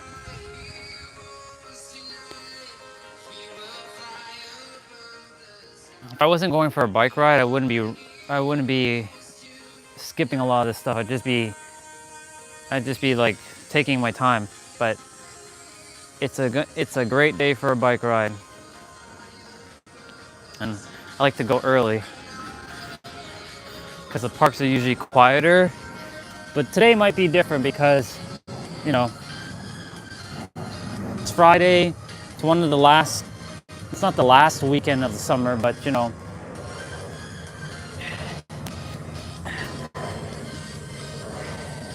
next week is going to be cooler. It's going to feel like more like early spring than summer. So I'm going to be dealing with that kind of weather.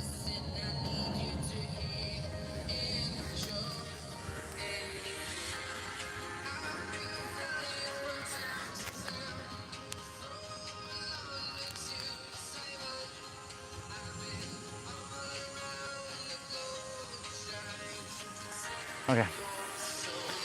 Let's go ahead and do abs now. Yeah, thank you, bro. It was a really good one. We're gonna quickly do abs now.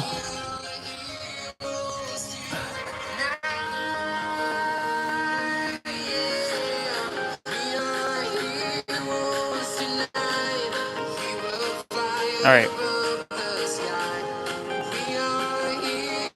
What do we got going on here?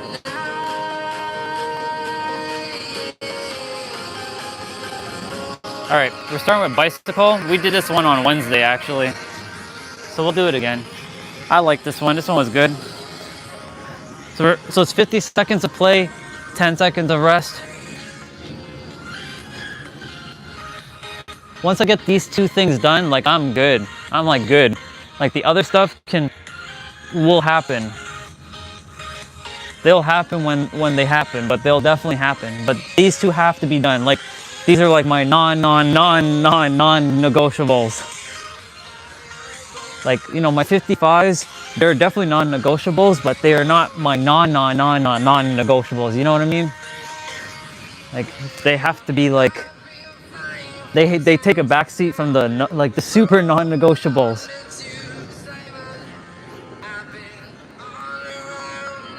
Like these two have to be done. Like it's just part of what I have to do every day, and I not have to, but choose to do. Plank march. Let me move the walker out of the way. So you're gonna keep your legs straight. Suck in your gut here.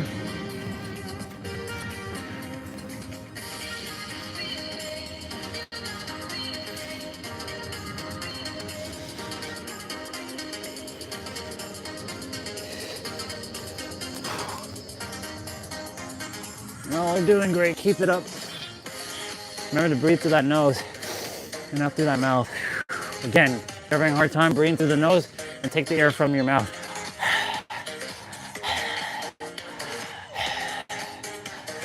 That works too. I know for me, I'm not typically a nose breather. I'm more of a mouth breather. Like,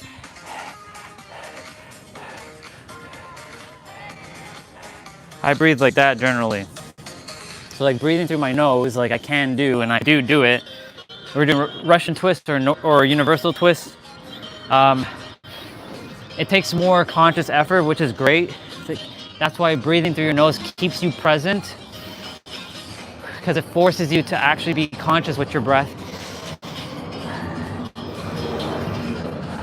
Because it's not my norm. Well, it is technically our norm, but we've been so conditioned to not breathe. Because many of us, it hurts to breathe.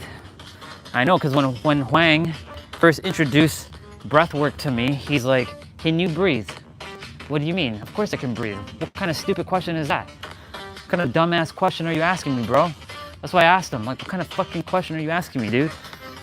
He's like, can you breathe? I'm like, of course I can. He's like, but can you breathe? I mean, show me what you mean, bro. What do you mean? What the hell do you mean by breathe? We're doing reverse crunch here. He's like, can you breathe into your nose and hold and then breathe out? I'm like, well, I mean, of course I can do that. Cool. Now, can you do this for more than 10 minutes? I don't know if I can. I've never really practiced. Good. You'll be starting with that. Breathe for 10 minutes. He actually sat and watched me breathe for 10 minutes. He didn't say a word. It was the most uncomfortable shit ever. We were on Zoom when this was happening, and he was just staring at me while I'm breathing. And he actually put on a timer on Zoom. Breathe for 10 minutes. I couldn't do 10 minutes, just so you know. It was painful. So it goes to show you that we don't know how to breathe properly. Because any one of us should be able to breathe like that for more than 10 minutes. Just like sitting in a squat. If you can't sit in a squat for more than 10 minutes, that's a problem. Sure, there are some days my body just doesn't desire to sit in that position, but I force myself to sit in that position. So we're doing plank hip dips here. That's why he was one of my greatest mirrors ever, because he is the type of person to keep things simple. He didn't overcomplicate things, because he's the one that says, brother, why do you like to complicate things? He's the first person to ever tell me that. Why do you like to complicate things? What do you mean? Why do you think it has to be complicated? He didn't know about the word obfuscation, of course. Or maybe he does, he just didn't tell it to me. Because I sure as hell didn't hear that word from him. But, you know, if you all have seen at least a video with me and him talking, and you could see the difference between the me back then and the me now. We're doing plank knee tucks here. You should grow feathers and see this too. When you desire to get off the darkest ground, gravity pulls you straight back down.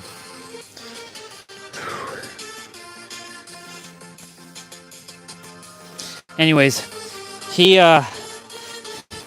was the person to keep things super simple with me.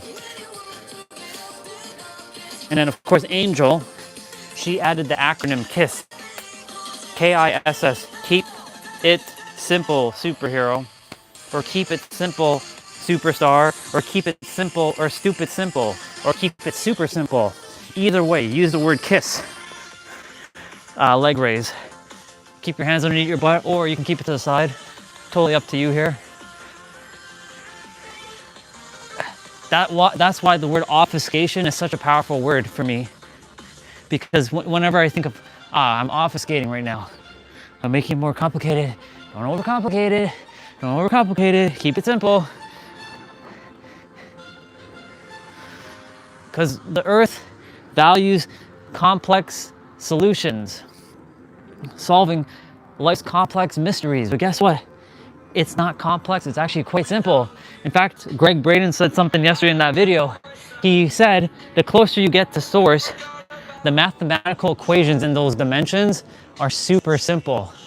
So like in the 25th dimension, a mathematical equation to get to source is actually simpler than it is in the third dimension, because we're so much further away from source. So of course it's more complicated. But if you can tap into the 25th dimension, for example, and keep it simple, you get closer to the source. And what's the closest thing to God? Now. That's the real closest thing, that and unconditional love. And unconditional love resides in the now, because there's no judgment in the now. Well, there is judgment in the now if you are not using unconditional love or joy. I have to take a pause there for a moment. Catch my breath.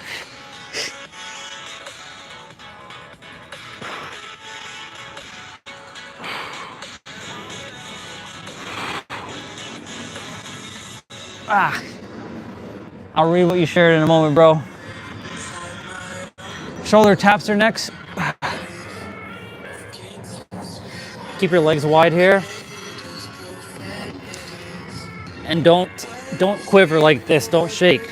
Keep your body straight. Imagine you have a water bottle again on your back and you have to balance it. That's what you're doing. So imagine like you're touching hot lava and you have a water bottle on your back and you have no choice but to keep this water from falling. Like if push comes to shove, if you were touching hot lava, which I know you wouldn't be doing, but if you had to, and you have to keep a water bottle from falling into the lava, I bet your ass you're gonna do your best to keep yourself straight. Here.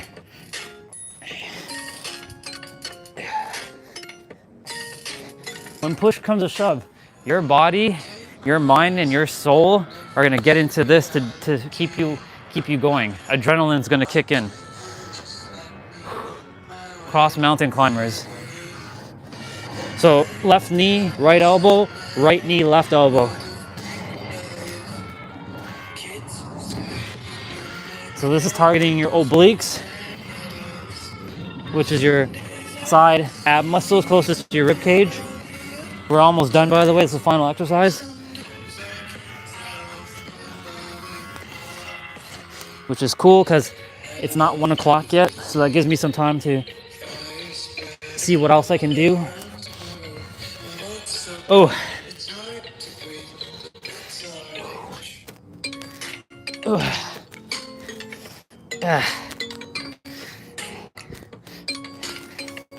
By the way, when we go to the trail, as some of you know, it's gonna cut out.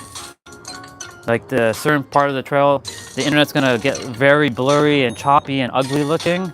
So if you see me kind of like spinning, like loading, just refresh your thing, or just say, hey, it's stuck if you're on, and I will fix it. We're done.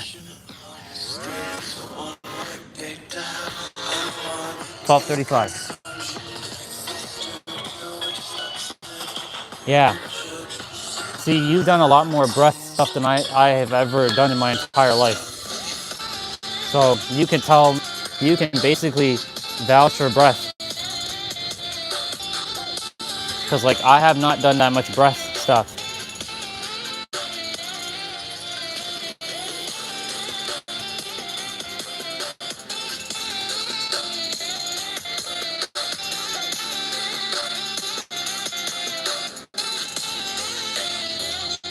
Okay. It's 12:35. Let's do the couple stretches again for our abs.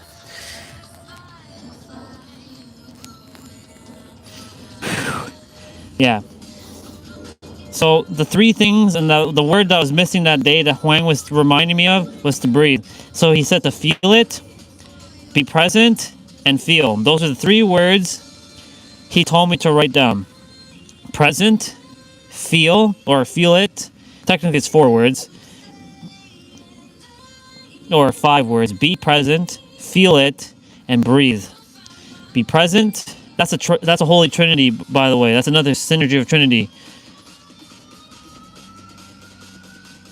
Literally, that's another synergy of Trinity.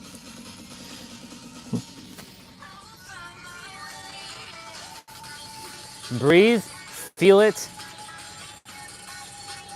and now what? 4 years later. 3 years later. 3 years later, now it makes more sense than ever. Hence why the now. Be present, feel it, and breathe. Simple, effective, don't overcomplicate it. I thought that he was the master at sharing that, and he is.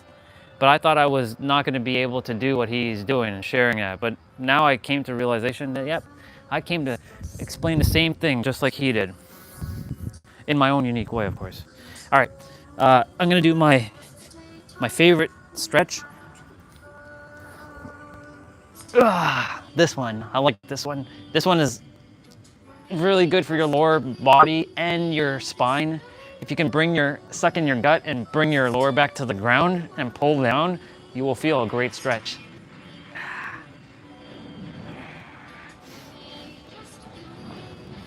See, when I'm like 90, I want to be able to do this. And I'm going to be doing this if I still exist here at 90.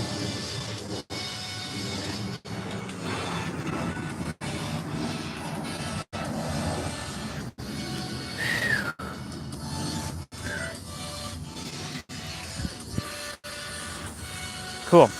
All right.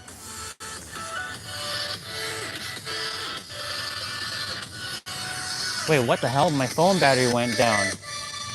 Damn it. No. No. The phone battery went down. It wasn't charging that entire time. What the fuck? Son of a bitch. Okay, well, whatever. That means we're gonna wait here another hour. That's fine. That means it gives me time to do my stuff. I mean, even if we leave at 2, it's no big deal. But, yeah. Damn it. I didn't realize my phone wasn't charging. Fuck. Silly ass cables. When you plug it in and then you unplug it, it doesn't sometimes charge right away. Ah. Oh well. Oh well. That means I get to do my stuff. So, that means when we go to the park, we could just literally chill. All right. I'm gonna do my 55 dips first. So as you can see, I put like foam and a piece of sock, like not a piece of sock, but I wrapped it because the handles are they're brutal. So like they're rough, but it still hurts, but it's not as bad as it was before. So I modified my walker yesterday.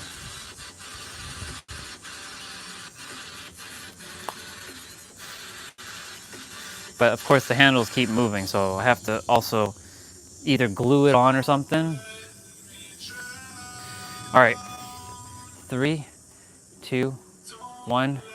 So my phone battery's at 35% right now, which kind of sucks. So, 40%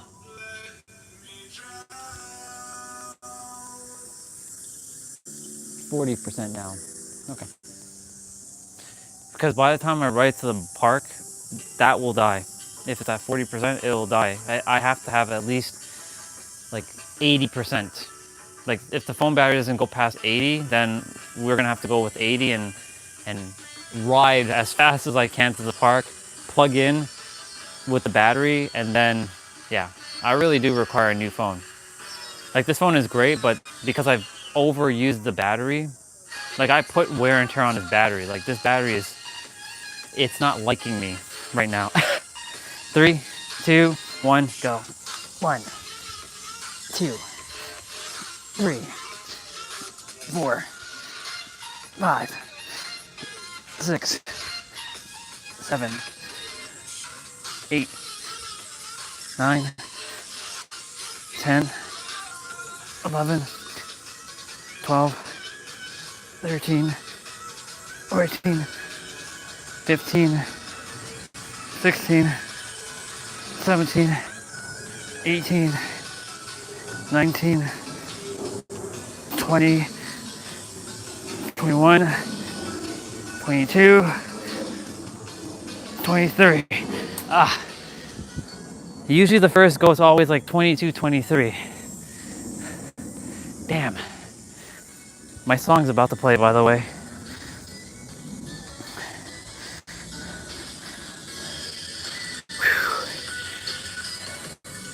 Yeah.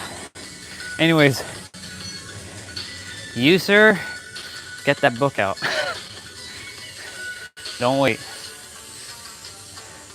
The universe wanted me to tell you that.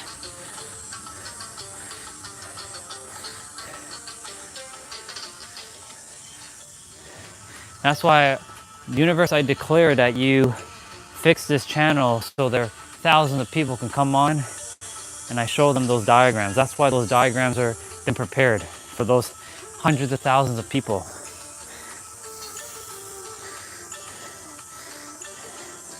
They're done. Just words like simplicity, gratitude, and authenticity have to be added. But that's it.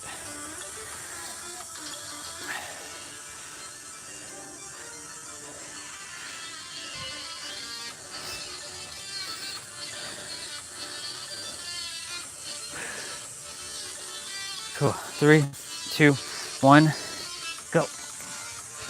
Fine.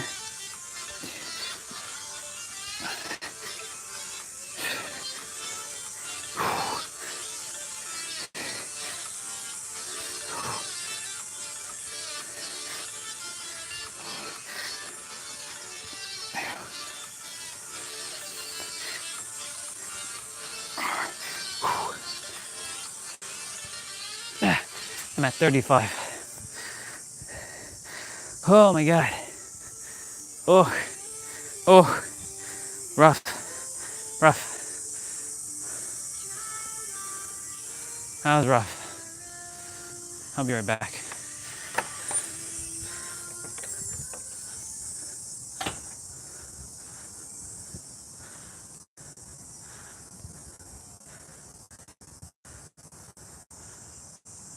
Okay.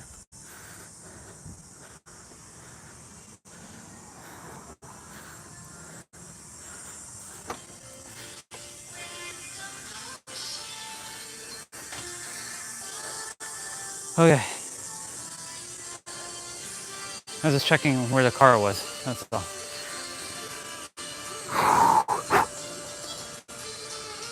Well, clouds are coming in, but there's no rain. Just, it looks like the Simpsons clouds. You know, the Simpsons. That's what the clouds look like right now. The Simpsons clouds. Haven't seen the Simpsons in years, by the way.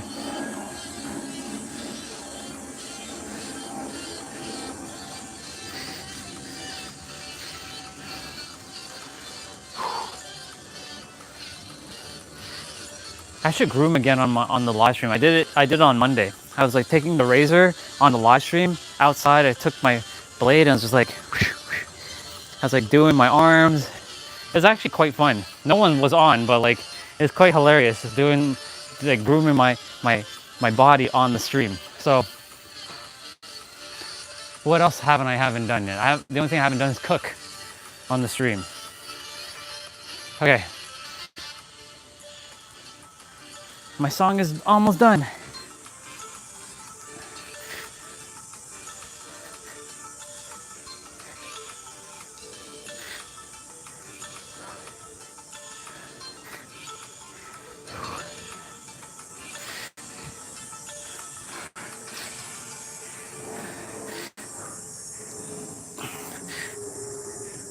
Ah, 47.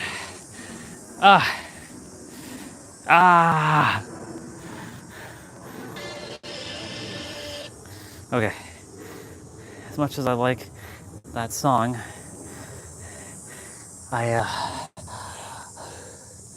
yeah.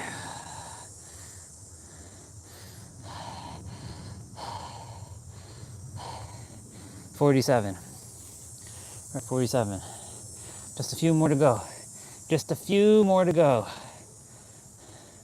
Just a little bit more to go, y'all.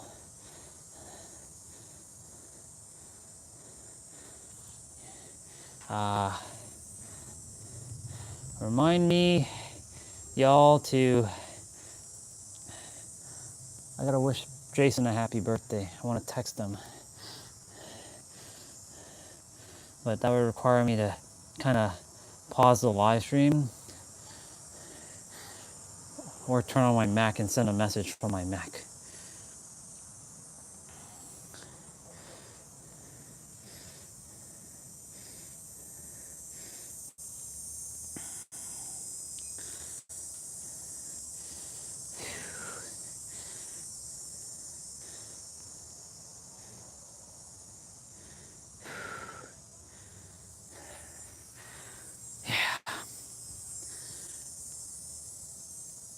Let me,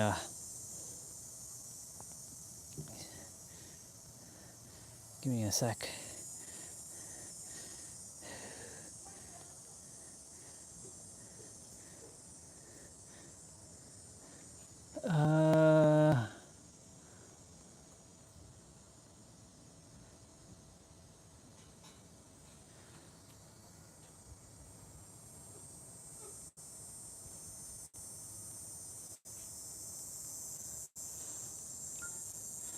There we go.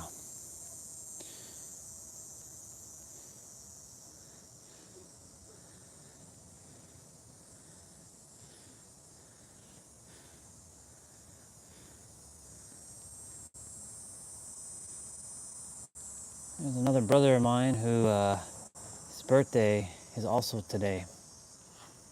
His name is Aaron Quinn.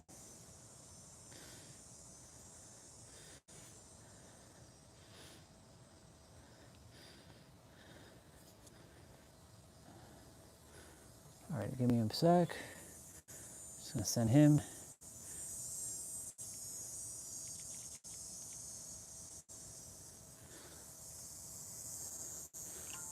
There. I do have to text Jason on, let me just message this dude.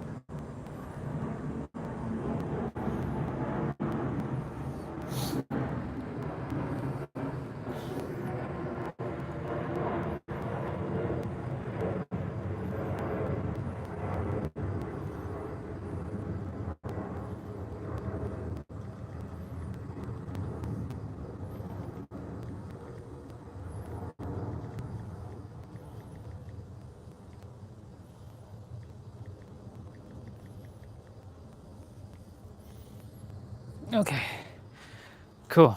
Jason got his message.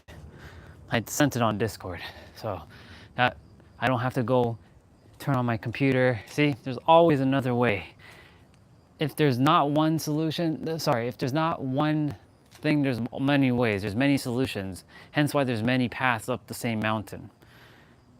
That's why, like, when, Joseph sharing his stuff in his book, let me do the rest of these. 48, 49, 50, 1, 2, 3, 4, and 5. When Joseph was sharing his stuff in the book, right? His way is one way of many ways. There's 8 billion different paths up the mountain. There's not one path, right? But majority of paths will converge to one thing, the now. Whatever path someone takes, whether it's reading oracle cards to palmistry, to a speaker, they were doing business, all that. Well, happy birthday, brother. Happy birthday, Mr. Mr. Jason, I knew you were gonna come on. I'm glad you came on. Good to see you. I'm glad, I was like, he's gonna come on. I felt it. Happy birthday, bro. Wishing you just an awesome day with lots of love and blessings and abundance. Actually, I'm not wishing you because you already have it, because it's already you. So I'm not wishing you. I'm just helping you to remember more of who you are. There you go. That's even better. How about that for a birthday affirmation, let's call it, or birthday greetings? I don't know what word you want to use there. Helping you to remember more of who you are, of the infinite and the abundant. What are you going to be doing today? You better be doing something for yourself today. I don't care what you do, you better do something for yourself today. Better celebrate it. If it's not today, you better celebrate it at some point.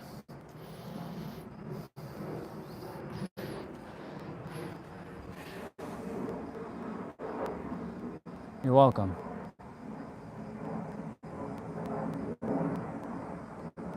It's a celebration of your day. Don't ever forget that. It's the day that you were brought into the world. Well, you were brought back to the world in this physical incarnation. And I'm very proud of you for your growth. If there's one wish for you, it's that. More evolution for your soul. Because your soul is helping you to get the answers. And I was just saying before you jumped on that there are 8 billion different paths up the mountain. There's no one like definitive path, but I will share, once you reach that path will lead you to the now, eventually. All paths will lead to the now. Now, unconditional love, joy, more of yourself and the creator. Whether you see it as a deity or you see it as yourself, it will be all here and the now. We're going for a bike ride in a bit, but my phone, while I was doing my play out, decided to not be charging, so now I'm waiting for my phone to charge. So I gotta wait a little bit because I can't ride without the phone being kind of like charged. Otherwise the phone's gonna die. It's at 54%. So that gives me some time to finish some of my stuff. Ooh, but I really do trust that you will celebrate yourself or take time to celebrate yourself whenever you can. How's Tiff doing? Is she better? Hope she's better. Is she out of the hospital?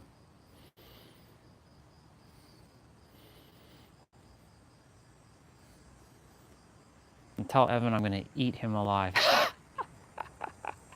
He's gonna be part of the greatness. He's gonna fuse with me, and he'll return back to Bubba. I mean, he's always gonna be Bubba.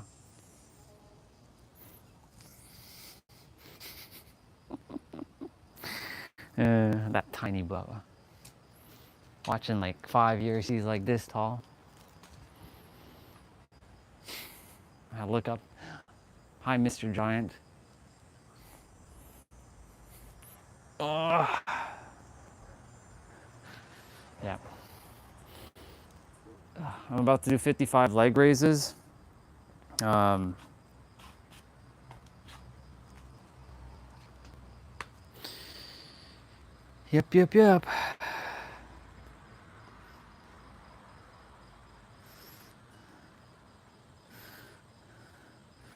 Yes, sir.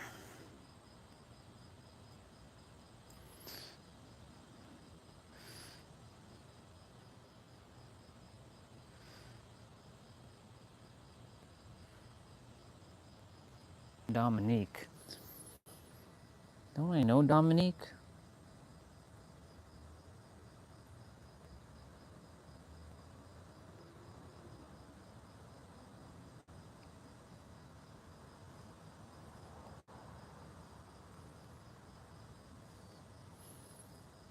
I do know Dominique.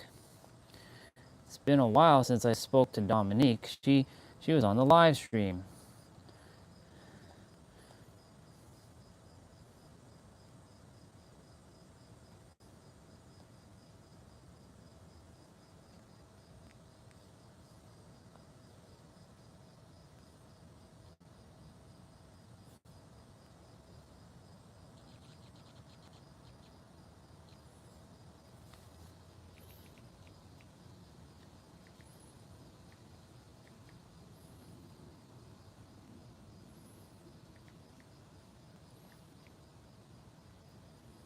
Oop.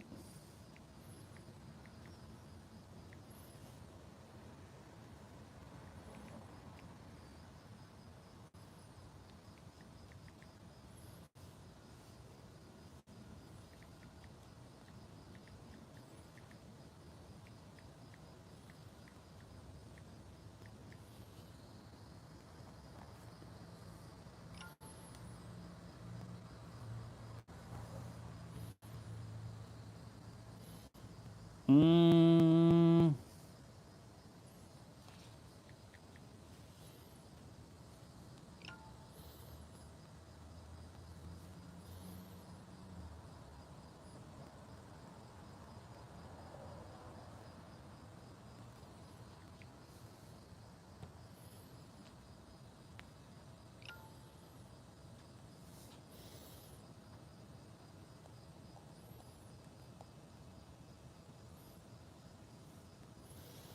Okay.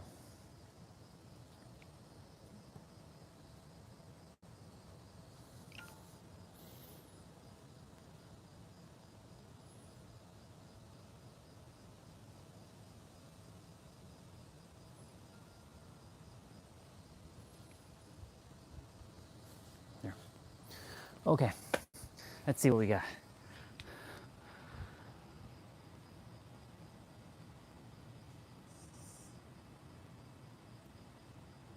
Time to give you a celebration at the moment. Just gotta be working. Yeah, that makes sense. Don't worry. You'll celebrate when you're supposed to. All is good. Just one of those things about life. Remember, life is happening by you and as you're going through that stuff. Just to, you know, I know it doesn't feel good at times, but the answer is in the now. All of it's in the now. I came to that conclusion. During this week, I finished drawing some diagrams. It's very simple. It came from the Creator. The answer is the now. But the now is not something that a lot of people even understand what that means. One can say it can't be defined. The now is we call it the present moment. We know that the present is a gift. You get all your gifts in the present moment, sometimes through your shadows, most of the time actually through your shadows, sometimes in your light. But you usually get it through your shadows so you can bring it to the light. But everything you do it with joy, do it with the now in mind, because past and future don't exist. Our third dimensional minds, plural, I said ours, not yours nor mine, I said ours. Our third dimensional mind likes to create time, because you can't go back to the past. You can't travel to the past. You can visualize the past, but that's not traveling to the past. That's not physically going to the past. The only thing that's happening is now. Even when you're thinking about the past, it's actually happening in the now. That's why a lot of people have a lot of traumas, because they keep recreating their past in their present, and they rob themselves of the present into the future. Hence why future and past don't exist. It's all happening now. Think of your mind like has a prism, and it refracts light. So you have a light source, you're taking a prism, you're shining it to the light, and then it refracts it. That's what our mind does.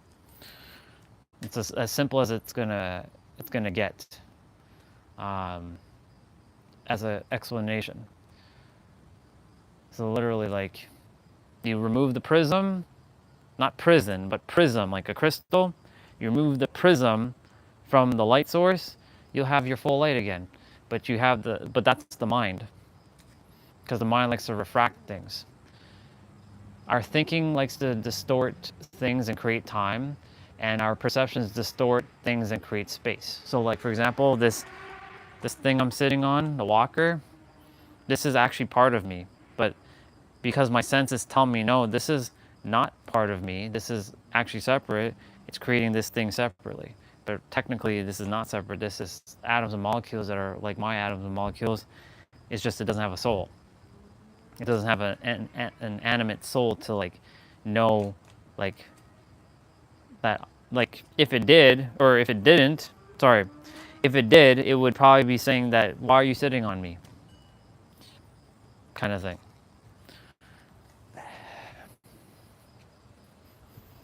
Yeah. All right, let me finish this stuff. 1, 2, 3, 4, 5, 6.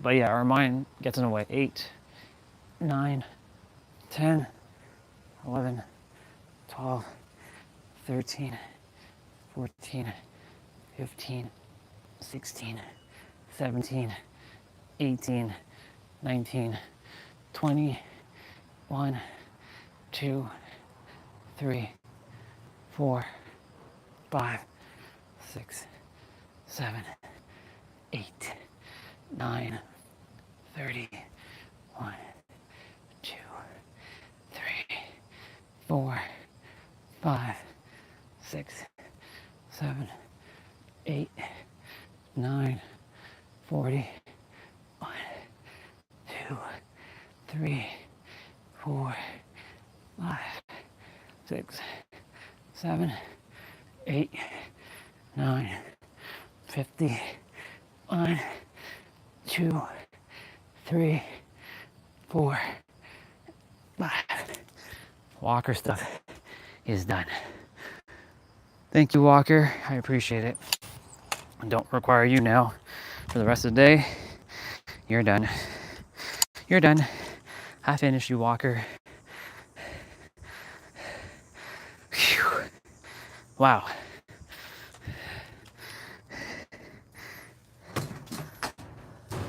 Whew. Yeah. Whew. What time is it? Is it 1 o'clock now? Yes, it is. It's 1:05. Phone battery is at 58%. I'm going to turn this bad boy off because the phone should be nice and cold. Unplug this thing. And hopefully this thing charges faster now.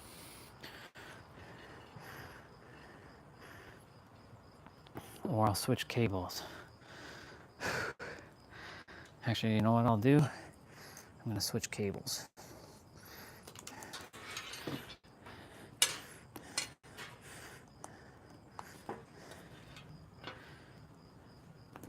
Yeah. I will switch cables. I'm gonna go grab something to eat. There. Maybe, just maybe, it'll be a little bit faster.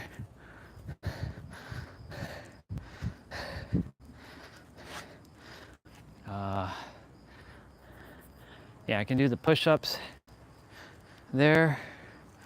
Or I can do it here. I can put on my food and grab all that stuff.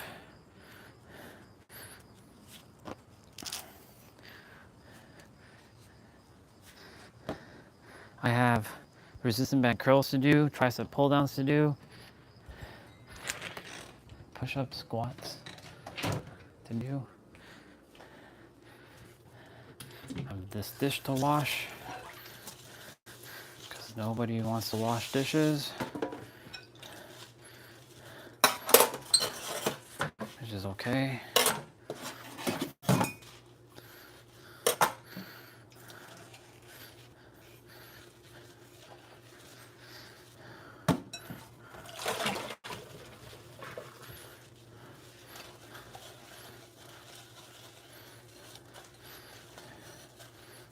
Good.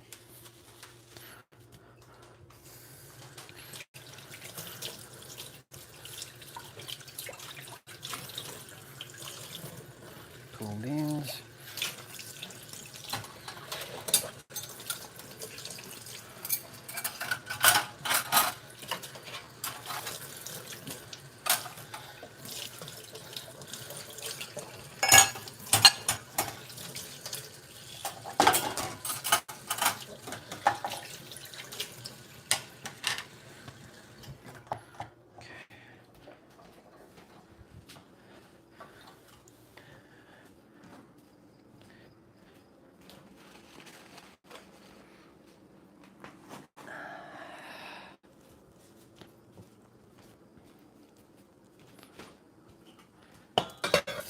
yeah, if we leave at like 135, 135, 140, 150, 2 o'clock, that's fine. As long as I get going. Get my walking. Got to get that walking. Or, not walk, my biking.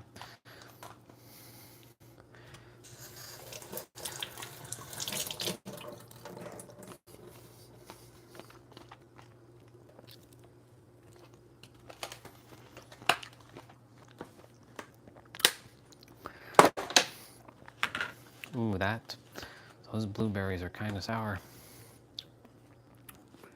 They kind of sour.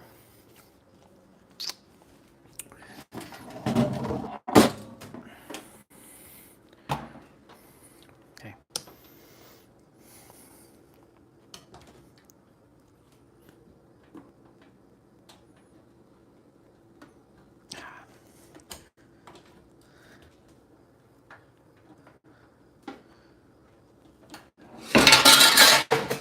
Oh.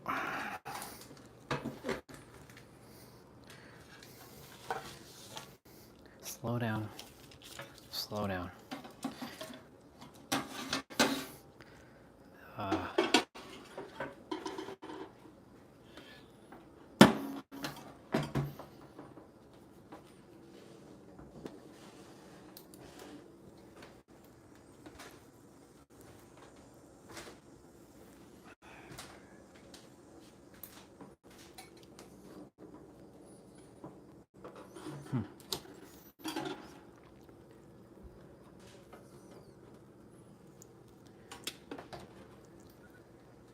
There.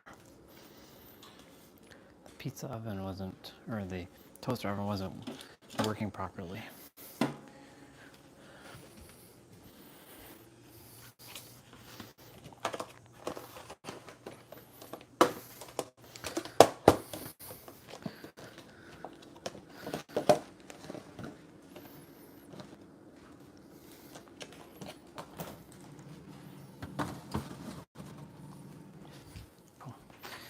Cool, cool, cool.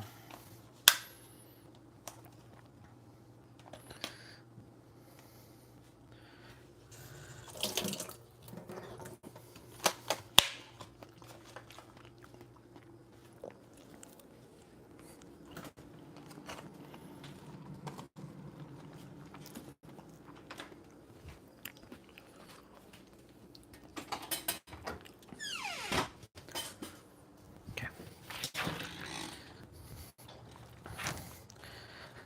I can do my resistant band curls.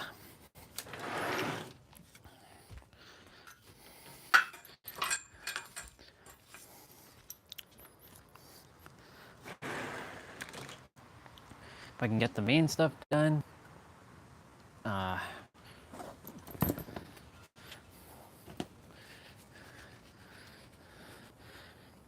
phone battery at 62%. Okay. Well, either way, I'm gonna have to charge the phone up. I have no choice but to wait for the phone to kind of charge. So, I mean, it's only gonna take what 40 minutes to ride to the trail. Sorry, ride to the big park. I love that big park. Can't wait to see the tree. There's something about it, you know? There's something about that tree.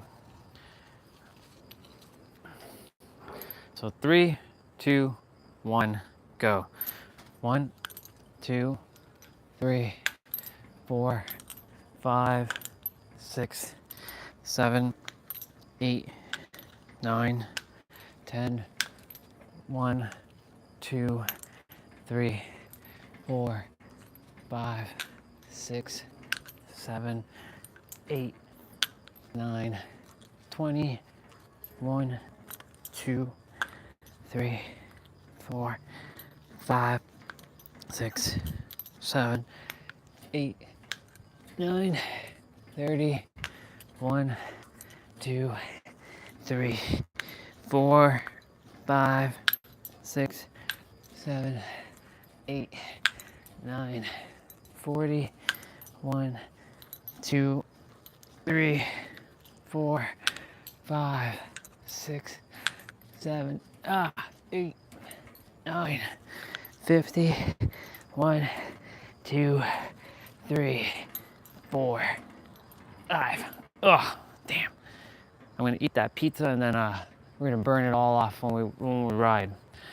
3, 2, 1. I'm gonna do 22 of these.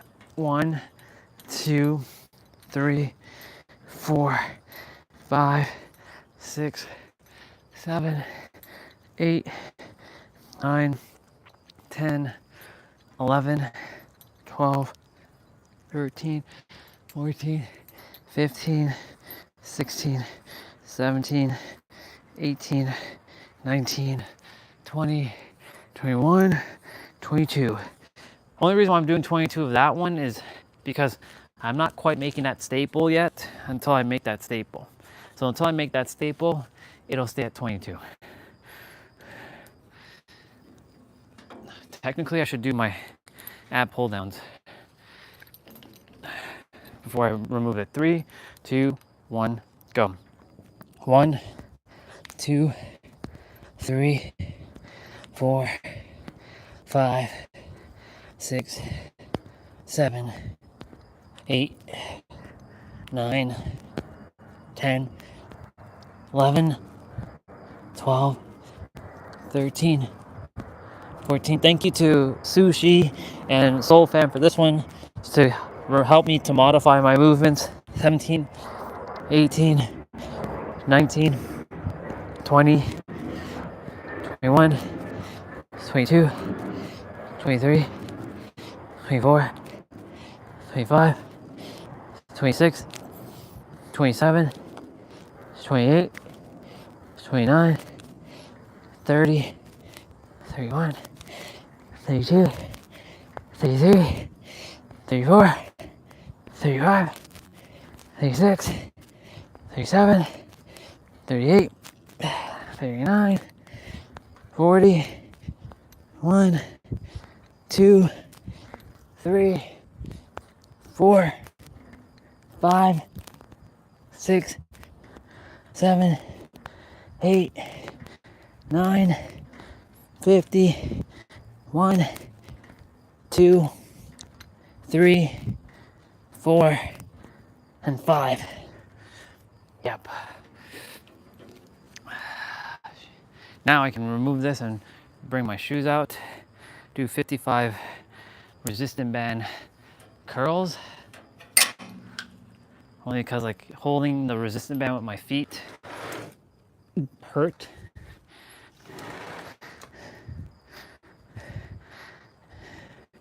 And then I can get my protein shake after I finish my stretching. I really want to get my push-ups in though.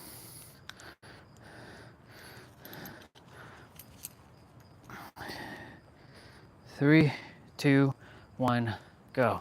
1, 2, 3, 4, 5, 6, 7, 8, 9, 10. 1, 2, 3, 4, 5, 6, 7, 8, 9, 20. 1, 2, 3, 4, 5, 6, 7, 8, 9, 30. 1, 2, 3, 4, 5, 6, 7, 8, 9, 40. Getting cooked here. 1, 2, 3, 4, 5, 6, 7, 8, 9, 50. 1, 2, 3, 4, 5. Whew. I'm done with my resistant band. Let's go. We're crushing through this. We're literally crushing through this. I can smell my pizza.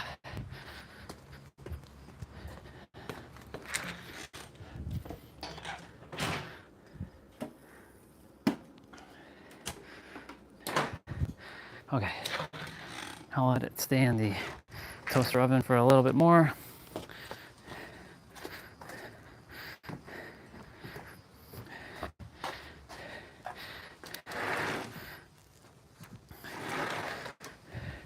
I'm gonna do 55 push-ups, 20 wide, 20 center, 15 narrow.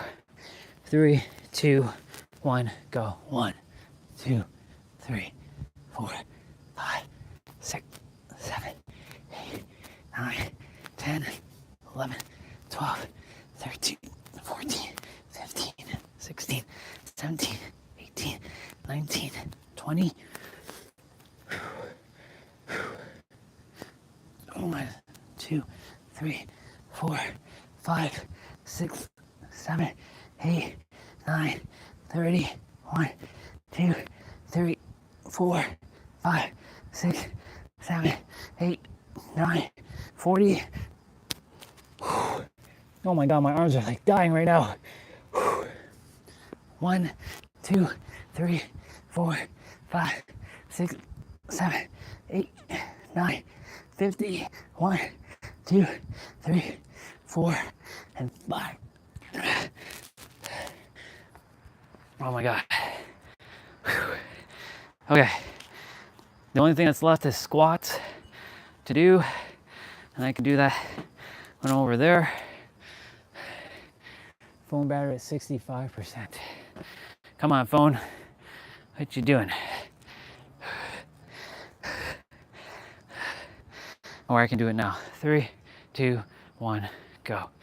1, 2, 3, 4, 5, 6, 7, 8, 9, 10, 11, 12, 13, 14, 15, 16, 17, 18, 19, 20, 21, 22, 23, 24, 25, 26, 27, 28, 29, 30, 1, 2, 3, 4, 5, 6, 7, 8, 9, 40, 1, 2,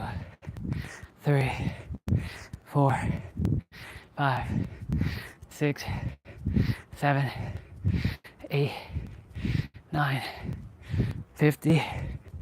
1, 2, 3, 4, and 5. Oh my God. I finished all of it. Fuck yeah.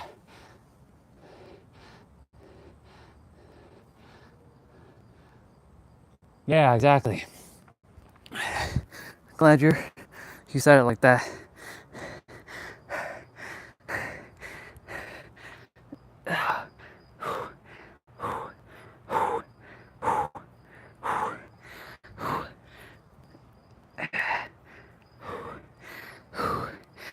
Okay, switch.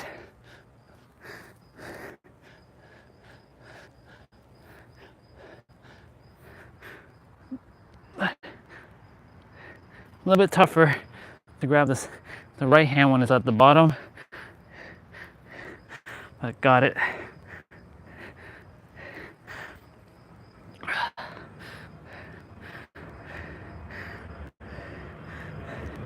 And then the prayer.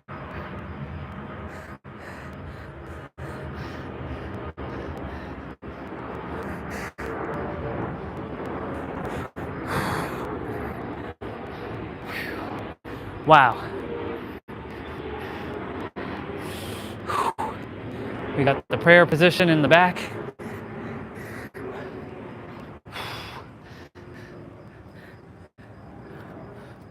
One, 2, 3, 5, 6, 7, 8, 9, 10, 11, 12, 13, 15, 16, 17, 19, 20, 21, 22. 1, 2, 3, 4, 5, 6, 8, 9, 10, 11, 12, 13, 14, 16, 17, 18, 19, 20, 22, 1, 2, 3, 4, 5, 6, 7, 8, 9, 10, 11, 12, 13, 14, 15, 16, 17, 18, 19, 20, 21, 22. 1, 2, 3, 4, 5, 6, 7, 8, 9, 10, 11, 2, 3, 4, 5, 6, 7, 8, 9, 10, 11. Whew. A little dizzy.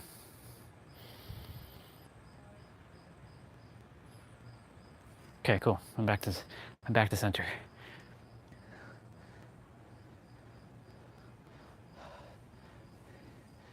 Yeah, exactly. You're welcome, bro.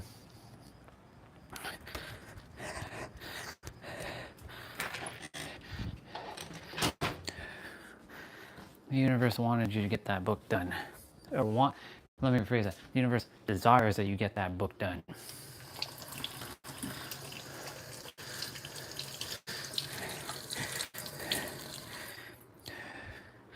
Let me know when it's done. I would love to read it. Whew.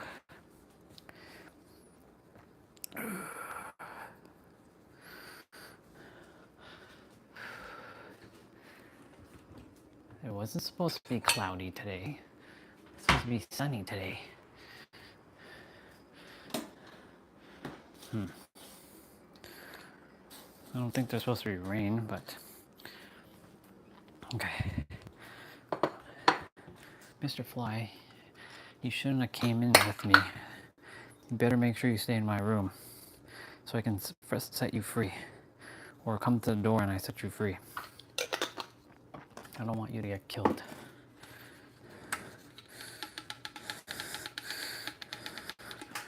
Okay. I have water outside. I have to prepare my bag. Go, go, go. There. I saved the fly. I have to prepare my bag.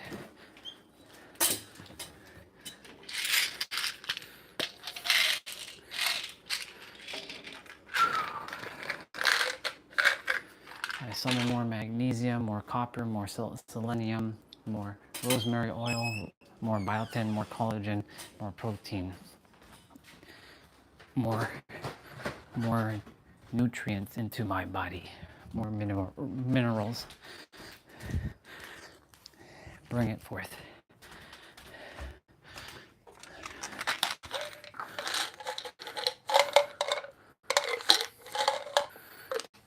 Bring it forth. Since this is all energy anyways.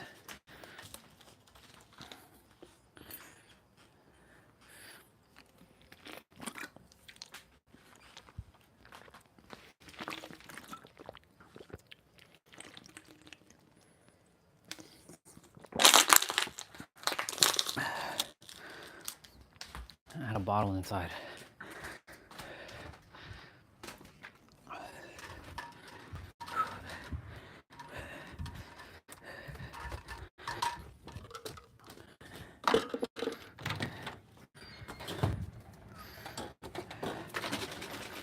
Corn, huh? I see.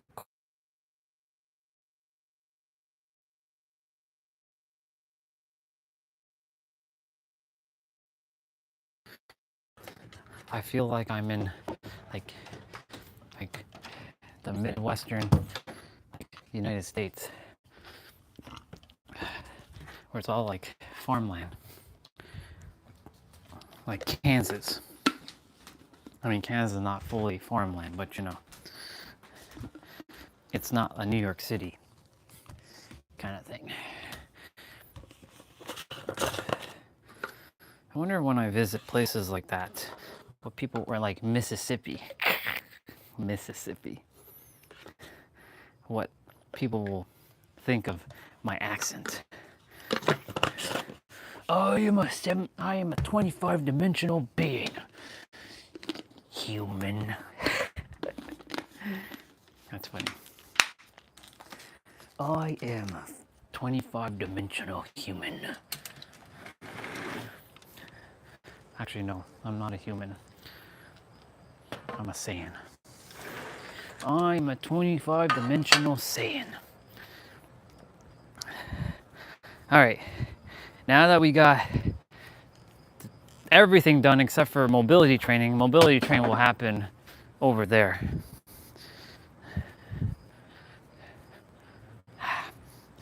This is good. This gives us time to like chill and eat. It's 1:29.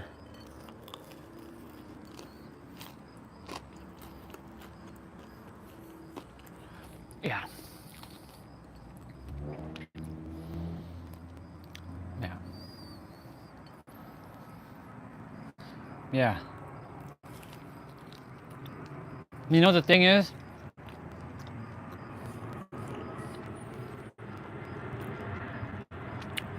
only a couple people that I've read books from have done that. They give you heads up on what you're about to read.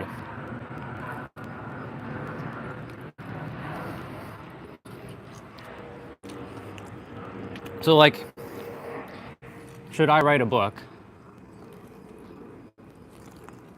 Which I don't, because Nero and Pete already wrote that book. I don't have to write it.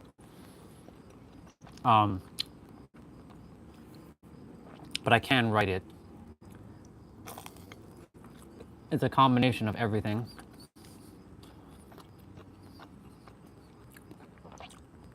Here's the thing. I would tell them straight up, this book is for those who are not using the third dimensional thinking mind. I know it's going to sound like an insult right off the bat, but I need them to know. Sorry, I wish them to know. No, I choose for them to know. I choose for them to know that you're going to have to see this book as a paradox and give definitions right away. What is a paradox? Something that goes against the standard norm. Two opposing ideas.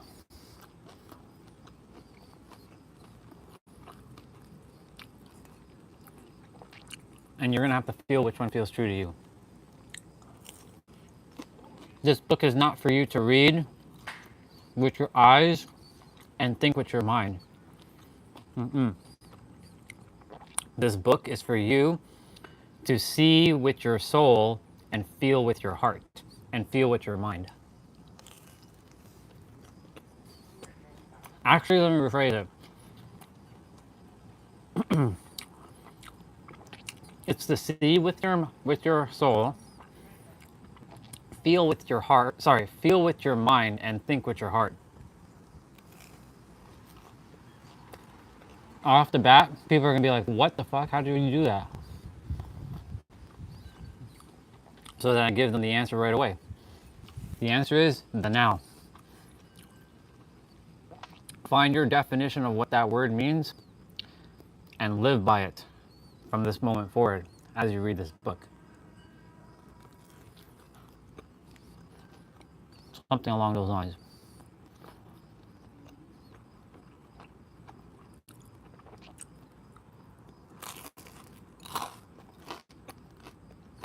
Now, of course, that sounds like I obfuscated it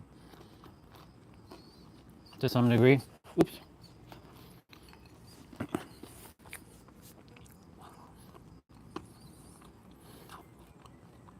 I lost balance there.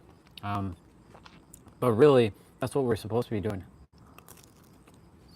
But the third dimensional thinking mind is going to block a lot of people.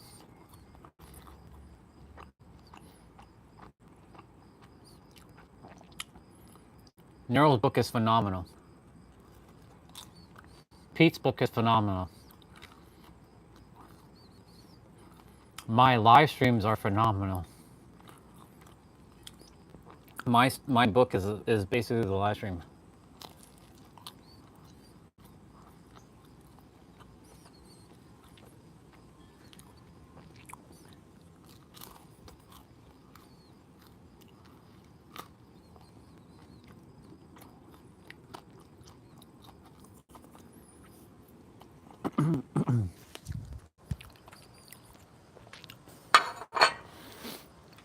Let me see what you said.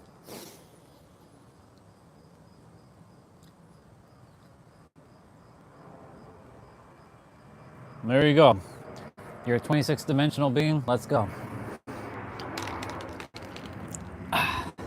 There you go, dude. I hate to break this to you, bro. I'm not we're not competing here. But I honor your 26-dimensional being. And I think it's time for you to share that with the world.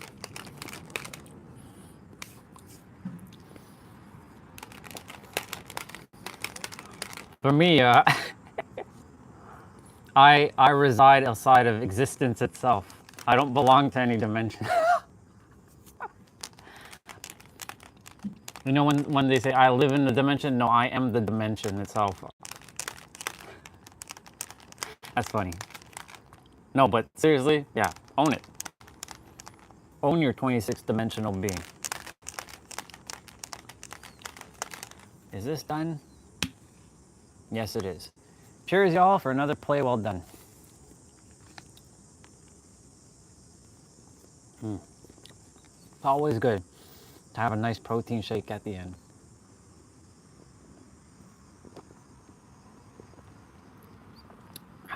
This is like a dessert right here.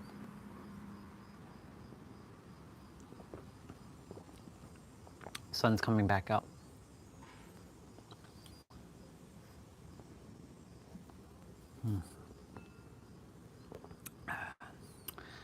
My hair is a colossal mess.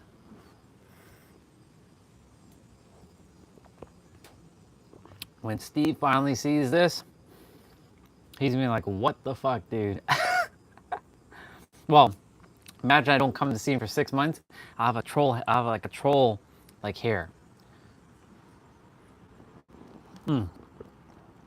Whereas T-Bray would say, one of them, I don't want to use the T word, but the negative T word type of hair. I'm not going to wait till 6 months because Steve will have to spend at least an hour and a half on my hair. He won't be able to finish it in 45 minutes.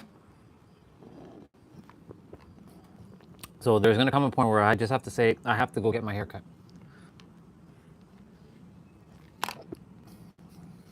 As for my grays, I'm calling in selenium and copper and biotin and collagen.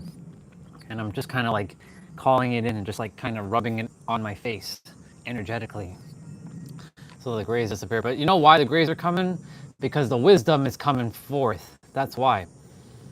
When I didn't have the wisdom in 2022 and 2023, the grays weren't coming out. So the grays are actually a sign of the wisdom coming out.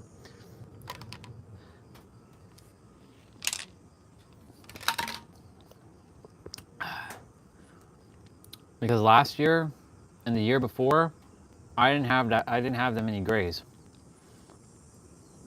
I was smart, I was wise, but I wasn't at this level. Now I'm at this level. So it shows that I'm turning into a mystic sage. Next thing you see me, one day, you'll come on the stream, I'm like levitating. I'm like sitting cross-legged and I'm levitating and like I have a staff in my hand and I'm like levitating. That'd be hilarious. Then you'll see my hair turn full white and like beard will be full white, have this long ass beard. Yeah. That would be hilarious.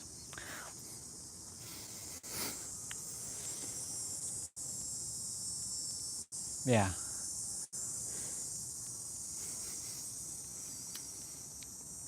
Yeah. I love you, dude. Yeah, those are the Simpson clouds. I call those the Simpson clouds. Look at the Simpson clouds. Oops. The Simpsons. That's the Simpson clouds.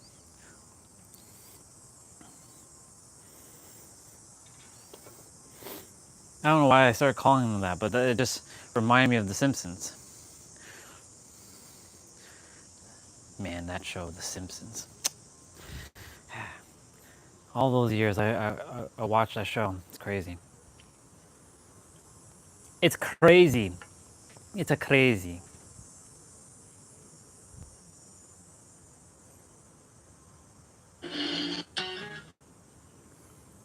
It's a crazy. The universe can't trigger what isn't within you.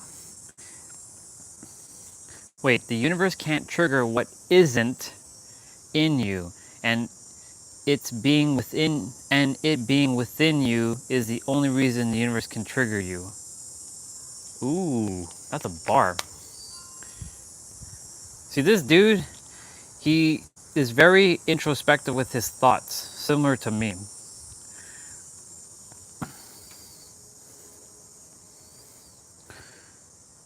I don't ever message him though because he doesn't respond and I don't have time. Ooh, let's see what Pete has to say.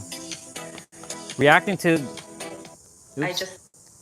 Reacting to the unwanted is recreating it in our experience. Our reaction constitutes an energetic investment in the regeneration. You are not in your reality. You are your reality. Once you understand, I gotta go back a little bit. defining it as debt, okay? Because you're the creator. If you're defining something as debt, that's negative. By definition, it's negative, and you can only get a negative effect from defining it as debt. So get that word out of your vocabulary. See it as money well spent, investment, energy well invested. Start there. Create a feeling of fullness and completion, because you are never lacking anything. You are always 100% abundant. The only question is, what are you choosing to be abundant in? With your focus and your feeling, what are you choosing to be abundant in? You could be abundant in lack. If you're perceiving lack, you're choosing to be abundant in lack. That's a paradox. That's what you're going to keep creating. This is why people bury themselves in God knows how many thousands of dollars of debt. Because it's all about perception. Perception is creation. Focus and feeling. That's it. When you perceive yourself as being infinite abundance, which is your true self and your true natural state of being, when you create that tangible knowing in the body, it will be projected out and reflected back. There will be no debt. Exactly. How can there be debt? That's why, like that 28,000 that I've used, well invested. It's money well invested because I used, yeah. It's money well invested. And the thing is, it's funny how he said that. You can be abundant in debt. Those are like oxymorons. That's a paradoxical statement, right? Because if I can keep choosing that, like, oh yeah, I only have $54 in my account, I can see $54 as debt, or sorry, I can see $28,000 as debt, or I can see $28,000 as money well invested, energy well invested. Let me just quickly wash this out, right? So it really comes down to what he said, perception is creation. What we perceive, and remember, Mr. Rupert said that perception is what creates space. And space is what we think that money is separate from me.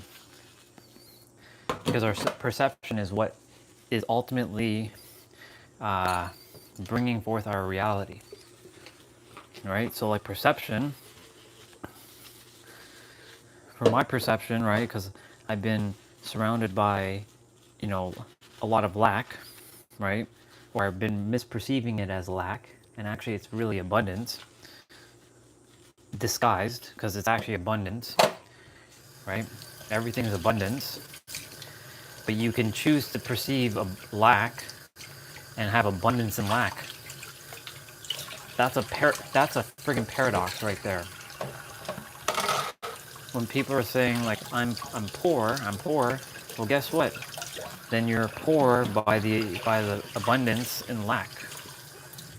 Because you're being abundant, because you're always abundant, so it comes down to what you choose to entertain as abundance. It's literally a paradox. And this is why the universe started having me see things in paradox. Because when you first came onto the channel, was I talking about paradoxes? Nope. Never once did I really utter that word, paradox. And now, things have shifted. You all are seeing, like, you're one of the ones that can show the proof of the evolution that's happening, because you've been here since like January. So you can see it for yourself. Things have changed about me. Words are different. I'm not saying the same things like I used to say. It's because my consciousness is evolving just like yours is.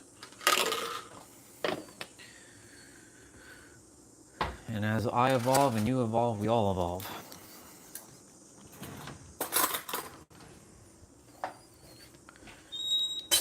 But again, going back to what he just said, perception is creation. I'm gonna listen to what the next reel, the next story he has, because I took a screenshot of something because it was going too fast, and yeah. Mr. Pete, always dropping them diamonds. But the thing is, it's not that he knows more than any of us. He's just telling us more of what we already know. But we simply think, and this is why a lot of people, they thank you, Pete, for the teachings. Thank you, Pete, for the teachings. Thank you, Pete, for the teachings. But it's actually, you should be thanking yourself, because it's actually you giving it to yourself. You shouldn't be thanking Pete.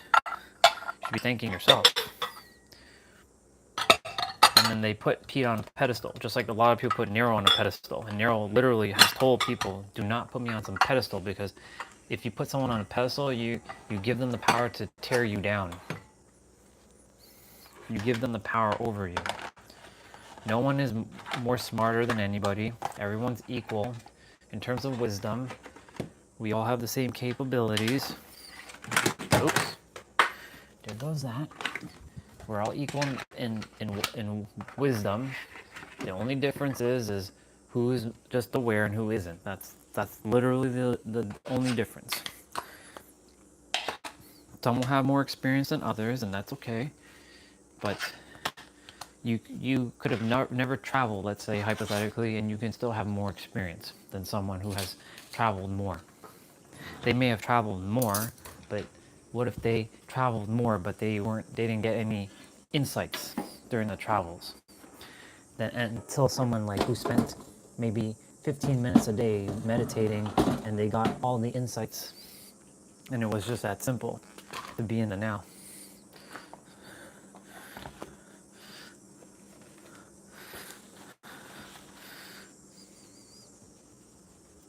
Perception is creation. When you perceive in alignment, you will get alignment. When you perceive in misalignment, depending on where you are in your frequency, that's what you'll get more of. Okay. I really trust that the phone at least is 80%, or it gets closer to 80%. I'm gonna rewrap my headband. My hair is like a hot, colossal mess. Oh my god, look at it. It's just crazy. It's crazy. This is why I use the headband, because like at least makes half of my hair look like decent. But the rest of it, oh my god, it is crazy right now. Steve's gonna be like, what the hell, dude? What the hell is this? I'm gonna go quickly use the bathroom.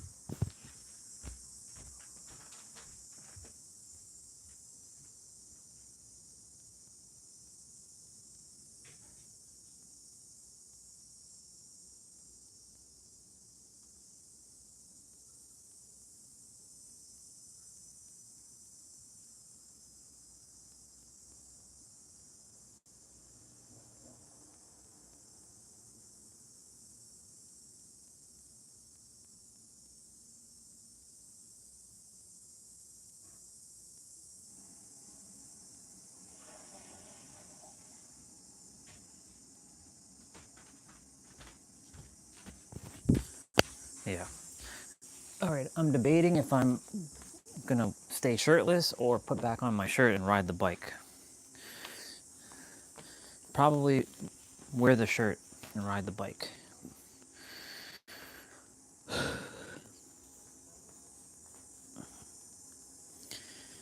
Well, all I gotta do is mobility training when we get to the park, which while we're chilling at that park. I'm sure I'm going to get an insight. Taking the tablet with me. I'm going to listen to Dragon Ball music on the way. Putting on my other pants.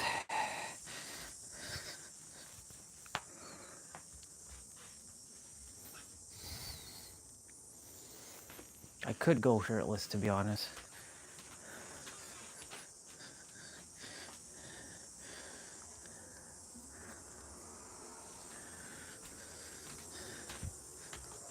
But you know, I can't have them girls looking at me. And they just melt from my sexiness. Can't have that now.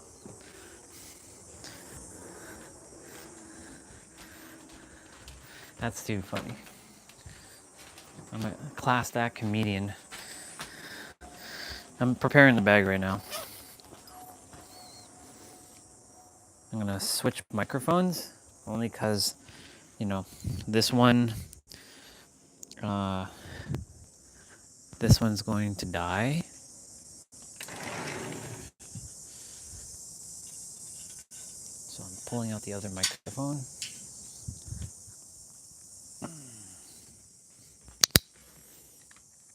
Wait till this one connects.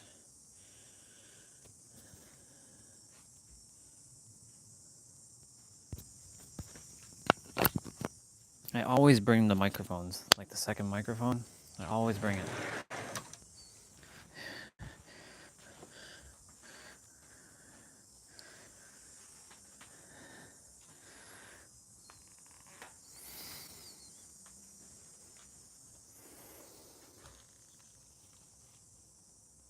I might go shirtless. Who knows? We'll see. It'll definitely be different. I had never ride shirtless before.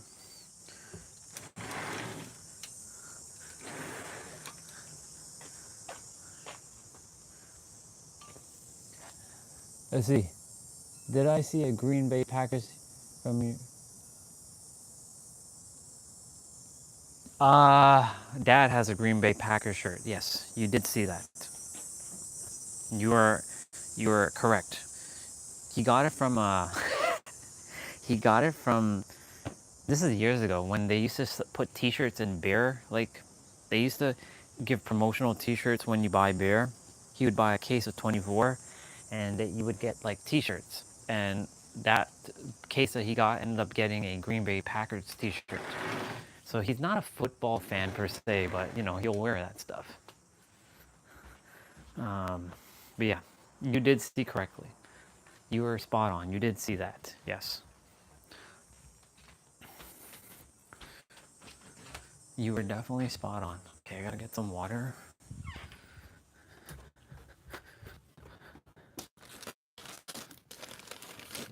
I gotta fill a bottle and get some ice.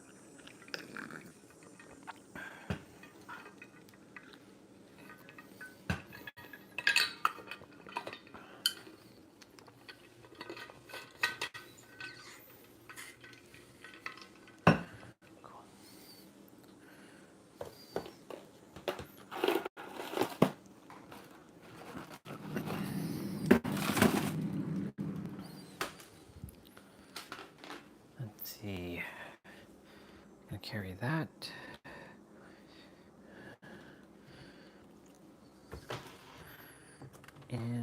carry.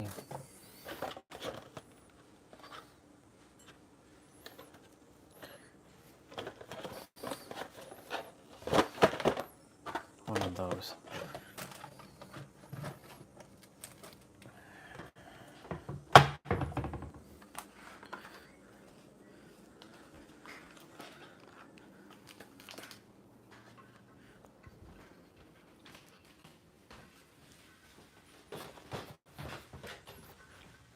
$154. Not bad.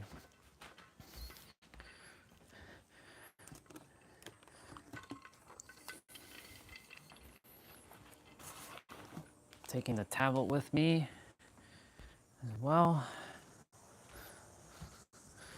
I have my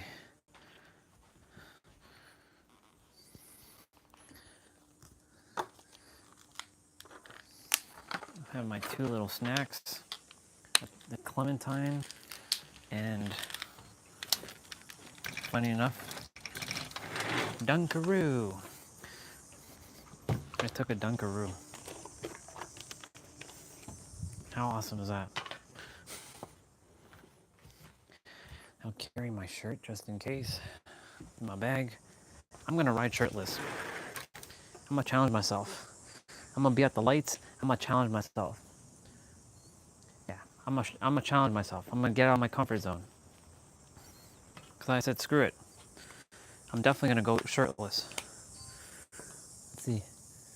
All the Packers fans love hearing that I'm originally from Wisconsin, and the Packers fans are basically a cult. When I moved to Minnesota, I found out. Interesting. Packers. Is Green Bay? Yeah, Green Bay, Wisconsin. Yeah, I was like, wait a minute. I was like getting some stuff confused for a moment. I'm like, what is Minnesota's team? It's the Vikings. I don't keep too much up with football because, you know, San Diego used to have a football team. I think it was the Chargers, but they don't have a team anymore. They only have a baseball team now. So San Diego only has one team. So it's only the Padres. I think the Padres won the World Series that one year. I think. I don't remember. I forget if they won or they didn't win. I don't have to go pee again. You know, anytime you like, you have to like leave, you feel like you have to keep going. It's kind of weird. Phone battery at 78%. Let's see. Scony trash? Scony trash. Why did they call it, why is it called Scony trash? What's the reason for that? What is the reason for that, sir? Scony trash. Oh, by the way, I don't know if you were there last week. Well, last week when we walked to the trail, we found a Goku. We found a Goku at the park where I was sitting. It was awesome. How awesome is that? Okay, so we have a battery. Where's my Ziploc bag?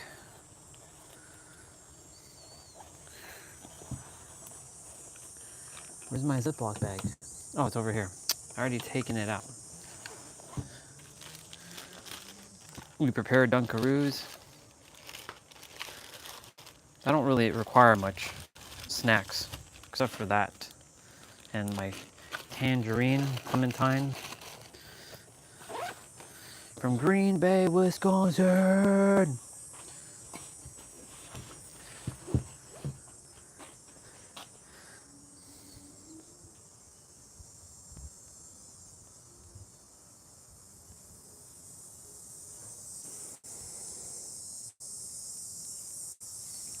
I'm not taking the gimbal. Actually, no, not the gimbal. But yet, sometimes I still take the gimbal. So I ride with everything, basically. I ride with my gear.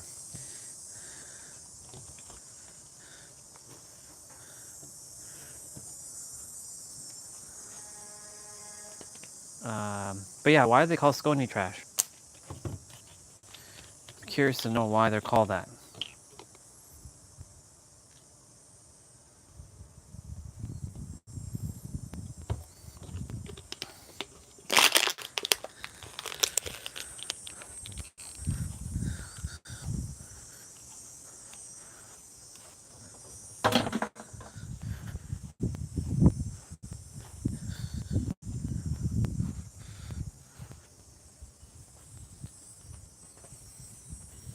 right, let me use the bathroom one more time.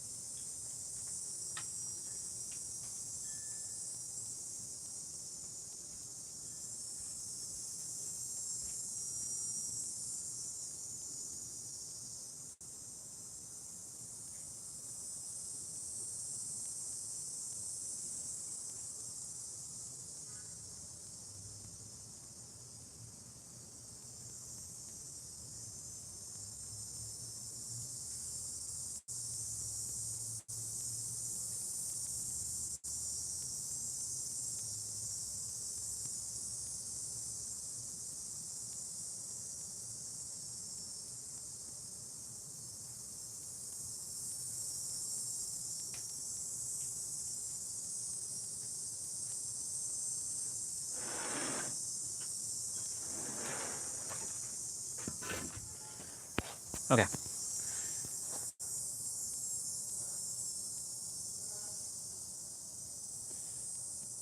I don't have the time for watching sports. I have so many more interesting. Meant to take a false.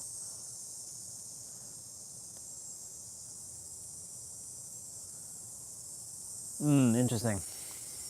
Interesting. Okay. I'm gonna blast out music right now. I'm gonna put on some Dragon Ball music.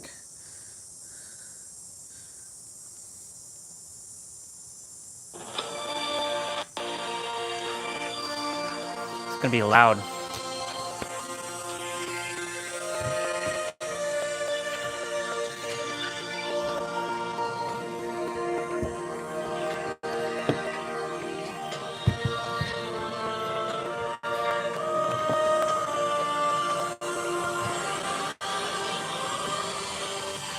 Okay.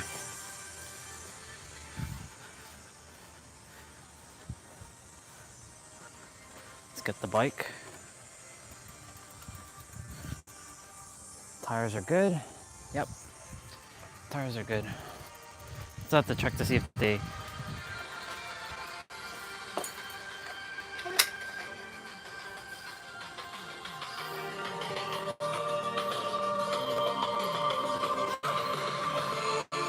Okay. So now I gotta take off the cooler.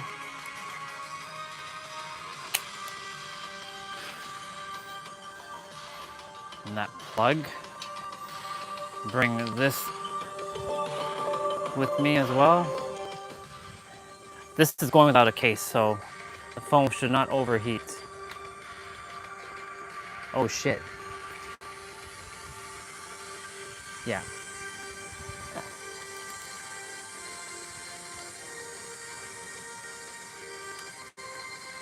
There we go.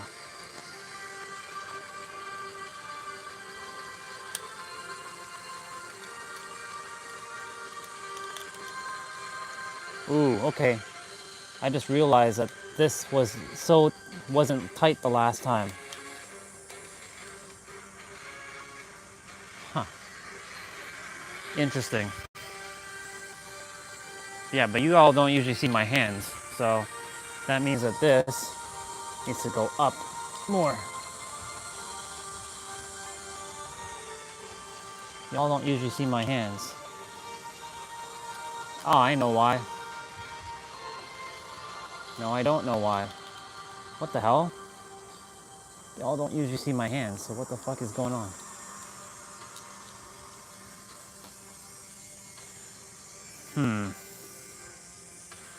That's weird.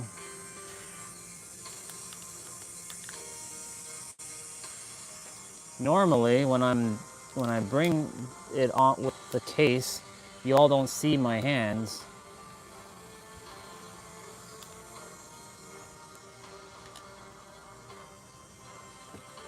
But if I face it down like that,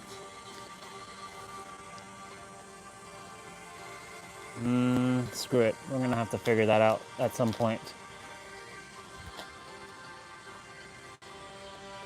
That's okay.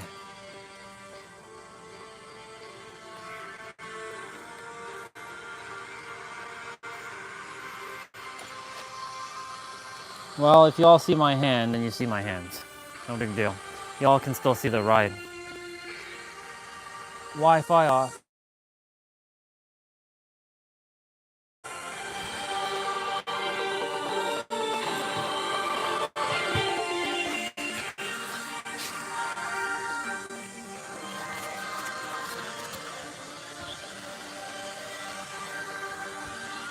Well, I'm shirtless. See?